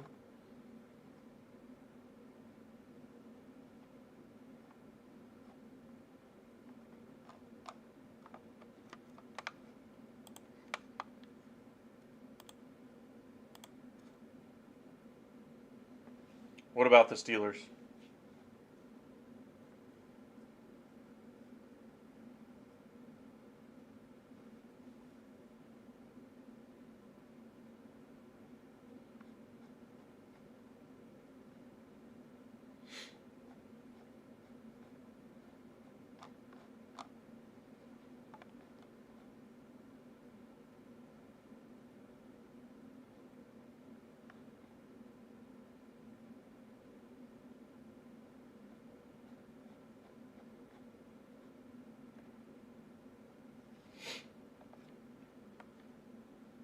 Like, what moves are they making? Well, they're apparently talking trade with a bunch of different... Okay. The 49ers are cutting wide receiver Malik Turner. If I remember correctly, he was on the Cowboys last year. That could be a guy that comes back to Dallas. Marlon Mack would be a nice fit with the Steelers. Yeah. But the 49ers cutting Malik Turner, that could be a fit there for the Dallas Cowboys.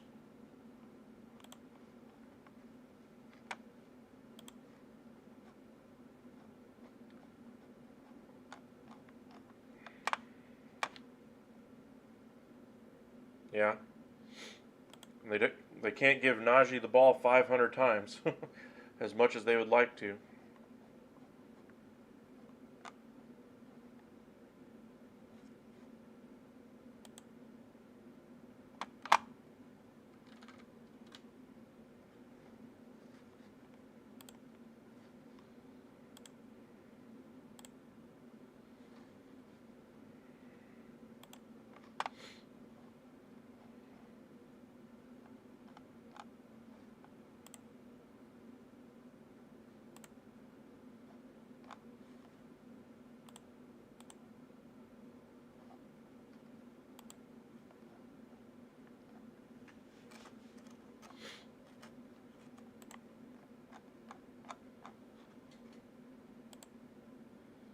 Got about an hour 20 left until the deadline when teams have to finalize their rosters.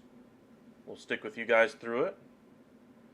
Well, Najee's hurt, but I literally just saw a headline that said Mike Tomlin, when speaking with reporters today, said that while his injury was the Liz Frank injury or whatever, it's a non-issue at this point in the offseason, or at this point anyway. Sounds like Najee's good to go.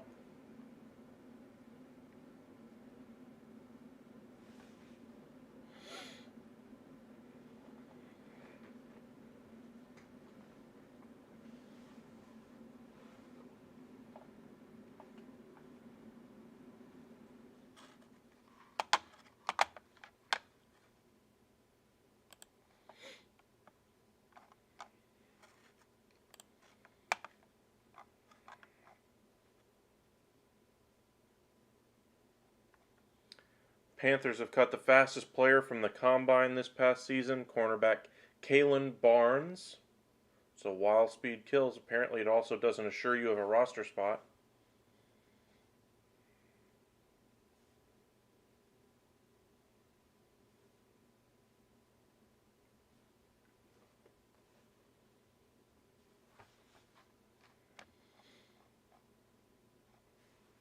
A little bit surprised the Texans didn't keep Marlon Mack there.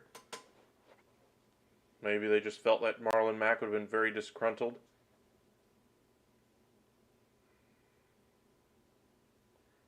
Well, yeah, but I mean, that's what he's supposed to do as a coach. But I think, Najee, if there was a real issue there, we would see a little bit more out of the story anyway.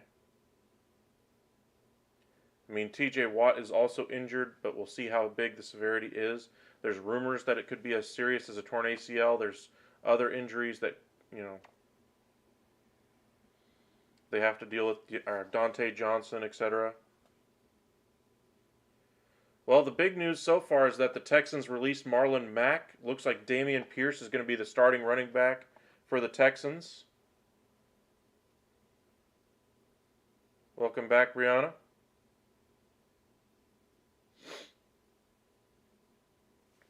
That's kind of your big news. The other news is that a year after saying Ian Book was the future at the position for the New Orleans Saints, they've officially waived him, trying to get him to their practice squad now. The new coaching staff doesn't like what they've seen enough to keep him around as a developmental option.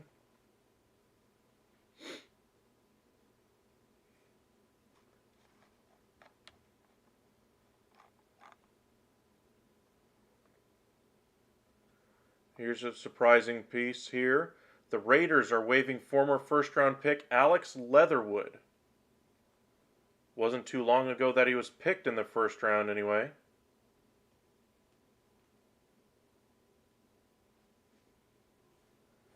Remember, from the Alabama Crimson Tide anyway.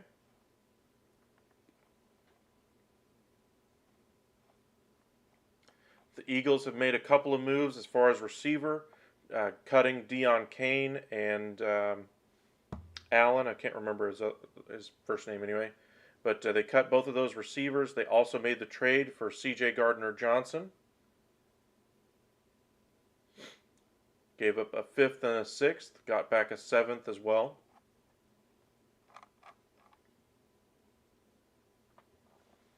Looks like teams are just finishing up making their final touches on their roster. Leatherwood could be an option for the Cowboys as well.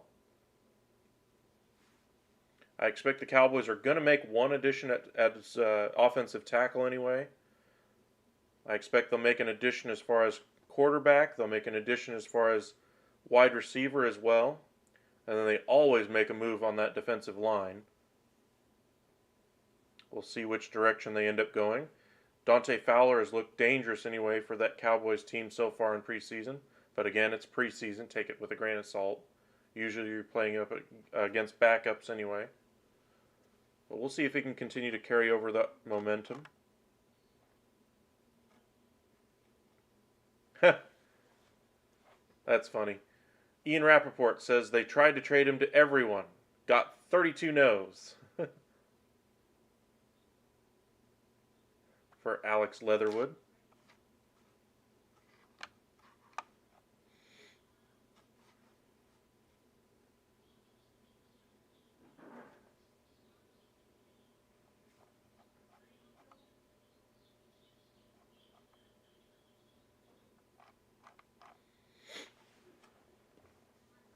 Very curious to see if Alex Leatherwood actually gets on an NFL roster somewhere or if he goes to a practice squad somewhere.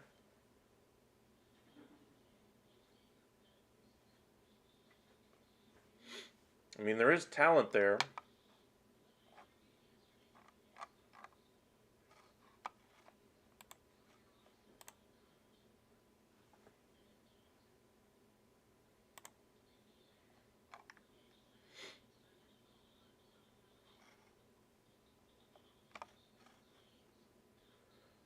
'49ers releasing offensive tackle Justin School.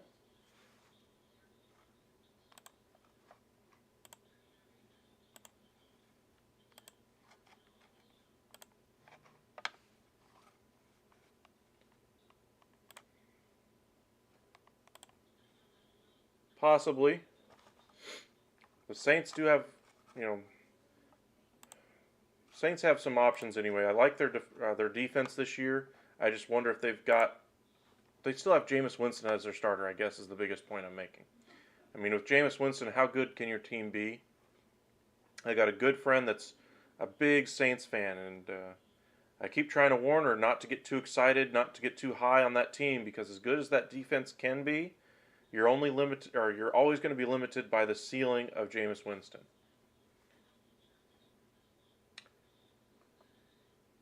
The Vikings are waiving starting defensive tackle Armon Watts.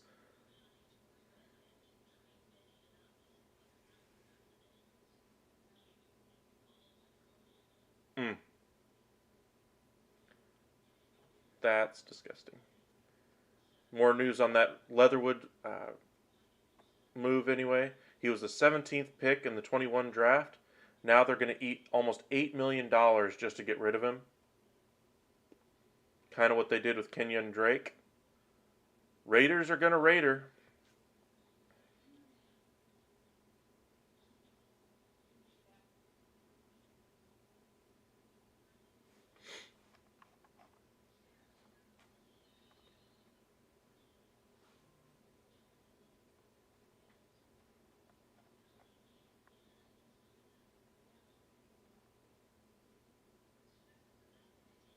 He did start all 17 games last year.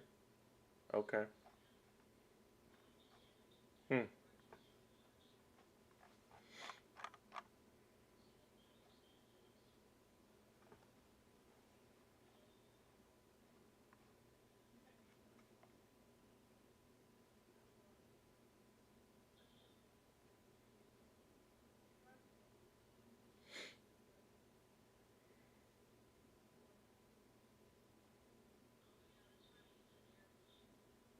Hmm.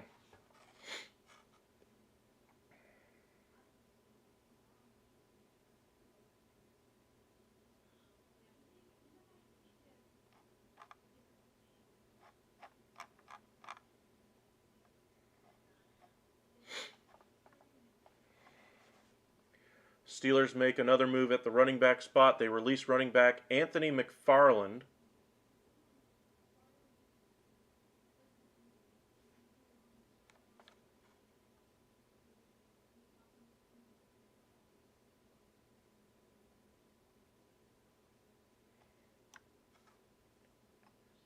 Hmm.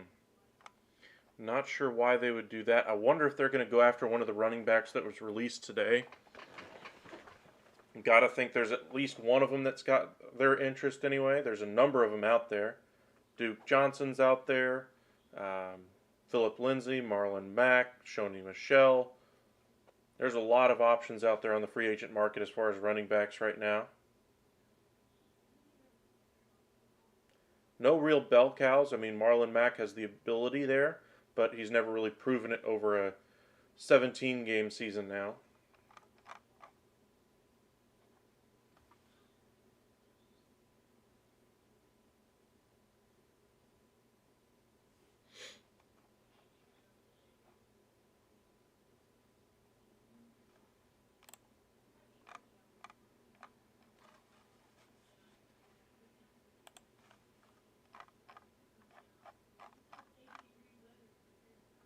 Hmm.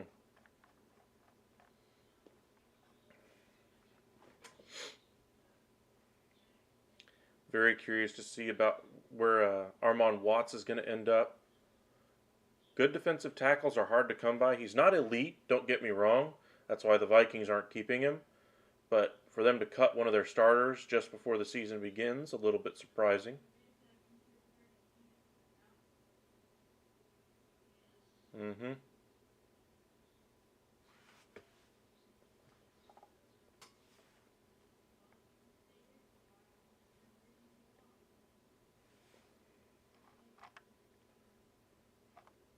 Steelers have announced they're releasing cornerback Justin Lane as well. Looks like the Steelers are getting close to finalizing their 53-man roster.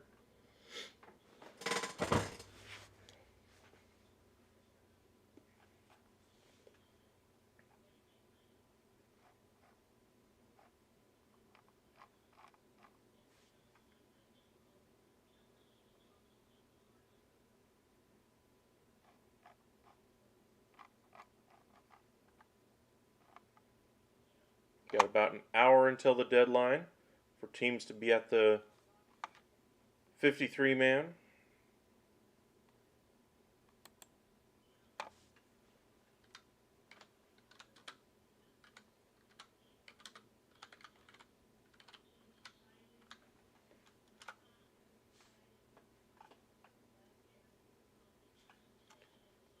Four p.m. Eastern is the time it's the deadline. 3 p.m. Central anyway.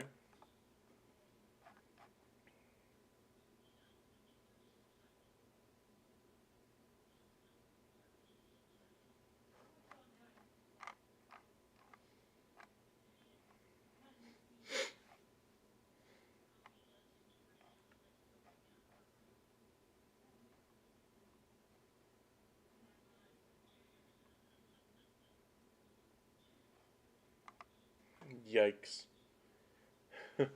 Field Yates just sent out this tweet about the Raiders' first round picks.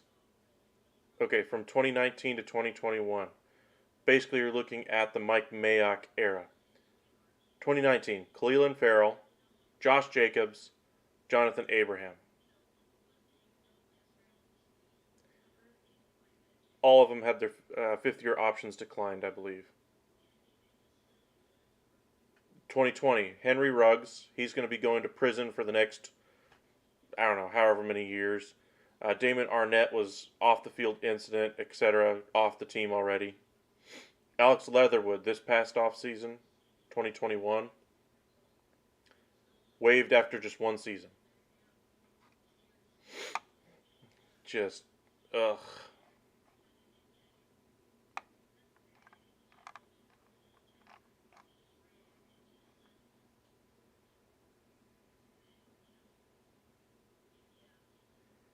Just, I mean, you see all these draft gurus that are on TV, etc., etc.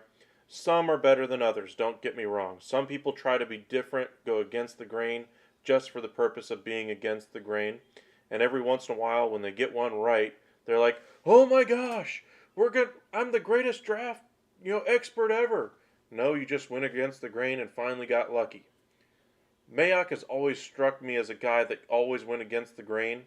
You'd have the industry set at, their 1, 2, 3 in quarterbacks. He'll have number 1 still the same, but then his 2, 3, 4, 5 will all be jumbled up. Same thing for receiver. You got to be different, I guess, for TV, but I guess it doesn't work in real life. So make sure when you're drafting or hoping your team drafts, sometimes it's good to follow the leader. Unless you absolutely know for certain, why would you do something like that? They overdrafted for Damon Arnett. They overdrafted for Clelin Ferrell, Jonathan Abraham as well. And then they still took a running back in the first round in a day and age where that's almost completely gone. Just yuck. Do I think there's a chance they could bring Joe Hayden back? I don't know. I mean, their secondary, was it Minka Fitzpatrick, or I think is it Minka they traded for from the Dolphins, I think? Anyway.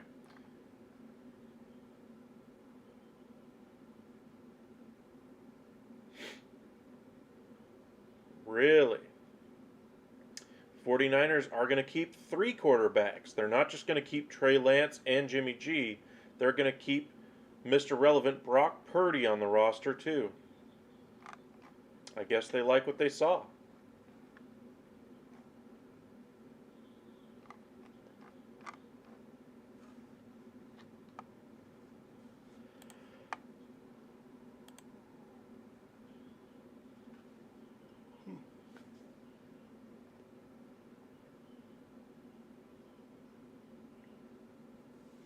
$11 million in dead cap for Leatherwood.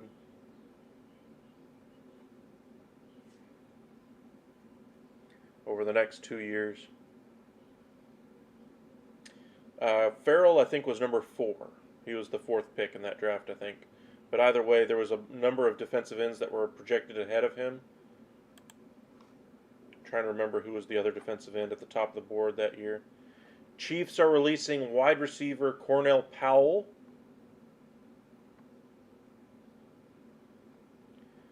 This is a surprising move. The Vikings are acquiring defensive tackle Blacklock, former standout from TCU, from the Houston Texans. Wow, I guess that's why they were willing to move on from Watts. I'm curious to see what the return is.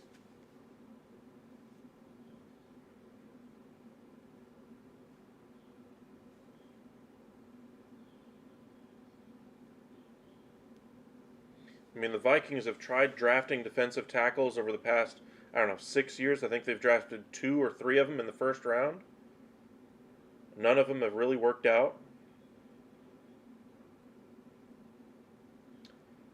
Tom Pelissero breaking that news.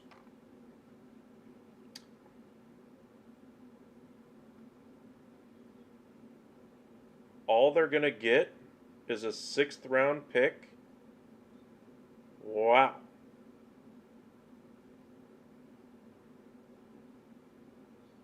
Okay. I mean, Blacklock is a decent starting defensive tackle. Is he as good as, I don't know, Sue in his heyday, Aaron Donald? No. But for what they are getting him a fresh seat to start with in Minnesota, getting him out of Houston, that's a bargain.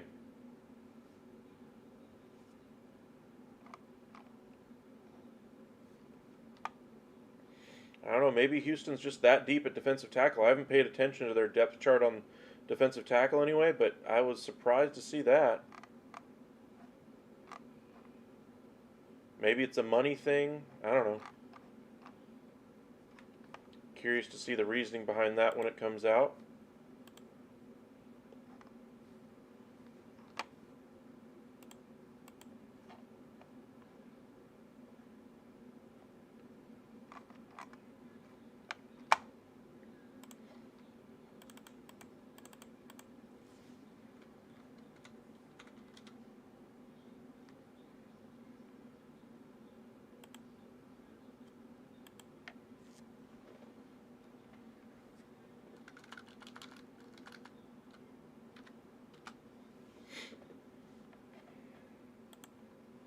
"24 years old, had 2 sacks last year, 14 tackles, 2nd round pick out of 2020. Groin injury kept him out of the last preseason game. Maybe he just got passed over on the depth chart.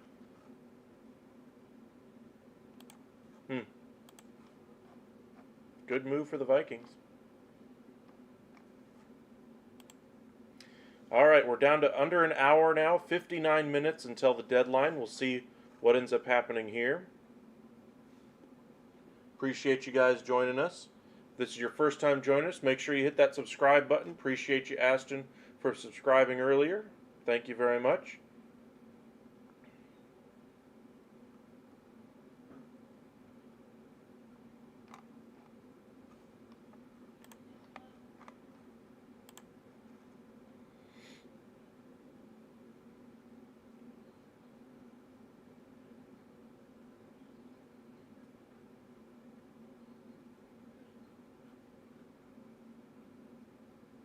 Huh.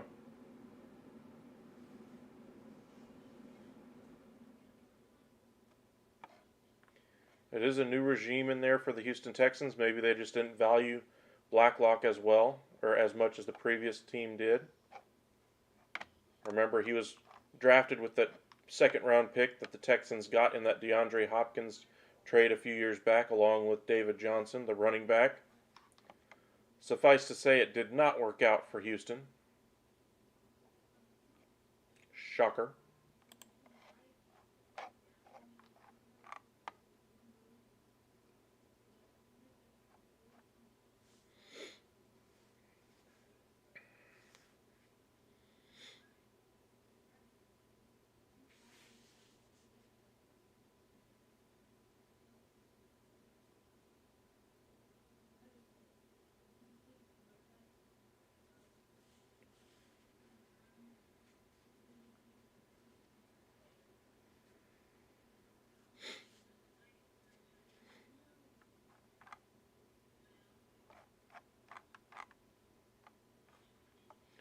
Start to see some moves come in a little bit faster now as we're underneath that hour mark. Teams trying to finalize their rosters.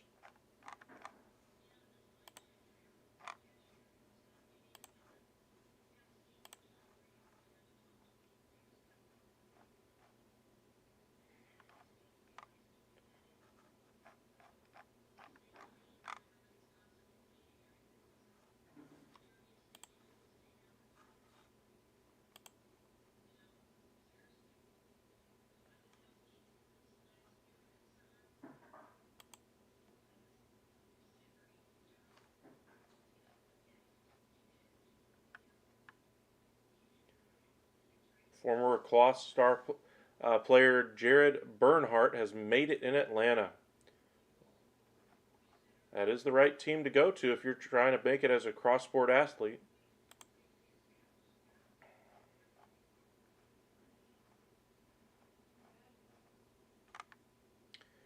All right, here's the cuts for the Falcons.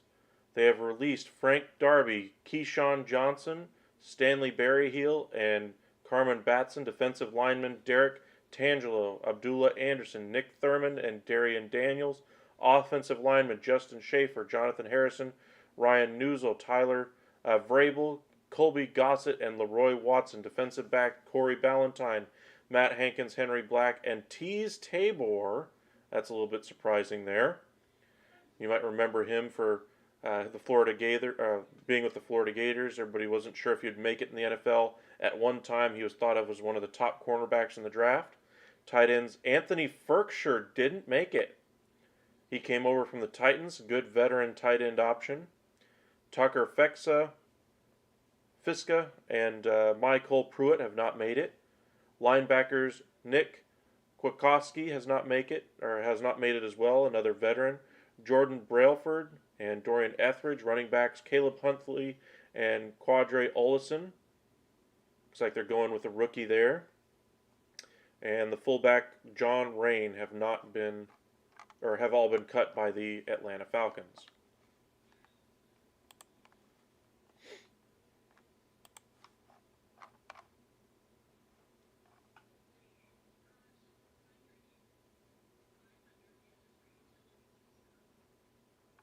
'49ers are releasing veteran safety Tayshaun Gibson. More '49ers moves anyway as they start to trickle out their announcements as well.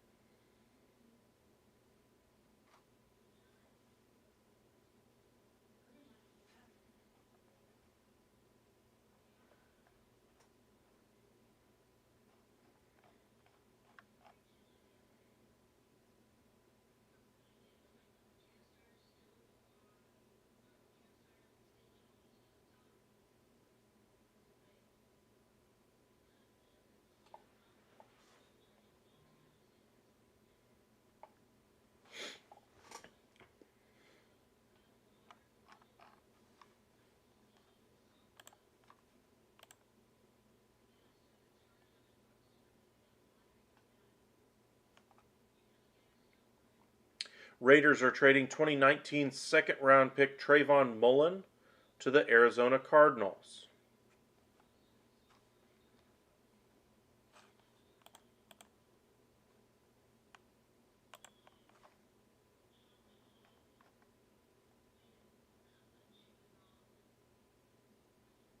More news out of the Kansas City Chiefs as they pare down that wide receiver room. They are releasing wide receiver Corey Coleman.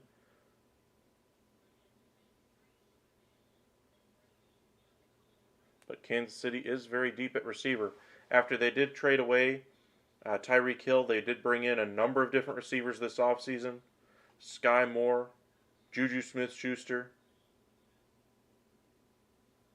That room was very crowded.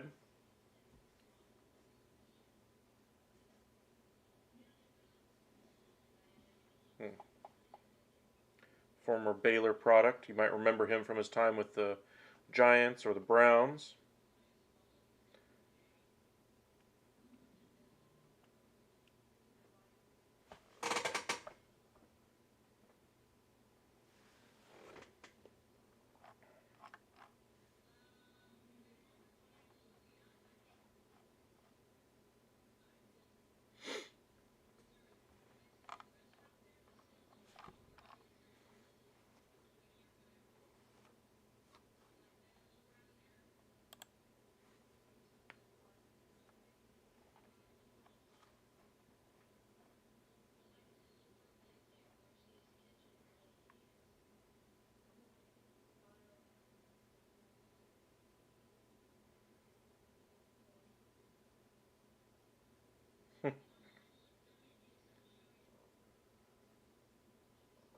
That was cool.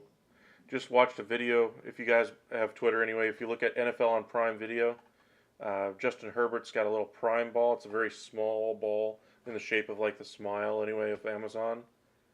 So it's not exactly a football, But two guys are playing catch on the other side of the field, and he throws and it hits the ball out of midair.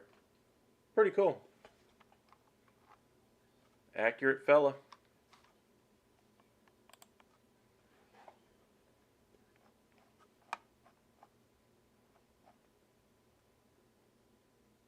I think they'll start Trubisky. I think they should start Pickett, honestly. I mean, what are we waiting for? I mean, Pickett's very accurate. He's shown he can handle it. Now, would you like him to learn a little bit? Sure. But, I mean, you drafted him in the first round. Put him out there. Is Trubisky a great backup option for him? Absolutely. He can lead him through the twists and turns of being a first-round pick, dealing with the criticisms, learning from your mistakes. Not that Trubisky learned from all those mistakes. That's why he's a backup now, in my opinion. But I think Trubisky will start week 1. Probably will start through probably week 4, 5, 6, somewhere in there. And then if he's having difficulties or if he still has those brain cramps like he had with Chicago, then we'll probably see Kenny Pickett. But I think they should have started Pickett. But I think Trubisky's going to get the start.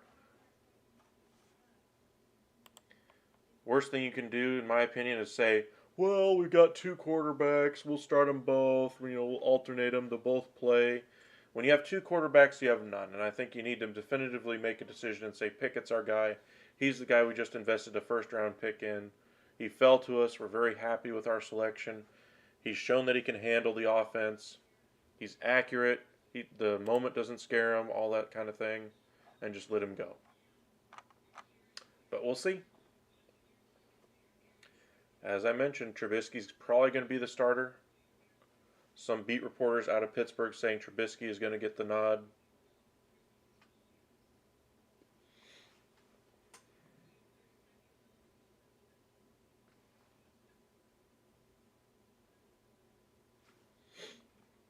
Down under 50 minutes now till the deadline.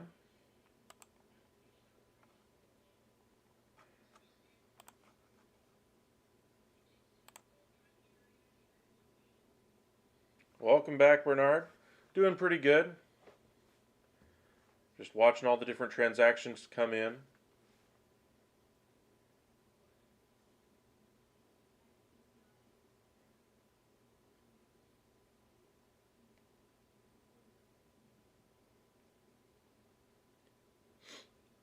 Cardinals getting the cornerback Trayvon Mullen from the Raiders.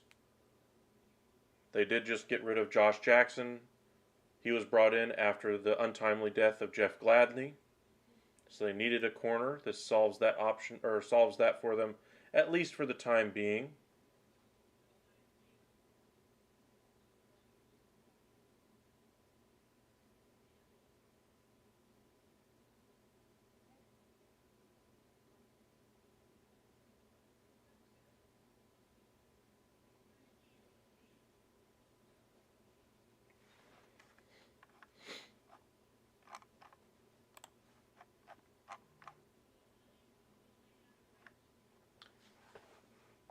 Cardinals are trading a conditional 7th that could become a 6th.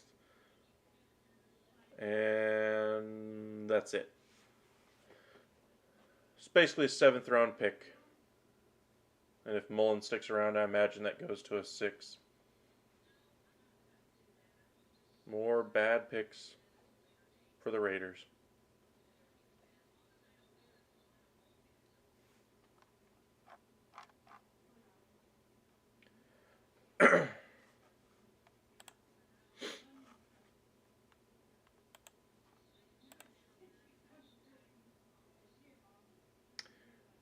Baseball news anyway, the Diamondbacks picked up the option for their manager through the 2023 season. Terrible franchise at this point, going through a terrible time in their franchise. But they've actually played well over the past month or so. So he earned that contract for at least one more year.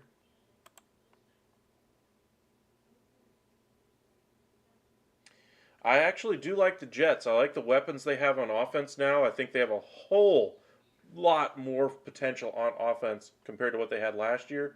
I mean, they didn't give much for Zach Wilson to work with last year. I'll be curious to see if he can improve on what he did last year. Joe Flacco, I think, will get him off to a decent start, get things rolling down the right path, and then see if Zach Wilson can pick it up from there. But I really like their offensive weapons now. That offensive line still worries me just because they haven't been together for very long. The loss of Becton, moving Fant, bringing in Dwayne Brown.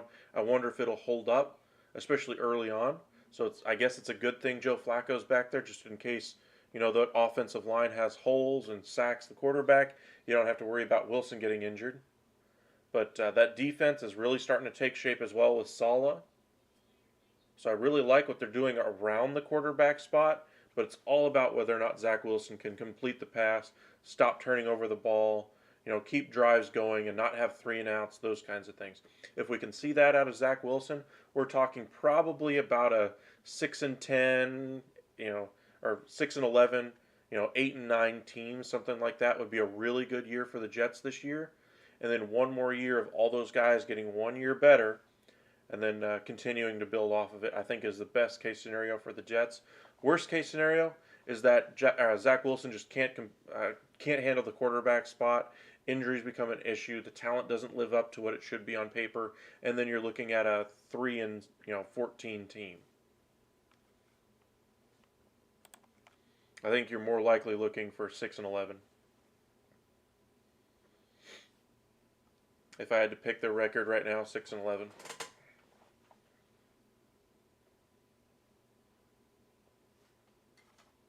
Appreciate it, Bernard.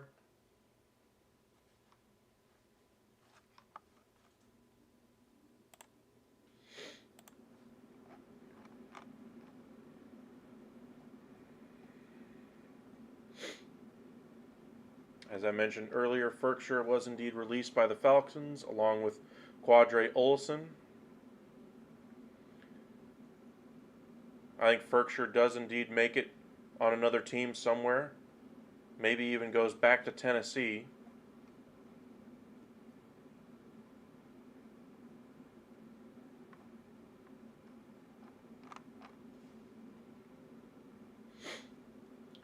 "45 minutes left until the deadline. Should start to see a lot more posts on these as teams finalize their rosters.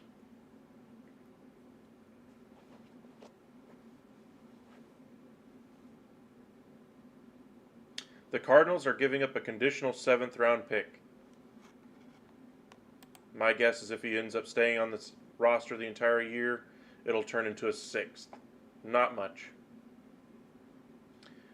Mullen is 24 years old, is in the last year of his deal, former 2nd round pick. Arizona's absolutely needy at the cornerback spot, so it's a fit.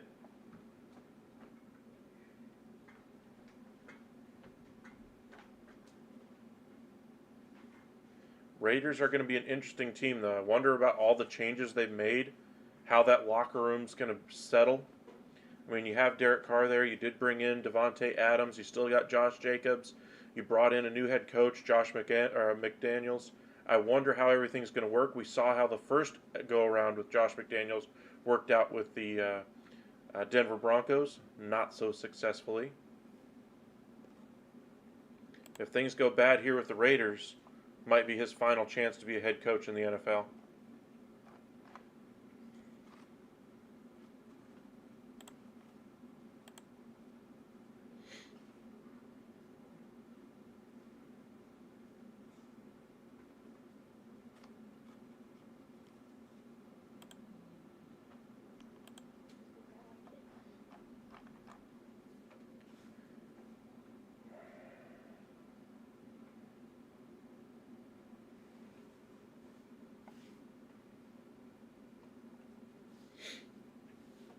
Hope you guys are enjoying your Tuesday.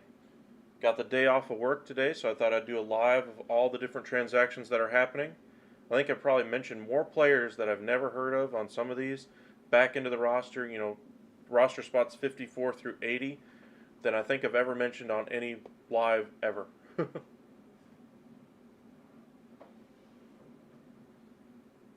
This might be their one and only chance to make it in the NFL.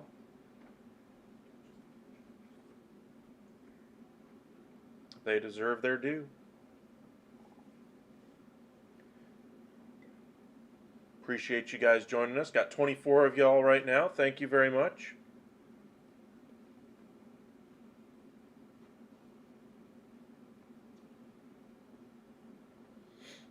Make sure you hit that subscribe button. It really does help us out.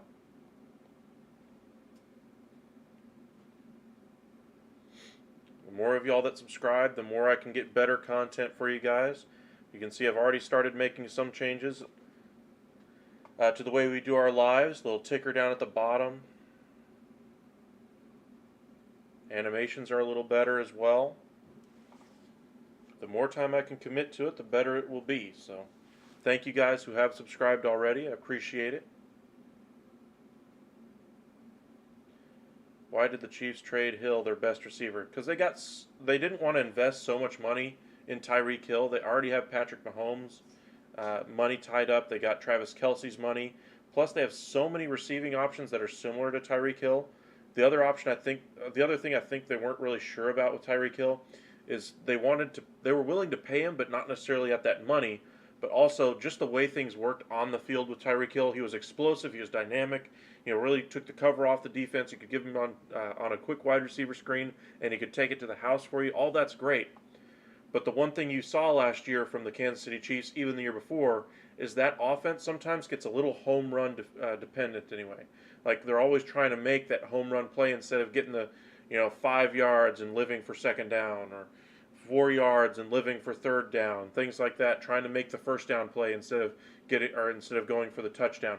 They would try to go for the big play down the field more often than not, and it just led to inconsistent offense.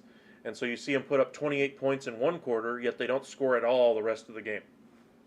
4 consecutive drives, they have 60-plus yard touchdown plays, and then they can't complete a first down to save their life. I think that's part of the reason why Tyreek Hill is out. Not necessarily the biggest reason, but I think money is probably the biggest reason. But I think the way they work their offense, it's going to be a lot more proficient. You're not going to see, 3 and out, 3 and out, 3 and out, 3 and out all over the place with the Kansas City Chiefs. Andy Reid is a fantastic offensive mind as well. Eric Bieniemy is still there as an offensive coordinator, so that group has been in charge there for a number of years. Patrick Mahomes is arguably the best young quarterback in the NFL. So, I mean, if you have one position that you can, try to, save money at, it's wide receiver. I mean, sure that Aaron Rodgers in Green Bay would love to have some of the receivers that Patrick Mahomes has had, but I mean, he's Aaron Rodgers. If you're that great of a quarterback, why can't you lead your team when you don't have those top options? I mean, look at all the rookie receivers that he's had. Look at all the, not top option receivers that he's had and how many times he trusts them with the ball. That's on Aaron Rodgers for not trusting them and making them better players. That's on the coaching staff, LaFleur, for not making them better or not making Aaron comfortable with those young players. That's on Aaron Rodgers and LaFleur. But for Kansas City, they have a number of different receivers already in-house that they were working with. Mecole Hardman is the number one in-house option anyway that they still have. But of course they brought in Juju. He takes over as the number one receiver in that offense. They have Travis Kelce. They have a couple of tight ends that they can rely on. They got 4 running backs right now that they're trying to decide if they want to keep Ronald Jones as that 4th running back. They've never really given the CEH a real chance at that running back spot. They invested a lot in him with a first-round pick when he was drafted. Everybody thought, oh, this is the Cadillac that they're needing at the running back spot. He's the next Kareem Hunt. Because remember, they cut Kareem Hunt because of the domestic violence accusations, the video and all that. He went on to the Cleveland Browns, and he's had a great career with them so far. But CEH, because of their home run dependent offense, never really got the opportunity to have consistent running attack during a game. And I imagine Andy Reid's going to be able to do that. You remember the days back in Philadelphia with Brian Westbrook. They always had a good fantasy running back, no matter who it was. Westbrook, Staley, etc. And I think you're going to see the return of that with CEH this year. Do I expect him to be a top 10 fantasy running back this year? No. But I think because this offense is going to be a lot more first down efficient, those kinds of things, I think you're going to see a lot more fantasy points come out of that offense just because of all those things. I feel bad for Roger. I hope he has a good season. I don't feel bad for Aaron Rodgers. He's the one player in the NFL I will never feel bad for. I mean, take his personality out of it. One of the cockiest players you've ever seen play the position. Somebody who condescends to everybody, even not just in the media, but on his own team. Doesn't trust his teammates, has said so publicly to them. Look at his offense now. I mean, because of the demands he had for salary, that's why he doesn't have Devontae Adams. The friction that he had there with Adams, as much as they said they were buddy-buddy, how much are they really buddy-buddy when he says, nope, I'll go to Las Vegas and play with Derek Carr? How much are they really that close? If they're really that close, you think he might have stuck around one more year or two? Anyway. But Aaron Rodgers, I do not feel sorry for. He's got an elite back in Aaron Jones and doesn't use him very much. He's got another great back there in A.J. Dillon as well. He's going to have to use him this year. Those are the only two veterans I think he's going to trust in that offense along with Allen Lazard. I really like Romeo Doubs this year. He's kind of proven it. Aaron Rodgers has put a lot of pressure on him as well in the media. Everybody's kind of drafting him now. Everybody's forgetting about Christian Watson, who was drafted higher than him. But I do not feel sorry for Aaron Rodgers. Yeah, they let Adams go.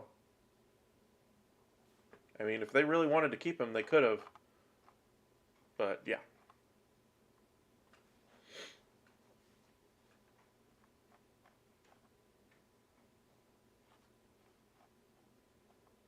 Chiefs have released offensive lineman Austin Ritter. They want him back on the practice squad. Has a lot of in-game experience, and that Chiefs offensive line has had its issues over the years. 49ers are keeping Brock Purdy and cutting Nate Sudfeld.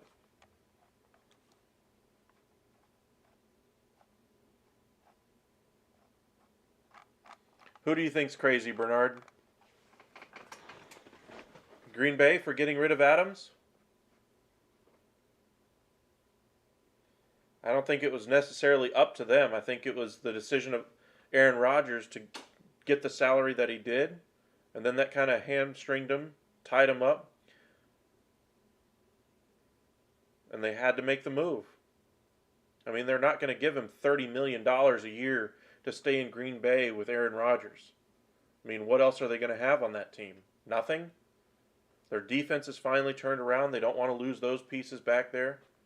Although they did lose Zadarius Campbell, I want to say was his name, to the Minnesota Vikings. They're going to have to reform that offensive line in a couple of years anyway. So they're going to be going through some changes over the next couple of years. And it's about time Aaron Rodgers trusts somebody other than Devontae Adams in that offense anyway. I mean, if you can only trust one receiver, that's on you. But you're not working enough with your team in order to make them better. And if they're just not that good, then they wouldn't be on the roster to begin with. There's a number of free agents out there that they could have gone to.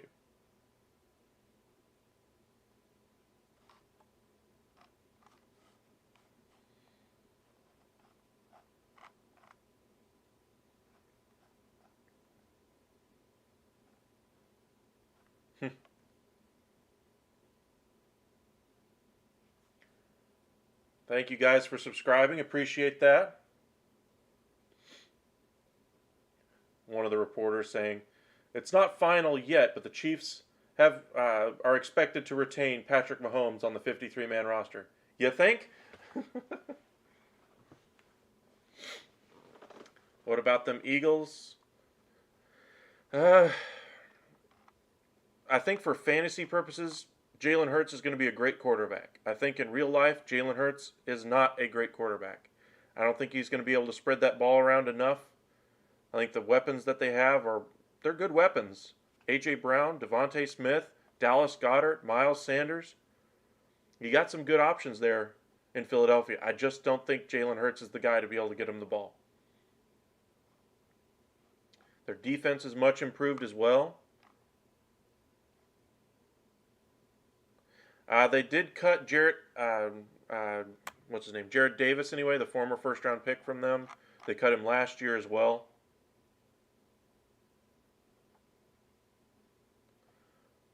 I'm still picking the Cowboys. I know it's an unpopular opinion. Everybody thinks they had a horrible off season.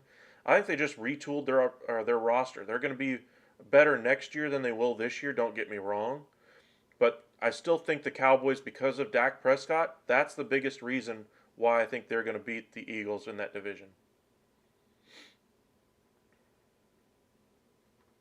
I just don't have any faith in Jalen Hurts. None.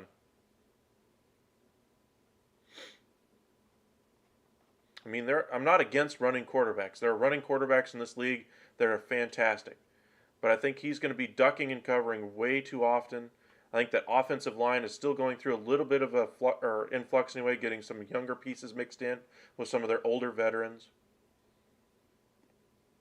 I just wonder how well that offensive line is going to be able to hold up in front of him as well. Their defense has gotten a lot better. Their weapons on the outside have improved. But I just wonder about if they're going to be able to have Jalen Hurts be able to get the ball to those weapons, those kinds of things. The Cowboys, their defense is still basically the same as it was last year. The only difference is Randy Gregory, and they've got like 3 or 4 defensive ends that they've tried to piecemeal it together with at that spot. They made a couple of additions as well to that secondary. I like the moves that they made there. As far as the offensive line, with the loss of Tyron Smith, likely until December, I think could be the one rock in the shoe, if you will, for the Cowboys. They need to solve that left tackle spot. We saw a couple of years ago when Chaz Green was brought in, gave up 7 sacks and 5 holding penalties in one game against the Falcons. He's not on the team anymore, but I do expect them to bring in a left tackle. They got a couple of them in-house that they've been on the team for a couple of years. They've had really good depth there at that spot. They just haven't really used those young guys because they've been still learning the position. Now could be the time for a guy like Josh Ball to at least have a chance anyway at left tackle. Tyler Smith, their first-round pick anyway, led all of college football in penalties, holding penalties last year. He's not going to start anyway on this team, I don't believe. So I'd hold off on Tyler Smith being the answer there at left tackle for the Cowboys. They still have Zeke.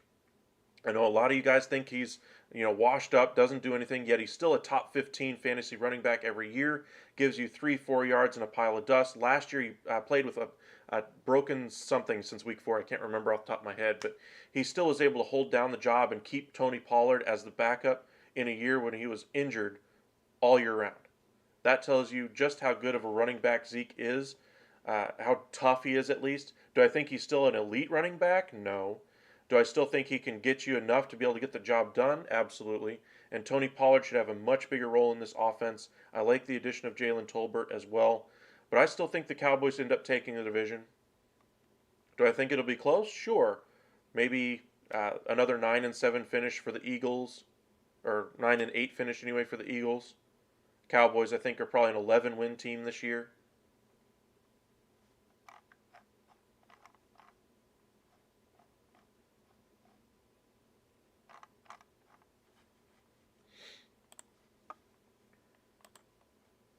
I mean, they are in the NFC East, so,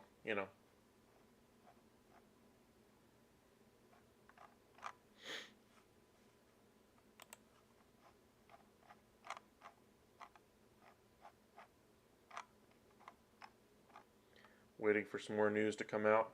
Everybody's publishing their articles right now on some of the trades that have gone down. How many teams are we waiting on? Well, we're still waiting on probably in the neighborhood of like 15 teams, 20 teams to really finalize their 53-man. I think a lot of them are trying to jockey those final spots, just seeing if they can trade for a piece here or there.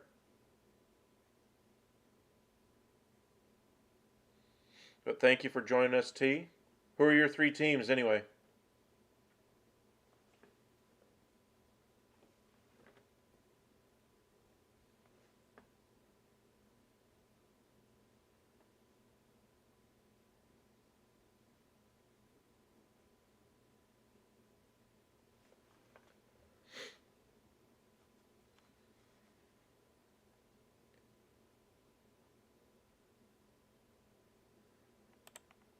True.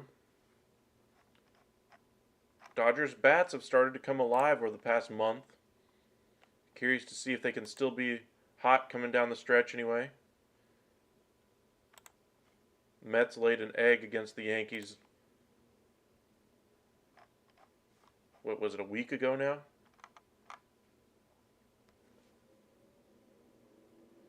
Mets are still very good. I still think they should have done more at the deadline. I think getting a guy like Christian Vazquez would have been perfect for them at the catcher spot. JD Martinez would have really propelled them at the DH, even though Vogelbach's played well.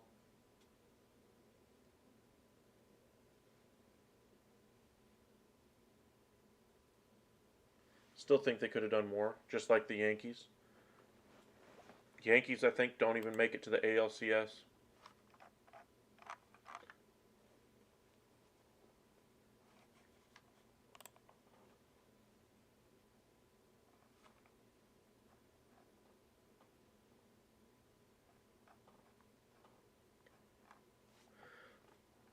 Brian Robinson is back at the Commanders' facility. Wow. He is going to be on the 53-man, so it looks like he's going to be healthy.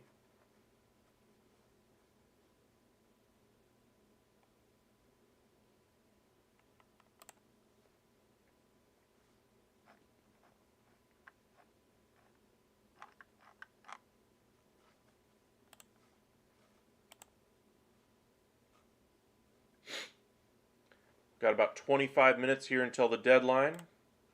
Expect teams to start publishing their 53-man rosters here in just a moment or two. So make sure you keep it here.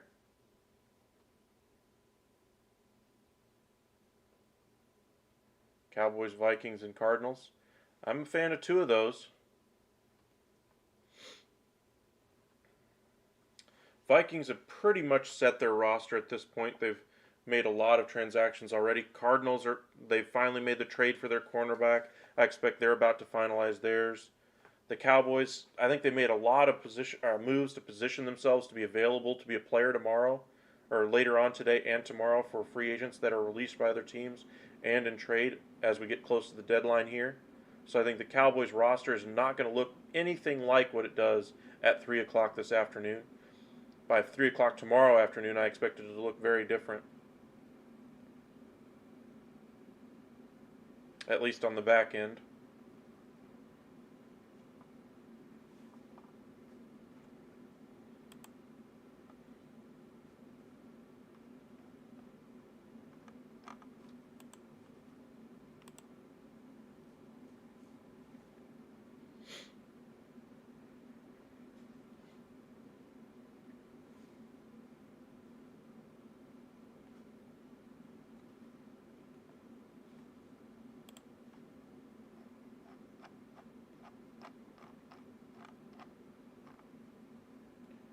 No. The Yankees are going to make the postseason. I'm saying they're not going to make the ALCS.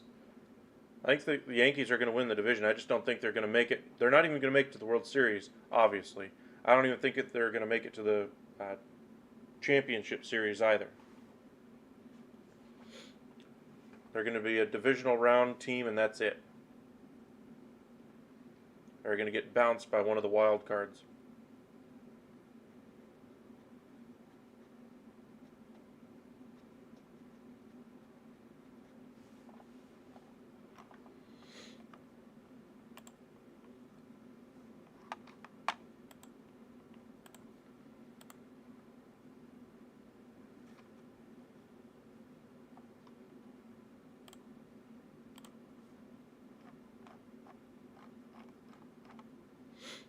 Still think the Blue Jays are going to end up beating everybody in the American League at this point.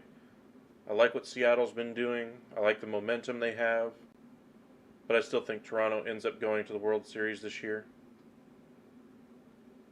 On the National League side, if you guys have listened to my podcast that I put out on Anchor about a couple weeks ago, it was literally the day the Fernando Tatis Jr. news came out. About 3 hours before I had posted my podcast, and yeah, I got egg on my face. Basically, I predicted the Padres would make it to the World Series anyway. But Yeah, that's not going to happen. I still think they make it to the divisional round, but I think the Dodgers are going to kill them.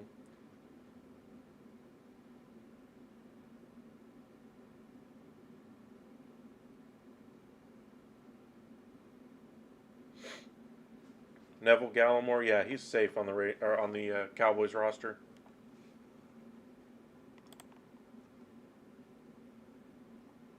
Unless, of course, they add somebody at defensive tackle. The Astros, they have probably the best pitching. Of course, Verlander just avoided a major injury. Looks like he's going to be out at least a little bit of time, though. They're going to be right there. Probably the team that faces the Blue Jays, in my opinion, in the ALCS. Depending on how they seed and everything. But I'm still sticking by the Blue Jays. I picked the Blue Jays before the season started. They were the best team on paper in the American League, and they're still my favorite in my opinion. I like the pitching moves that they made. I like the moves they made in the offense. Their offense has finally started to come around over the past month or two. They did have a swoon just like the Yankees, but it wasn't quite as bad. But I like the bullpen additions they made to solve their 6th, 7th, and 8th inning.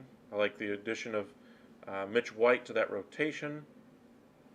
Gives them some length, strikeout ability. And then Whit Merrifield, kind of a jack of all trades should they have an injury at any position. Astros, I think, should have added a first baseman better than Trey Mancini, like a Josh Bell. J.D. Martinez might have been a nice DH option. Put Yordan Alvarez in left. I think they should have acquired a center fielder, Ramon Laureano, Ian Happ, somebody like that.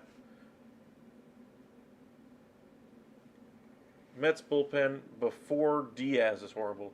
Diaz, though, is the answer to that bullpen, and then once we get into the postseason, they've got 5 starters. One of those is going to move to the bullpen and be a long reliever, and that bullpen will look a lot better. So I wouldn't worry too much if you're a Mets fan.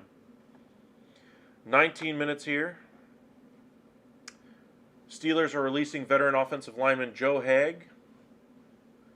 Should be a good pickup for another team out there, a depth option for you. Patriots are waiving defensive tackle Bill Murray, likely to be brought back on the practice squad.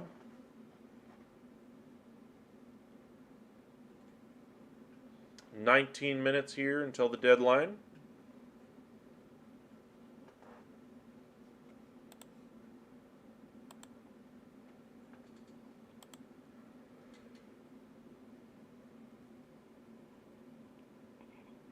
Pardon me.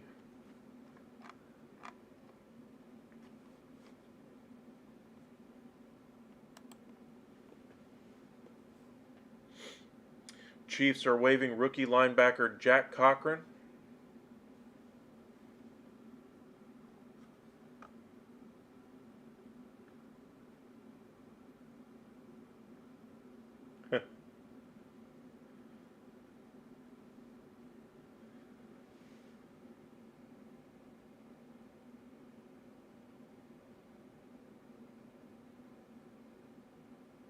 This is a funny thing.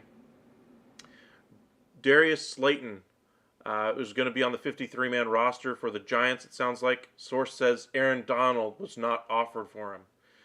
One of the New York Post guys said if the Darius Slayton said to one of the New York Post guys, if the Rams call for them and like, hey, we'll give you Aaron Donald for Darius Slayton, I'd take that trade too. Well, yeah.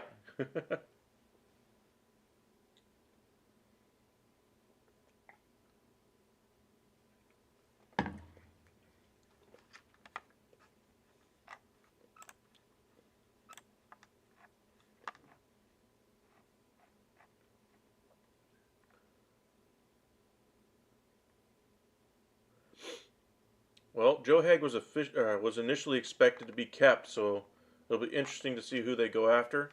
Maybe they have their eye on somebody that got waived already. Hopefully not Alex Leatherwood if you're a fan of the Steelers.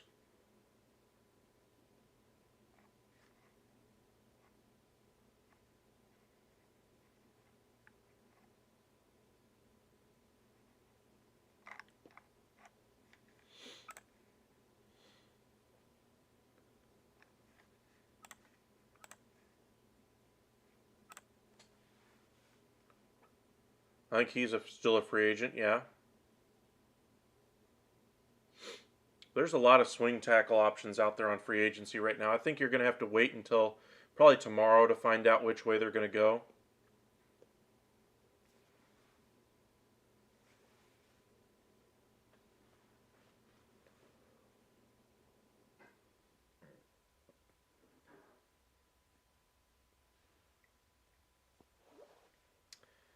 About to hit our 15-minute warning here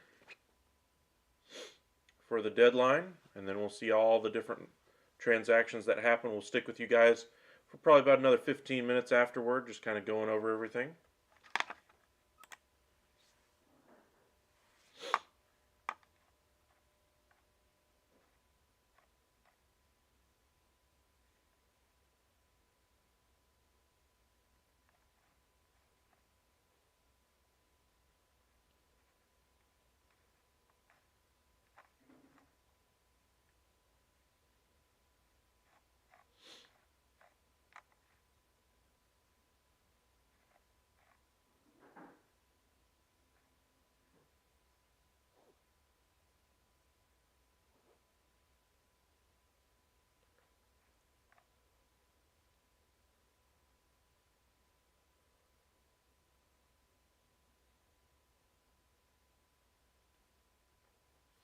Steelers quarterback right now, it's going to be Trubisky.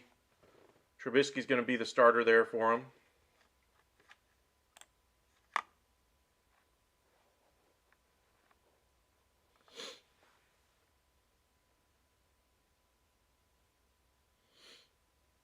I think Kenny Pickett's earned the chance to be the starter, but I think you can't really go back once you put Trubisky in there as the starter or once you put in Pickett as the starter, say he struggles early, and then you go to Trubisky. But I think you're going to start with Trubisky. That's why you gave him the money. I think Pickett should be the guy, though. If I were picking between the two, my guy would be Kenny Pickett.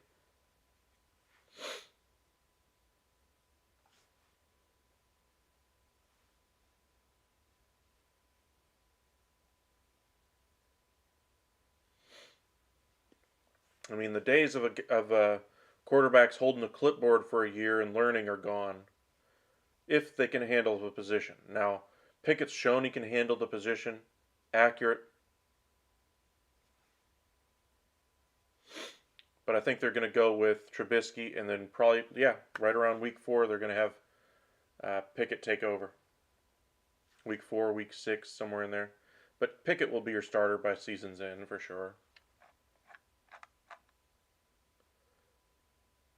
So there were some rumors that the Cowboys were trying to trade for the Jets offensive lineman Chuma Edoga, and it sounds like the Jets are just going to go ahead and release him. That could be an option for the Cowboys. There's a lot of tackles that have been released today, some of which I'm sure the Cowboys have interest in because Tyron Smith is likely to be out the entire year. They're saying till December right now, but Tyron Smith has always been a slow healer ever since he was, 23, 24 years old. Ever since then, his injuries take a lot longer to heal from. And so I think they're going to be cautious with him. Now, if it's the playoffs, maybe they'll let him start week 17 and then put him back in there for the playoffs. But I think he's likely going to miss the whole year. So they're going to go after a free agent out there. Well, yeah, that Pittsburgh offensive line still isn't very good. But you got to learn somehow.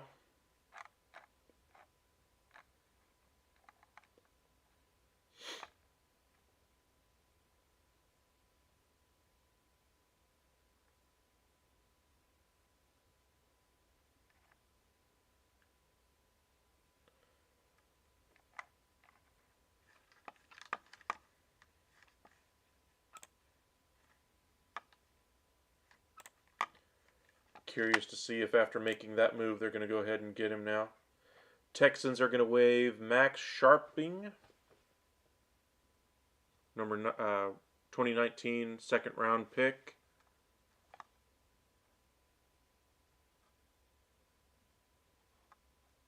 Looks like the Texans are moving on from the Brian Gainey era.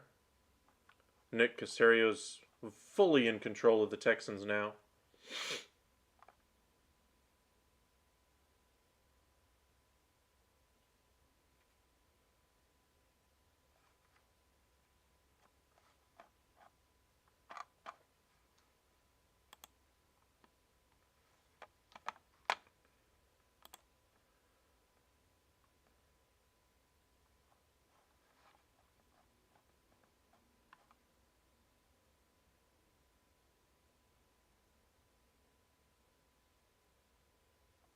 Yep, looks like teams are finally realizing these trades are not going to happen with 11 minutes left to go. You're going to have to release these players that you are not able to trade before the deadline. As much as you'd like to get an asset for them, you don't want to lose assets just by being over that 53-man roster.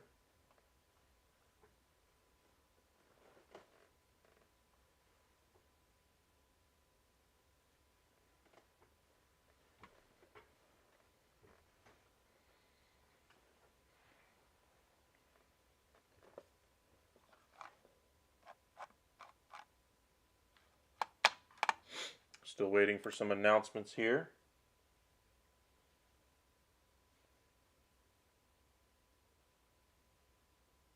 Yep, Tom Brady will be playing this season. Okay, so you asked who the Steelers were going to have for their swing tackle. They have just traded for the Vikings offensive lineman Jesse Davis. That's the reason why they let Joe Haeg go.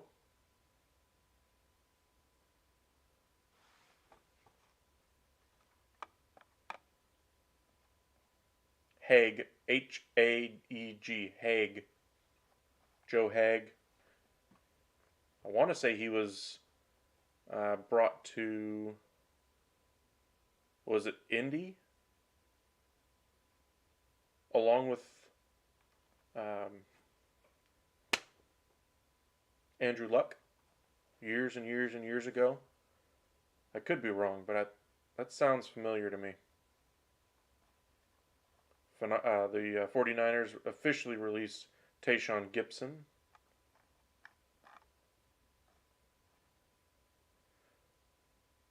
Chiefs have cut tight end Jordan Franks as they pare that roster down. They are going to be in need of a backup tight end. I imagine their tight ends that they had on their roster had good preseason games, though, in that preseason finale.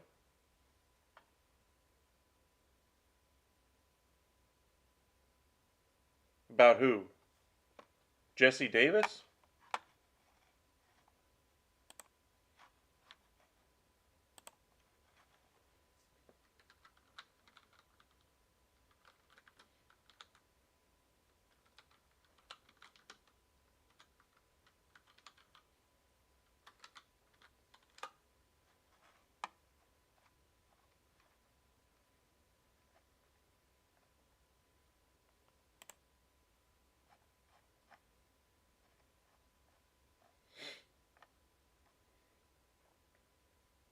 Well, he's versatile, 30 years old, started 26 games at right guard, moved to right tackle, had 2,000 snaps there for Miami. He also has some experience on the left side of the line, but most of it on the right side. Played a couple of games at left guard, so you can move him around pretty much everywhere. So he's kind of a jack of all trades piece.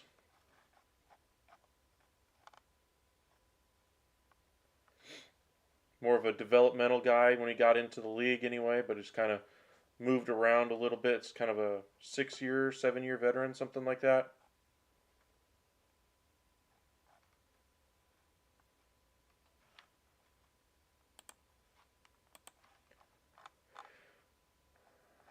Alrighty.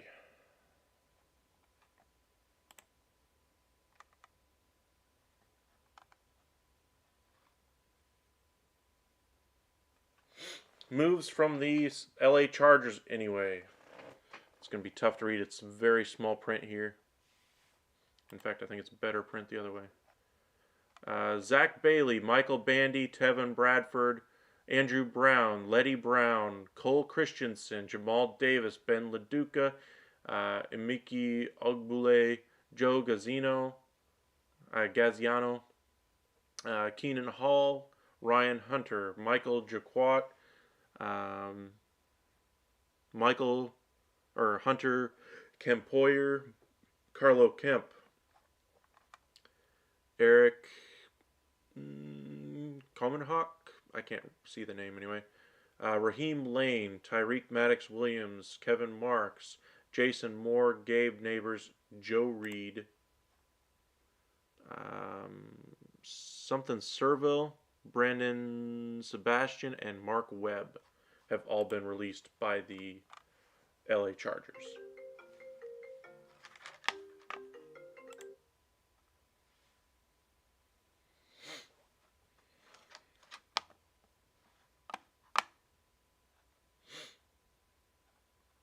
I think it's a reasonable upgrade. You got you got a lot of experience. You need somebody with experience on that line that can play all over the place. But yes, very similar players. Maybe they just like Davis more.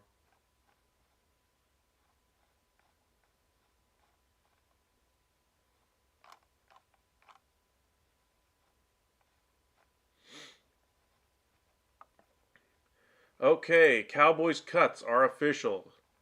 Here we go. They got rid of guard Isaac Alarcon, defensive tackle Josiah Bronson, defensive end Marquise Bryant, tackle Avante Collins, safety Tyler Coyle, running back Malik Davis, quarterback Ben DiNucci, wide receiver Dontario Drummond, center James Empey, cornerback C.J. Goodwin, a little bit surprising there. He's been kind of a special teamer, cornerback that they've tried to develop over the past couple of years. Quarterback Will Greer, who may end up being on the practice squad. Linebacker Story Jackson and linebacker Malik Jefferson. We'll see if one of those sticks around with the practice squad. Guard Braylon Jones, I expect he's going to go to the practice squad along with Alec Lidstrom. Kicker Brett Maher. Tight end Sean McKeon, I wonder if they're going to move him to the practice squad. He's hung around with the Cowboys for a number of years.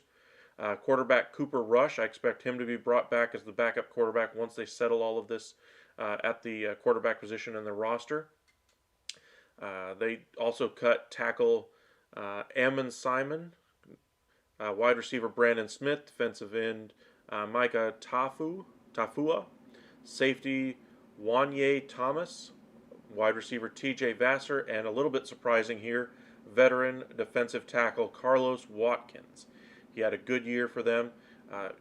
In the final preseason game, running back Aaron Shampkin got injured. He has been waived along with cornerback Isaac Taylor Stewart, and moved to reserve non-football injury list is linebacker Damon Clark. So there's your moves for the Cowboys. I expect a lot of these moves to be coming out shortly here. Looks like a conditional 7th rounder is going to Minnesota in that Jesse Davis trade. Now with the Cowboys getting their roster set, we'll see if they make some moves to the back end of that roster. They're going to have to bring back Maher and Rush at the very least.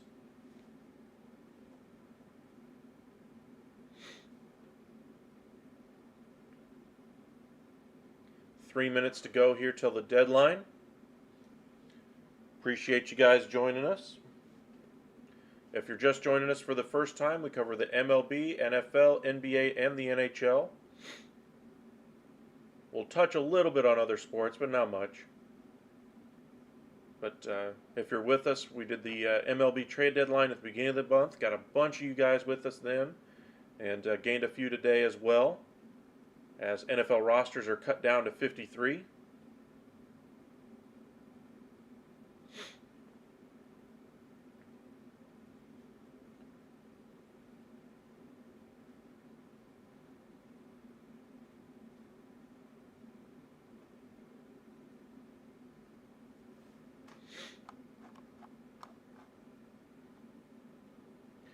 Little Jordan Humphrey was released by the Patriots. Sounds like he could be a practice squad guy for them. Yeah.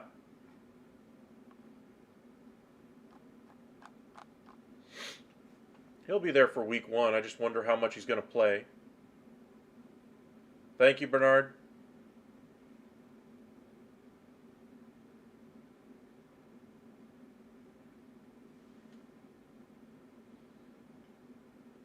Appreciate the like. Thank you very much. If you haven't already hit that like button, please do so. We've now crossed into the 5-hour mark of this live.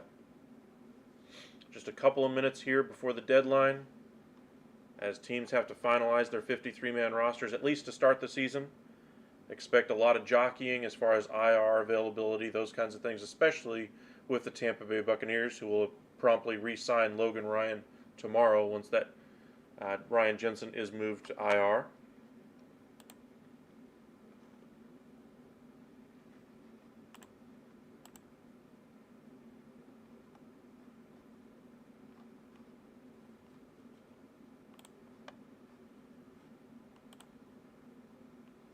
Thanks, Sebastian. Appreciate it.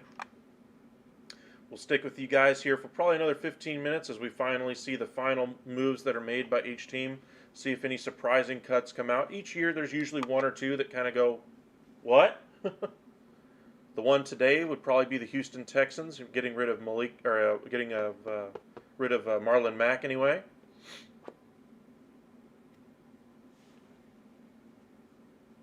Josh Gordon, O.J. Howard, Danny Shelton, Duke Johnson, other big names that have been released today.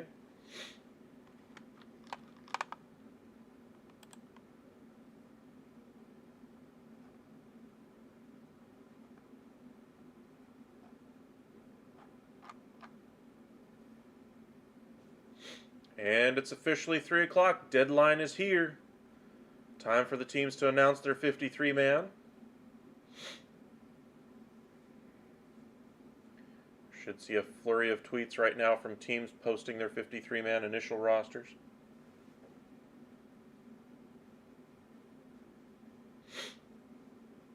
I'm sure they're just hitting the final send button.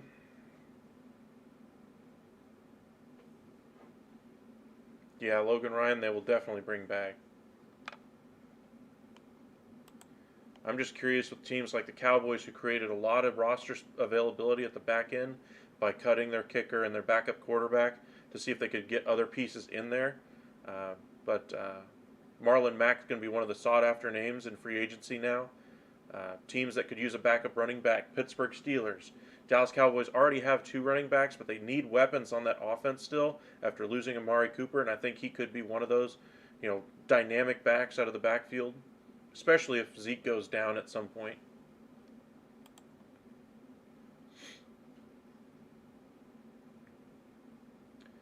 All right, bad news for you. I know you were wanting to, or one of you guys was watching for one of your Canadian brethren anyway. Looks like the Cardinals, though, are waiving outside linebacker Jesse Luketa.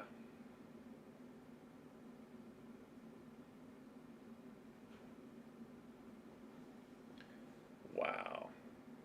He was one of the better preseason options anyway as far as special teams. Now the seventh round pick from a year ago heads to waivers, according to Tom Pelissero. Little disappointing, though, for our Canadian friends.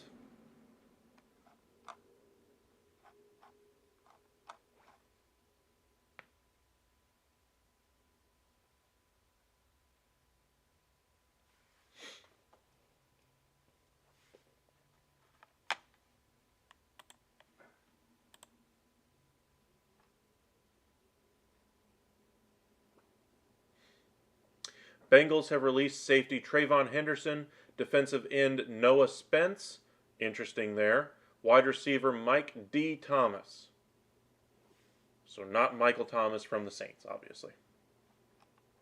So good pass rusher there in Noah Spence. Maybe another team will pick him up. Every team likes depth at that position. I imagine he'll catch on with the team at some point this season.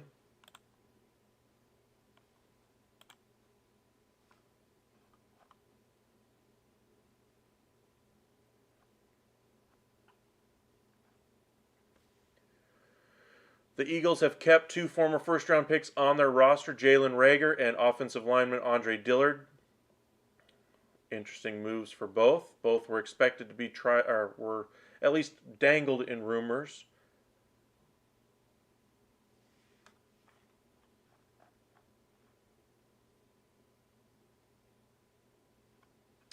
More news out of the Bengals is that Thaddeus Moss, the son of Randy Moss, everybody knows him from the Minnesota Vikings, Oakland Raiders, New England Patriot days.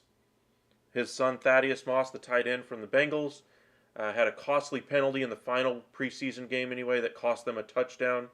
I imagine that had something to do with him being cut today. More of a pass-catching tight end, not necessarily a blocking tight end with the Bengals. We'll see if he catches on with a practice squad somewhere. That's the type of player you usually see go to a practice squad, see if they can build up their stock, gain some skills, learn some other skills like blocking.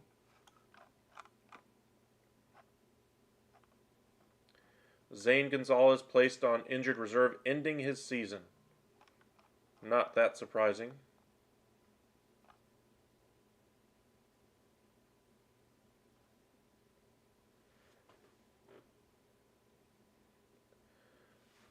Colts have moved their star linebacker Shaquille Leonard off of PUP and placed him on the active roster.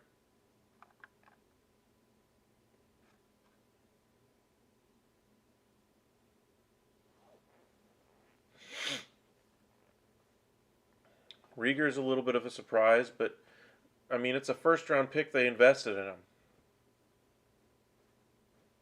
I think he's still got some talent. Do I think he's worthy of being a number 1 in an offense? No. But a good 3, maybe a 4? Yeah. And that's exactly what he'll be with the Eagles.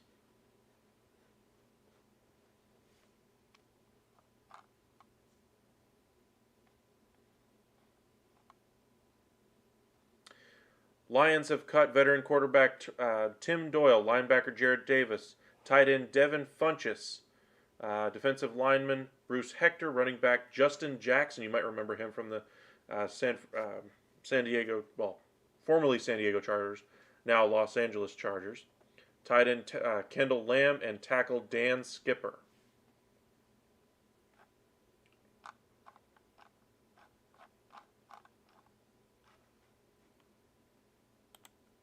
Devin Funchess, of course. Remember him with the Carolina Panthers, etc. The Jets have cut veterans Tevin Coleman, safety Will Parks, offensive lineman Connor McDermott, and linebacker Marcel Harris.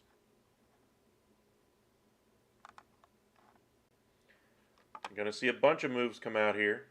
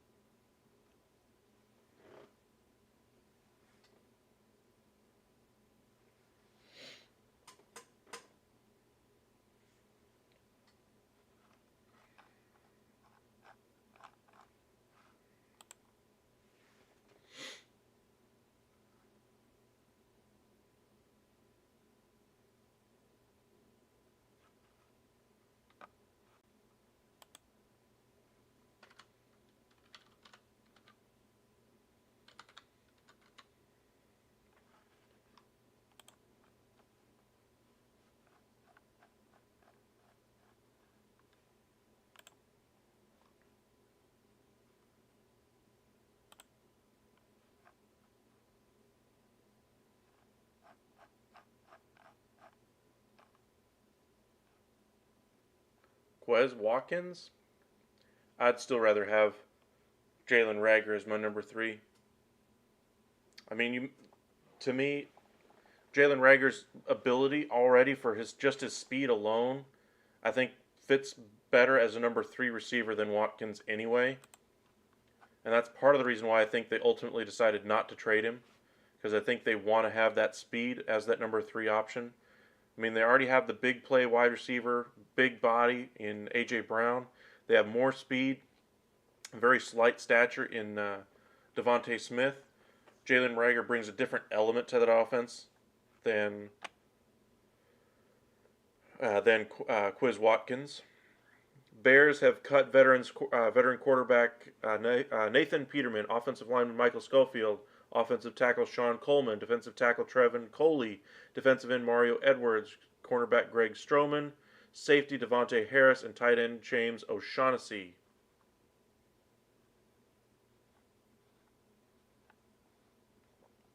C.J. Goodwin being a surprise cut for the Cowboys.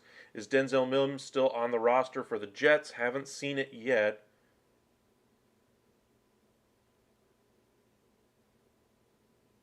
Yeah, Amari Cooper. Yeah, he doesn't play for Dallas anymore. He was traded to the Cleveland Browns for a 5th round pick, I believe. Mainly just to get off that salary. I thought they were going to use that salary space to bring in somebody, but no. Sounds like they're going to try to compound that salary space into next year, and next year they could be a player for free agents. Not that they ever really play at the top end of the market. The biggest contract they've ever given out in free agency was a 5-year, $50 million deal to cornerback Brendan Carr.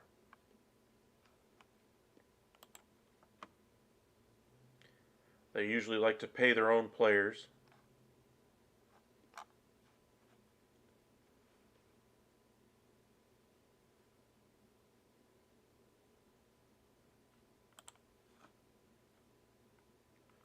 Still waiting to see a couple of more moves here.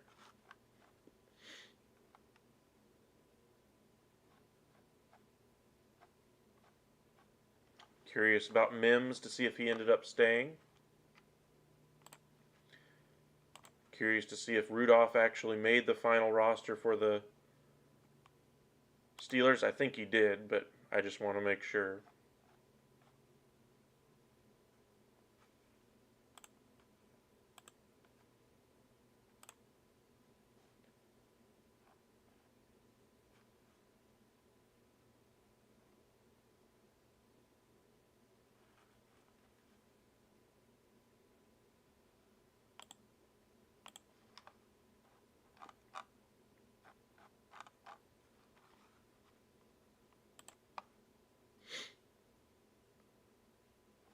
Ravens announced they have cut veterans, of course.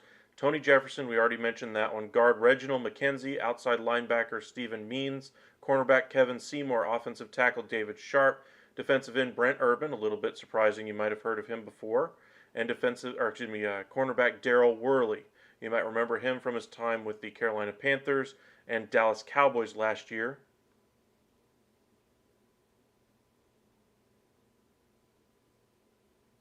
Yeah, CD needs room to grow. Gallup is coming back. They allow him to have a bigger role in the offense.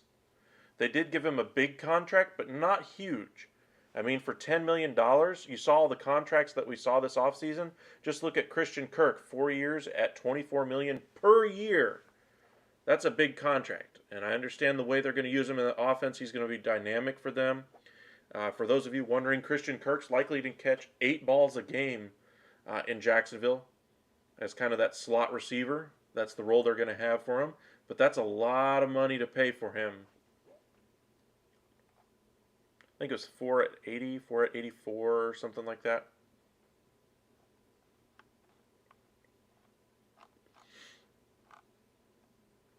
Chiefs announced a few moves as well. They have cut veterans linebackers Jermaine Carter, wide receiver Corey Coleman, wide receiver Darius Fountain, wide receiver Josh Gordon, linebacker Elijah Lee, offensive line Austin Ritter, defensive tackle Danny Shelton, and offensive lineman Taylor Stalwart.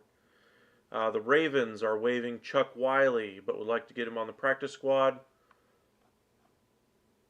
Colts announced their 53-man roster.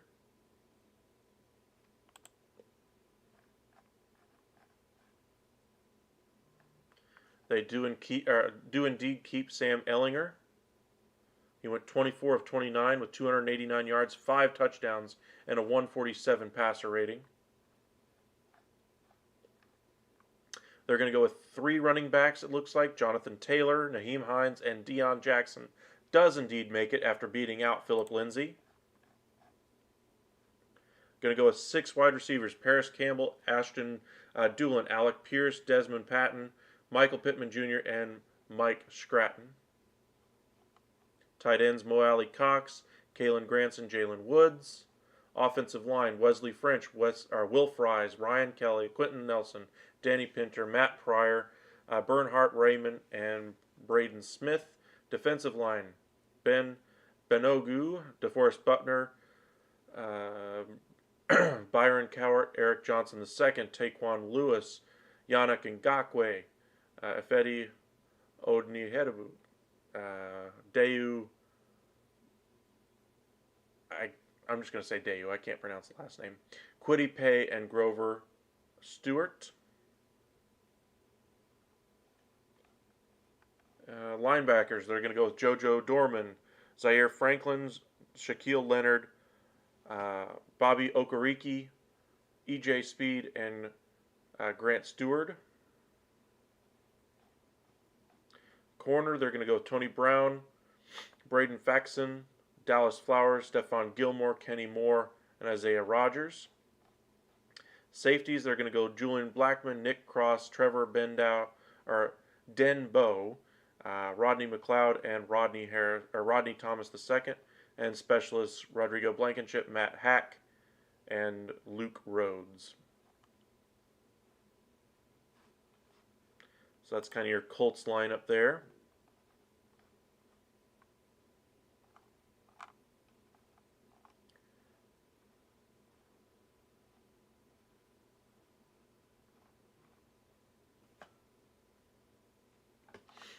And of course, everybody's like, oh no, the Cowboys don't have a kicker. What did they do? Yeah, they'll have a kicker. Just relax. Appreciate you guys joining us.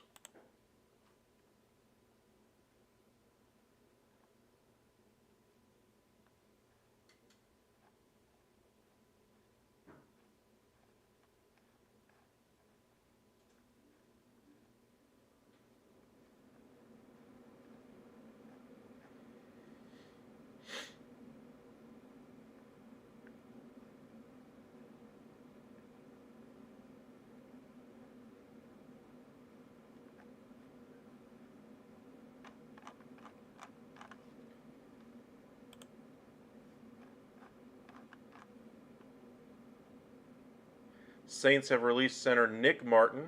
You might remember him from the Houston Texans. I believe he's the brother of Zach Martin.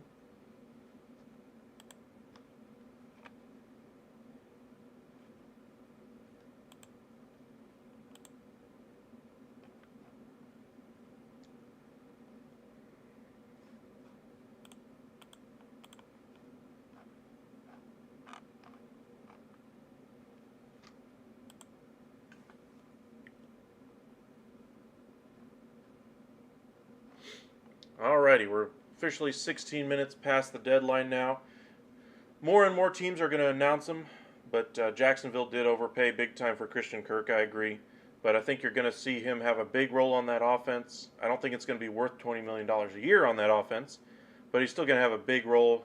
Trevor Lawrence will be better quarterback for it, and then next year they can really go out and get a guy. Of course, the guaranteed money all in the first couple of years for Christian Kirk. Then we can cut him, or then they can cut him after that. But that's something to kind of look forward to over the next couple of years for the Jacksonville Jaguars, having a good slot receiver in Christian Kirk. But just seeing if anything else is breaking right now. Seahawks have just announced their cuts anyway.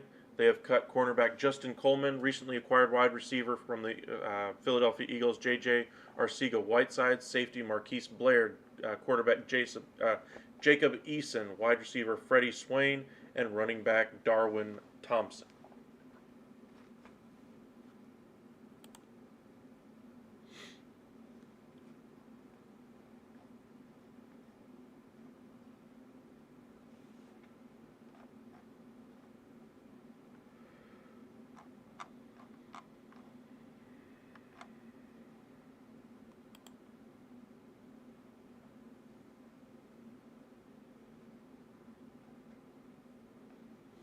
But Coleman's being cut by the Seahawks a little bit surprising there. Good veteran corner.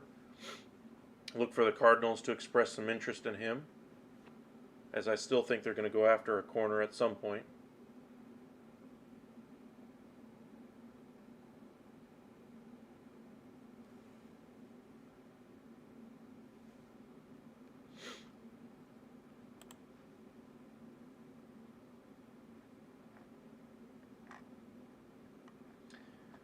Alrighty.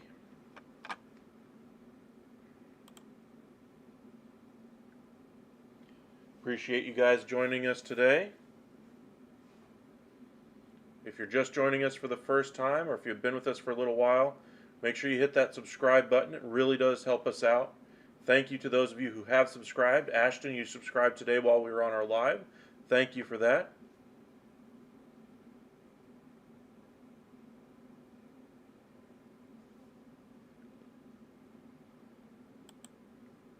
Stick with you guys for a couple more minutes here while we wait for the rest of the news to trickle out.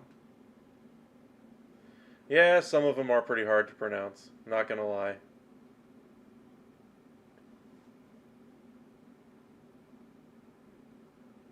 There's a couple of them on that Colts roster. I know I've heard the last name before. I just can't remember how it sounds. I could try to sound it out, but I know I would butcher it, and those guys deserve better than that. So if you guys want to see it, it's all over Twitter right now. Who's been cut? Who's been kept on the roster? Congratulations to those of you who made the 53-man on those rosters. For those of you, the 900 plus people who are now being released into free agency, onto practice squads, etc. Hopefully you guys can latch on with another team. Sorry for all the trouble you're going through today. I know your families were hoping to stay with your team that you're at now. Kids are now in school, etc. So, you know, you guys are taking it on the chin today, but hopefully you'll have better days ahead.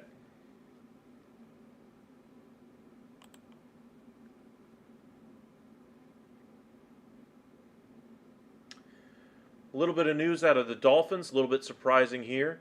Dolphins GM Chris Grier said they didn't make any calls to teams to trade Mike Gesicki. He notes they received calls from 2 teams asking about him, but they were not looking to trade him. Grier said they will always listen, but doesn't mean they will do anything.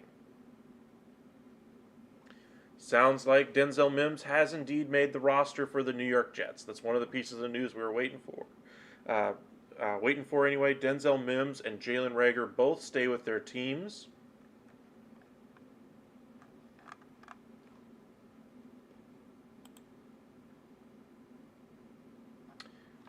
All right, so here's some news out of the Eagles. They have cut veterans, wide receiver Deion Kane, tackle LaRaven Clark, Anthony Harris, tight end Richard Rogers, safety Jaquiski Tartt, center Cameron Tom. They've also waived Devin Allen. It'll be interesting to see which one ends up going.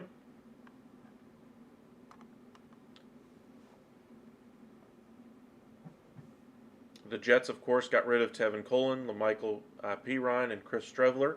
Streveler, I actually think, might actually latch on with another team, being their 3rd quarterback. I don't think he's good enough to be a 2nd quarterback yet, but I think a team that likes to carry 3 quarterbacks. Streveler did perform very well this preseason. We'll see if he latches on somewhere. At the very least, says that it sounds like he's going to go back to the Jets on their practice squad. So he's at least deserving of that. We'll see if he gets more than that from another team.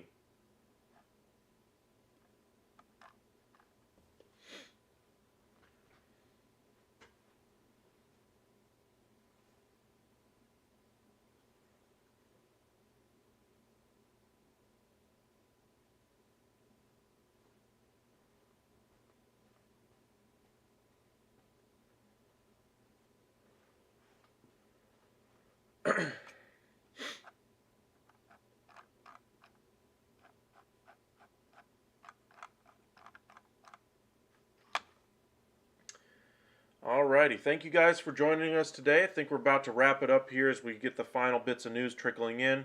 Of course, Jimmy Garoppolo, the big news yesterday, signing that restructured deal with the 49ers, and the 49ers still keeping 3 quarterbacks anyway. They did not keep Nick Sudfeld, which was the surprising part. Other news today, C.J. Gardner-Johnson goes to the Eagles for a 5th and a 6th round pick. Other news, a lot of running backs were released today. Marlon Mack, the most surprising move probably of the entire day. Josh Gordon moving on.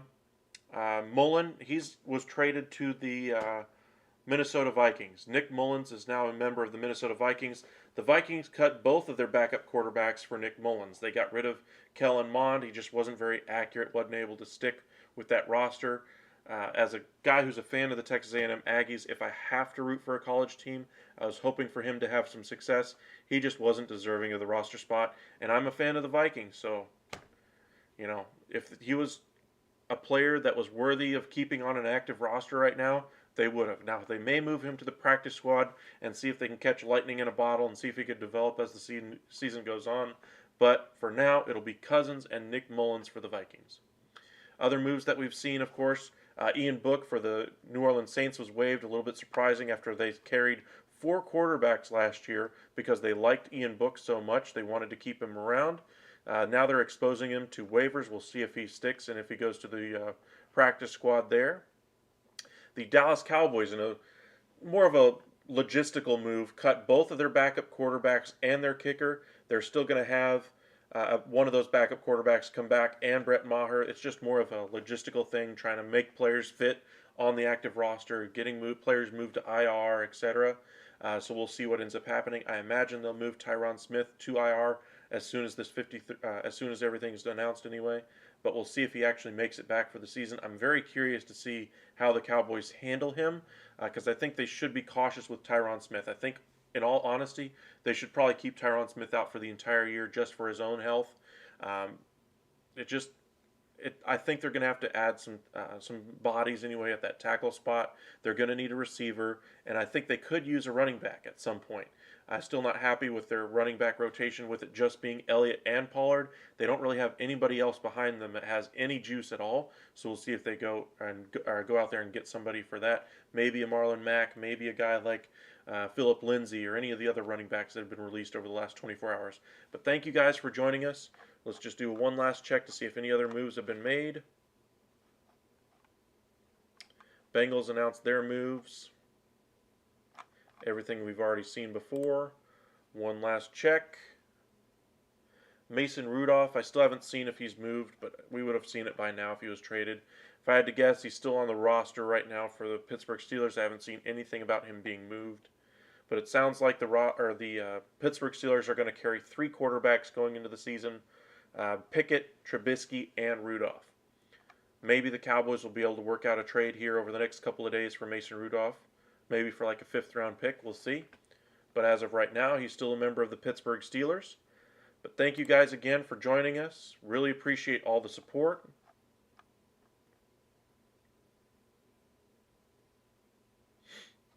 I'm just checking one last site for you guys, see if any other news came out.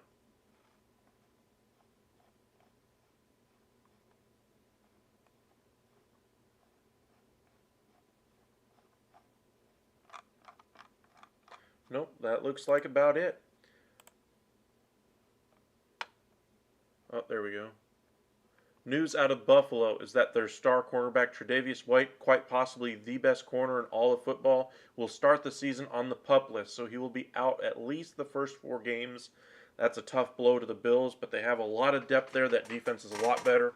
Their front 4 is going to be able to generate a pass rush now, and so maybe we'll see some more turnovers from that secondary once Tre'Davious White gets back. That's an elite team on defense, just on defense alone. Their offense with Josh Allen, Stephon Diggs, Gabriel Davis, Dawson Knox, Devin Singletary, they're ready to go. They're ranked as the #1 team in all of football on most people's power rankings right now. We'll see if they can go, but Tre'Davious White is a tough piece to lose to start the season. That coming from Ian Rappaport. Denver Broncos just announcing they're cutting quarterback Josh Johnson. We already mentioned that one. Defensive lineman Mike Purcell. They've also waived wide receiver Darius Shepard, Seth Williams, and tight end Eric Tomlinson. So a little bit more news for you guys. Thank you guys. Thanks, Sebastian, for joining us. Ravens announced their moves. Now, of course, we get some tweets just as I'm about to go off the air. And that looks like about it. But thank you guys for joining us. We'll put some videos out later on this evening, hopefully, just to kind of recap everything. Might do a live just to kind of do a condensed version of this long live that we did, 5.5 hours. We might do a condensed version of that this evening, try to keep it underneath 10, 15 minutes for you guys. That way you guys can recap everything that's happened today. But thank you guys for joining us here at The Upside. Appreciate you guys, for those of you who subscribed today. And if you haven't already subscribed, please do so. It really does help us. The more of you guys that subscribe, the more content I'm able to do, the better I can make this for us, because I can put more time into it. I do still have to work a 9-to-5 job anyway, so hopefully eventually we can get this to the point where I don't have to and I can do this content for you guys a little bit more. But thank you guys for everything that you guys have been, all the participation I have in there, all the likes and all the subscribes. Thank you very much, and we'll see you guys later on.